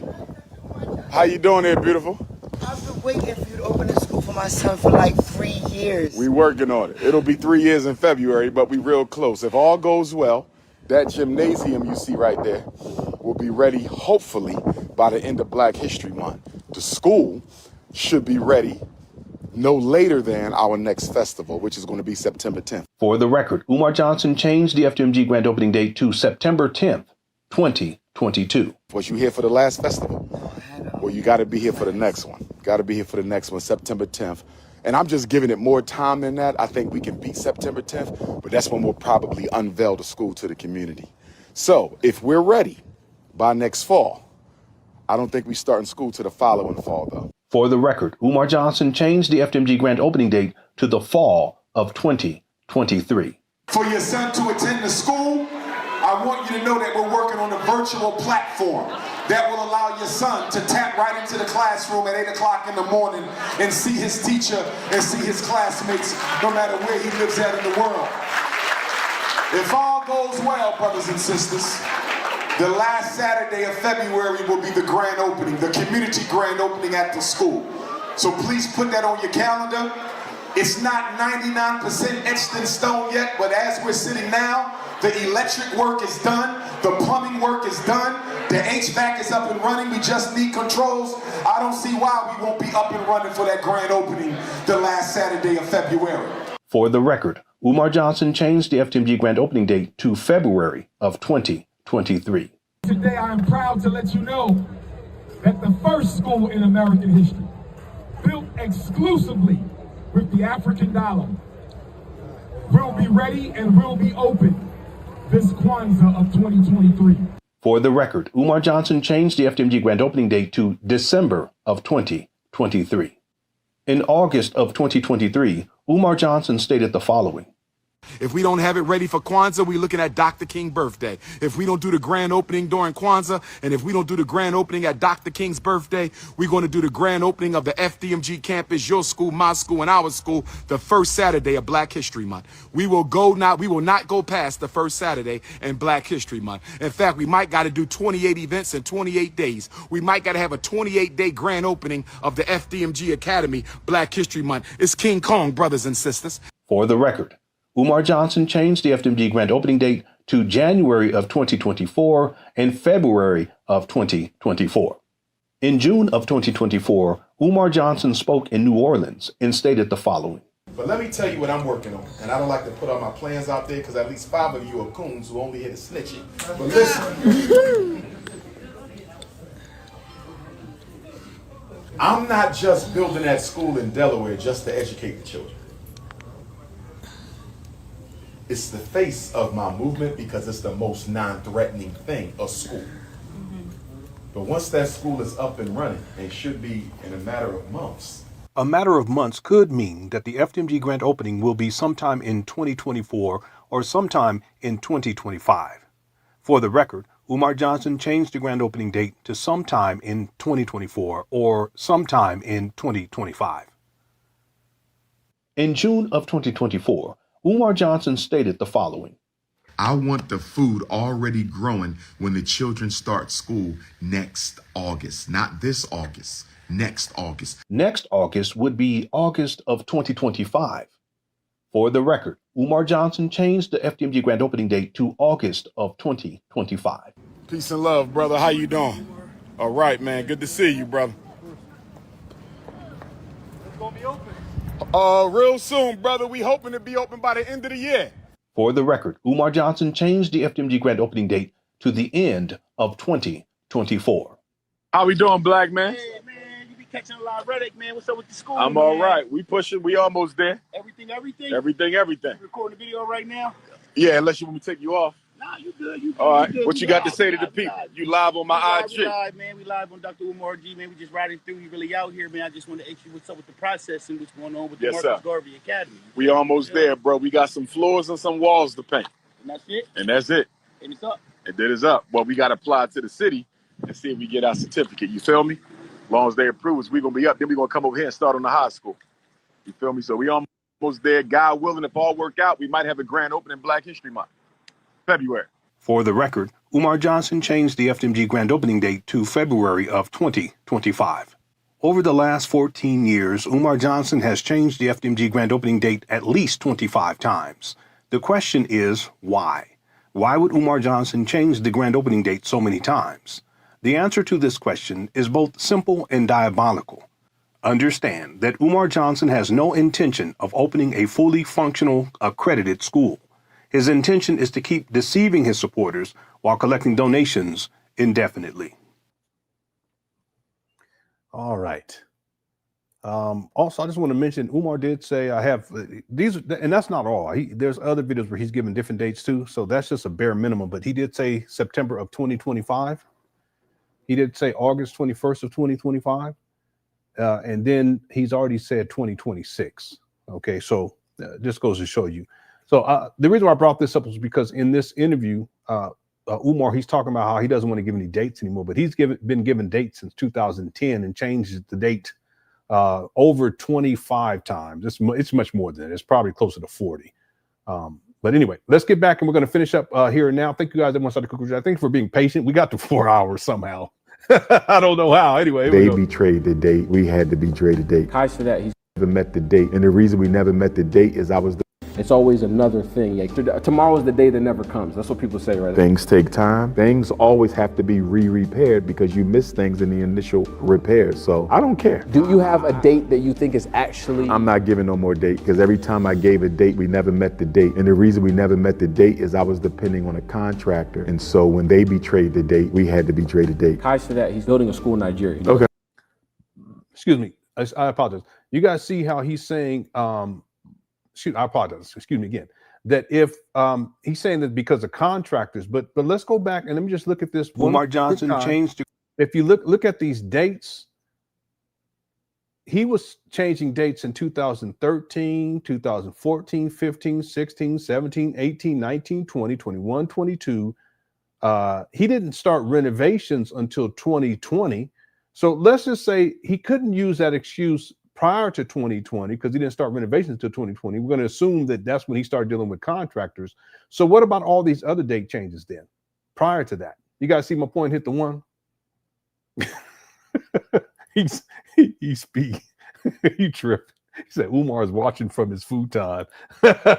Anyway, but you guys see my point here? Hit the one. This is what makes sure I'm making myself clear. He's blaming it on the contractors for all these date changes, but he didn't start dealing with contractors until allegedly start dealing with contractors until 2020. Well, what about all these other date changes? And these are just some of them. Okay, September 11, 2013, August 21st, 2015, between January and July 2015, August 2015, September of 2016, 2017, 2018, August 21st of 2018, August 21st of 2019. Right? So he can't use that excuse, but he has to blame someone. He decides to blame the black contractors. All right, let's get back to it. Here we go. I know he is. And I met him. Never met the date, and the reason we never met the date is I was depending on a contractor, and so when they betrayed the date, we had to betray the date. Ties to that, he's building a school in Nigeria. Okay, I know he is. And I met him. During that time, everybody was attacking him, telling him he's scammers, scammers. To dispel the haters, he gave full financial transparency and told everything that was going on. Can you give full financial transparency? I can, but I wouldn't. Okay, why not? Because the only people we are accountable to are our donors. If you're not a donor, we owe you nothing. We are not a. Okay, so there's donors inside this chat room. Have you guys received any financial accounting from Umar? Is there any transparency? And the answer is no. The reason why he doesn't want to give transparency is because people, if he opened up the books, people would realize very quickly that most of the money he's collected has not gone towards these trap banners in Wilmington, Delaware, that most of the money he's spent on himself. He's a con man. I wouldn't. Okay, why not? Because the only people we are accountable to are our donors. If you're not a donor, we owe you nothing. We are not a publicly funded school. Would you do that to the donor? Sure. Okay, he says that it's not publicly funded, but that's more in a business sense. The truth is that it is publicly funded in practice because it's the public that's giving Umar money. It's black people that's giving him money. Well, that's the public. Donors, yeah. But the donors don't care because they understand what we're going through. The donors have.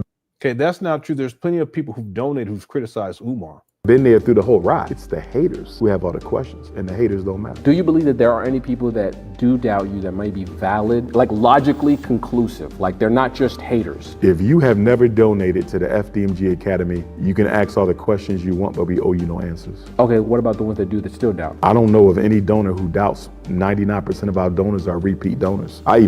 Okay, that boy Umar be lying so much. Know their names. We never get one donation. People donate. Did he say he even knows their names? The tens of thousands of people who've donated to you, Umar, you know their names? Cut it out. Repeat donors. I even know their names. We never get one donation. People donate to us over and over.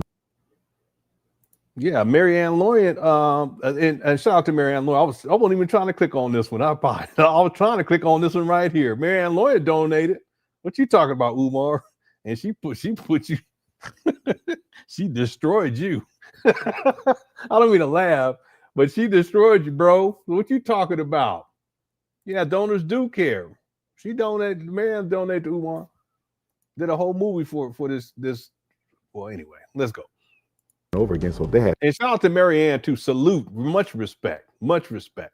Here we go. The questions they would ask. The people asking the questions are haters who don't donate. I pay them no mind. See, the issue is they want me to be accountable to people who don't support us. I would be a fool to do that. I don't know. No, you should be accountable for everything. What are you talking about? He never holds himself accountable for anything, including the financials of this. He'll get up here and lie and say that you don't want to change the date, but he's changed the date so many times. It's incredible. And he want to blame it on the contractors. No corporation in America that say, hey, come look at all of our paperwork, all of our financial. Listen, if you have a nonprofit status and you're basic, because he's scamming the IRS too. Part of that nonprofit status is there has to be transparency with the people who are donating, and it should be accessible to them. And even if they're not donating, the fact that you're a nonprofit status and that's a status associated with the government, people have a right to know the financials. See, that's why Umar lost his first tax exempt status, because he wasn't transparent at that time, even with the IRS. He wasn't filing proper paperwork to the IRS, letting them know how much money he collected. It was all considered, therefore, to be personal income. That's why he has these massive tax liens that start to accrue around that time. Transaction. Nobody does that. This is a business. And when you have okay, it's not a business, it's a charity, Umar. Haters like I have, you got to protect your interests and protect your business. So I don't care. No, you want to protect your charity because your charity is a scam and you're a coward. That's why you won't open up the books. Because if you open up the books, then it would prove what I've been saying. You would prove me right, that you're a con man and a con artist, and that you've raised well over $2.7 million. And the vast majority of that money has gone towards your personal lifestyle, not towards opening up a school, because you're a con man. What they say. It's all about divine timing when God is ready for the school to be done. It's don't bring up God, don't bring up the Lord, because if it's about divine timing, you wouldn't be changing the dates and collecting money the whole time. Is this divine timing? No, this is a scam. Don't do that, Umar. Don't bring up the Lord. He ain't got no shame, none. Once that happens, I feel like a lot of people will be quiet. No, they won't. They'll move the goalpost. Before they said we'd never get. See, it's interesting. Umar says they'll move the goalposts. Umar, you're the one who moved the goalposts. Look, sometime. This is moving the goalposts. And understand, I didn't put all the dates for 2015 because now he said September of 2015. That didn't happen. August 21st of 2000. Excuse me. I didn't even put the 2025. He said September of 2025. He also said August 21st of 2025, and then he's changed it to 2026. Okay, so this is not divine time, and it ain't got nothing to do with that. It's called a long con. 5-6 years ago, he'll never get a school. He just scammed. We ended up. Okay, let me be clear about something, Umar. I didn't believe that you were going to get a school either because you had been changing the grand opening date so many times by 2019. I think that that's logical and reasonable to assume that you're not going, and you still don't have schools. You have abandoned buildings. Let's be clear about that. I didn't think you were ever going to purchase abandoned buildings or any buildings for that matter. Not schools. These are not schools. The schools are a place of learning. So let's be clear about that. But that doesn't mean that somehow we're moving the goalposts. That just means that you've been moving the goalposts. And ain't this deep? In 2019, February 2019, Umar, you acquired these trap banners and you still moving the goalposts. They're supposed to open September last month. But you see, Umar, as the great deceiver of our time in the Black conscious space, what he's attempting to do is to shift blame and to spin it to where now it's other people who are moving the goalposts, when in point of fact, he's the one that's been consistently moving the goalposts. He's still doing it to this day. That's called gaslighting. He does that a lot.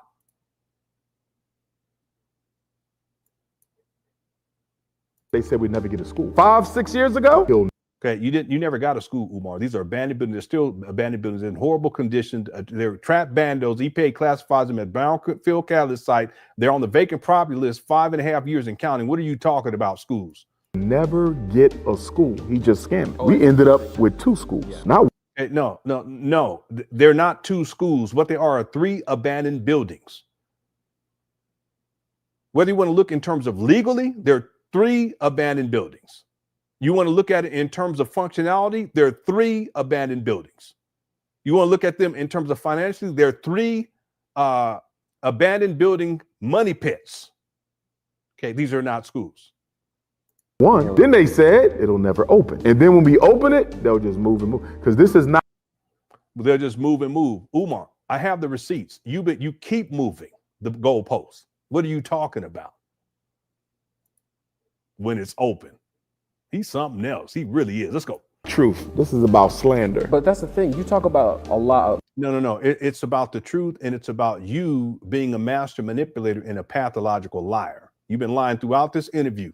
Speak about the analytics that are on your Instagram and how big that reach is. Don't you think that the way you channel that messaging to that reach can help change the image that people have? Because I do think there are well-minded Black people that doubt you. I've had my doubts. Which is fine. I don't care what none of y'all think. But I'm saying when I talk. See that he's mad because now he's saying, I don't care what none of y'all think, which includes the brother that's doing the interview, because the brother that's doing the interview is saying that he had his doubts.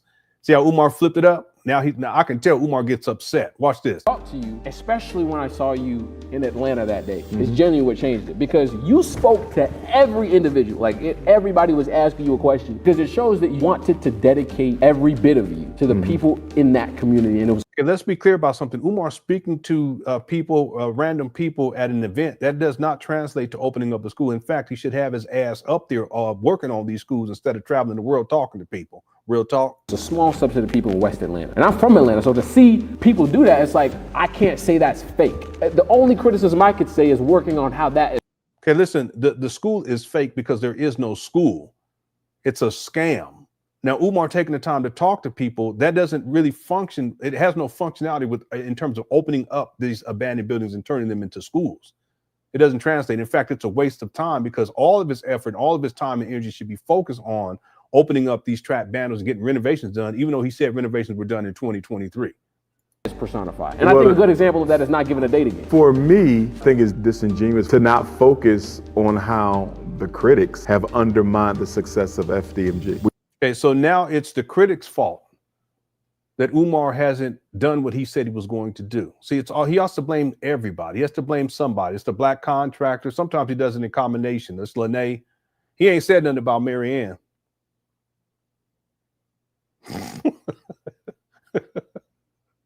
Because he's a chatty patty. Let me stop. Because he's a punk. He's a punk. And punks blame everybody. It's everybody else's fault. All right, let's finish. We're gonna finish right now. Here we go. Well, we 4 hours and 30 minutes. I said, yeah, we're gonna be done in about 2 hours or 2 hours or less. All right. Well, this is good for the trucker from earlier. Here we go. We have been outright sabotaged. Outright sabotage. Here we go. Chatty Patty Tunde. You chatty patty punk. I'm just playing. Let's go. We have been reported to LNI. We have been reported to the Attorney General. I have been reported to the FBI. Nobody. Okay, where's the receipts on any of this, Umar? Nobody talks about the sabotage that is done. Here we go. Sabotage. To keep the school from opening by the very same people who criticize it. Listen, people criticizing Umar, that's not going to stop anything. No, it's not going to. It should, at least it shouldn't. It shouldn't stop Umar from getting renovations done. What you talking about? Because see, that's something that you do that is physical. Ain't nobody stopping you from doing no, because you lazy. You're a lazy llama bean, you bum. You're a lazy llama bean bum, chatty patty punk. You chatty pat. Anyway, it's just worse. The criticism is just worse, but that shouldn't stop you from getting your lazy ass up there and getting work done after 6.5 years, Umar. Anyway, let's go. yeah. The sabotages the dirty toilets. They sabotage too. Okay. All right, here we go.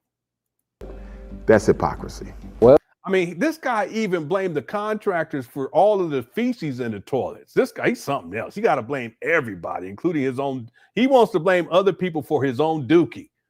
What kind of man? What kind of man blames some? Listen, man, we proud about when we drop that low. We be proud about it, don't we? Not Umar. You got to blame somebody else. That's like, like a badass kid. I don't mean to say it like that, but you're the badass kid. They have shit, and then they try to blame. It wasn't me. And then they blame other people. They're the only one there. It was a leprechaun. Here we go. Umar, you need to claim it, okay? Let me stop. The people that doubt him, I feel like I've said every opinion in the argument. If you doubt me, fuck you. And see, that's it right there. See, the reason why Umar went to that was because the young brother here, when he said that he doubted Umar, you can see Umar's demeanor change. Remember I called that out? His demeanor changed. And he doesn't have emotional discipline. It builds up. And then finally, he that's what Umar do. Individual, like everybody was asking you a question, because it shows that you wanted to dedicate every bit of you to the people in that community. And it was a small subset of people in West Atlanta. And I'm from Atlanta, so to see people do that, it's like, I can't say that's fake. The only criticism I could say is working on how that is personified. And I think a good example of that is not giving a date again. For me, I think it's disingenuous to not focus on how The critics have undermined the success of FDMG. We have been outright sabotaged. We have been reported to LNI. We have been reported to the Attorney General. I have been reported to the FBI. Nobody talks about the sabotage that is done to keep the school from opening by the very same people who criticize it. That's hypocrisy. Well, the people that doubt him, I feel like I've said every opinion in the argument. If you doubt me, you. That's the greatest end of the video. See, look at Umar's body language. He doesn't want to do this interview, and he's ready to leave. See, he throws up the middle fingers, and he's already leaning forward and rubbing on his legs, self-soothing. He wants to get up off that chair and get up out of there. You done? All right, that's the end of the video. Umar, he's so juvenile. This is y'all's principle. That's hypocrisy. Well, the people that doubt him, I feel like I've said every opinion in the argument. If you doubt me, man, I should have used this as the thumbnail. I might have to change it. Look at this goofy. He's so goofy.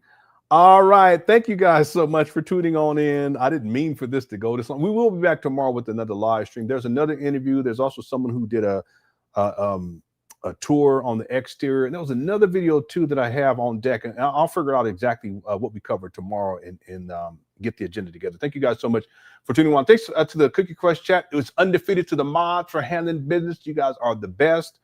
There are a few super chats that I did not get to. Let me do that real quick, and then we'll close out this show. I hope you guys enjoyed the show. We had over 1,200 likes. If you enjoyed the show at any point and you haven't hit that like button, go on and hit it. If you're watching this at a later time, hit that like button to help to get this out into the algorithm, to get more views, get more traction. I appreciate that. Okay, we had over 2,000 people during this live stream, so thank you guys so much.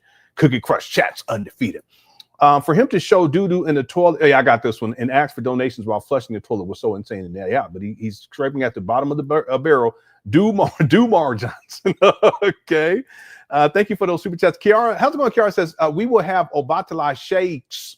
Oh, yes, family. Yeah. Well, he said he was going to start a black vegan sports bar. He said that in February, and it was going to be 3 levels. He was looking for land or a building to do that on. Why are you looking for to open up a black vegan sports bar, non-alcoholic, when you have renovations that need to get done? All right. Obatala, he did. He said Obatala shakes and I don't know, Marcus Garvey burgers and all that. He's just coming up anyway. Thanks, Kiara. By the way, a shout out to the brother Daniel Sado. I hope I'm saying your name correctly. This is the brother that interviewed Umar, and he said, I did not edit any response, man. Okay, and I want to apologize, and people in the chat room apologize too. We always want to be fair. He did not edit, and I take your word for it because I'll take your word over Umar anytime. He's a pathological liar. I'm sure you had a very interesting experience. In fact, if there's anything that took place during that interview that you did not talk about, did not appear, and you'd like to share with us, you're welcome to come on. Okay, a shout out to brother Daniel Sado for the super chat, and also thank you for interviewing Umar. I appreciate it. Okay, and then a lady, how's it going, lady? It says, thank you for your hard work, Lenon, and support Cookie Crush. Thank you, guys. Thank you, everyone at Cookie Crush, and thanks, a lady, for being a member for 21 months and for the kind words as well. Okay, again, I did not mean for this to go this long. Yeah, I know. Yeah, we hit the 4 hours mark. We had 4 hours and 35 minutes now. I don't know how that happened, but I hope you guys enjoyed the show. Thank you, Eric from Tech Support. I appreciate that. Unit 225 says corporations show finances all the time. Yeah, I know. And you know, they have shareholders. The other thing too is there's usually a board of directors of some sort or something similar to a board of directors. And so part of that is to have people, and it's all about transparency and checks and balances. But then also there's an accountant and so forth and so on. Statements are posted, you know, especially if you're publicly traded. Now, again, I'm not suggesting that somehow Umar's this FDMG project is like he's trading on the stock market or anything like that. That's not the point. The point is that if you have nonprofit status and you're maintaining that nonprofit status, there should be transparency because you are a nonprofit with the public. Okay, that's part of the deal in terms of, you know, not having to pay taxes on any money that's gained, and that's part of the checks and balances too. People should be able to see how much money is coming in, and that's why the if you guys look at when you guys file tax, any of you guys, if you file a personal tax or what have you, when you file your taxes, it's not public information. In other words, I can't go and look up how much money you made and how much your filings for. You know, I can't look that up. It's not public, but when these nonprofit organizations, because they maintain tax exempt status, that's why you can actually go and look up their tax filings. Well, why? Well, that's part of the deal. That's part of the transparency part. But even if you look at Umar's tax filings, he only has tax filings for 2020, 2021, 2022, and 2022, 2023, and 2024. 5 years. Remember, Umar claims to have, he claimed he started raising money in 2014. Well, if that's the case, there should be 11 years. There's over 6 years of Umar collecting money that there's no accounting for and there's no transparency that should be public record. He's a con man.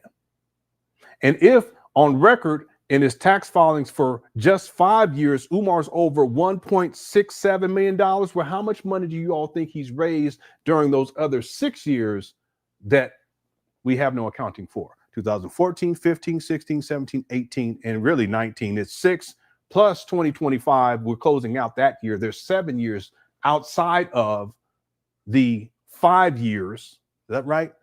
2014, 15, 16, 17, 18, 19, that's 6 plus 2025. We're closing out there. So there's 7 years that we don't know nothing about.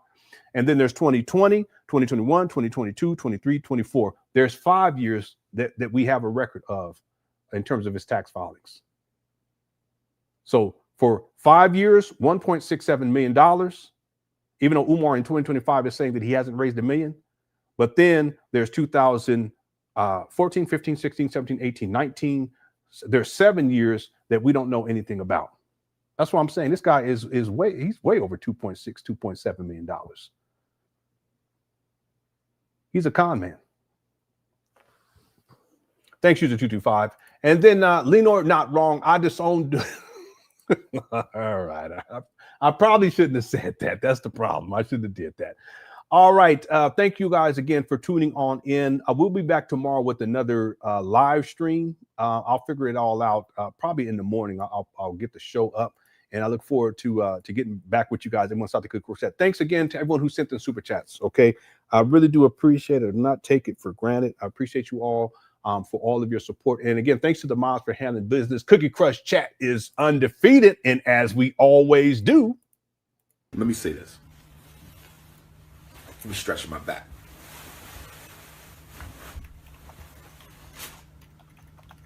Okay. I'm sitting straight up. You know, tall brother. Sometimes we got them lower back issues. Okay. The loosey goosey. You the loosey goosey. You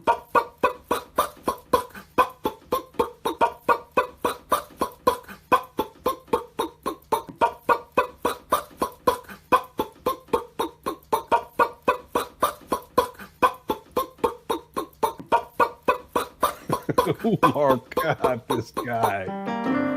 All right, Cookie Crush Chat. Shout out to Cookie Crush Chat. I hope you enjoyed the show. Please enjoy the rest of your eating. We'll be back tomorrow. Y'all the best. Cookie Crush Chat is undefeated. FDMG is coming. FDMG is coming. FDMG is coming. It's coming. FDMG is coming. FDMG is coming. FDMG is coming. It's coming. It's coming. It's coming. It's coming. It's coming. It's coming. It's coming. It's coming. Oh, it's coming. FDMG is coming. FDMG is coming. Thought his personality be twerking. It's twerking.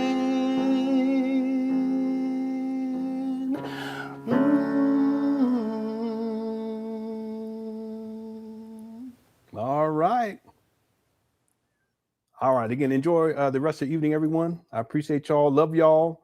And we'll be back soon. Good night, America. And good morning, UK.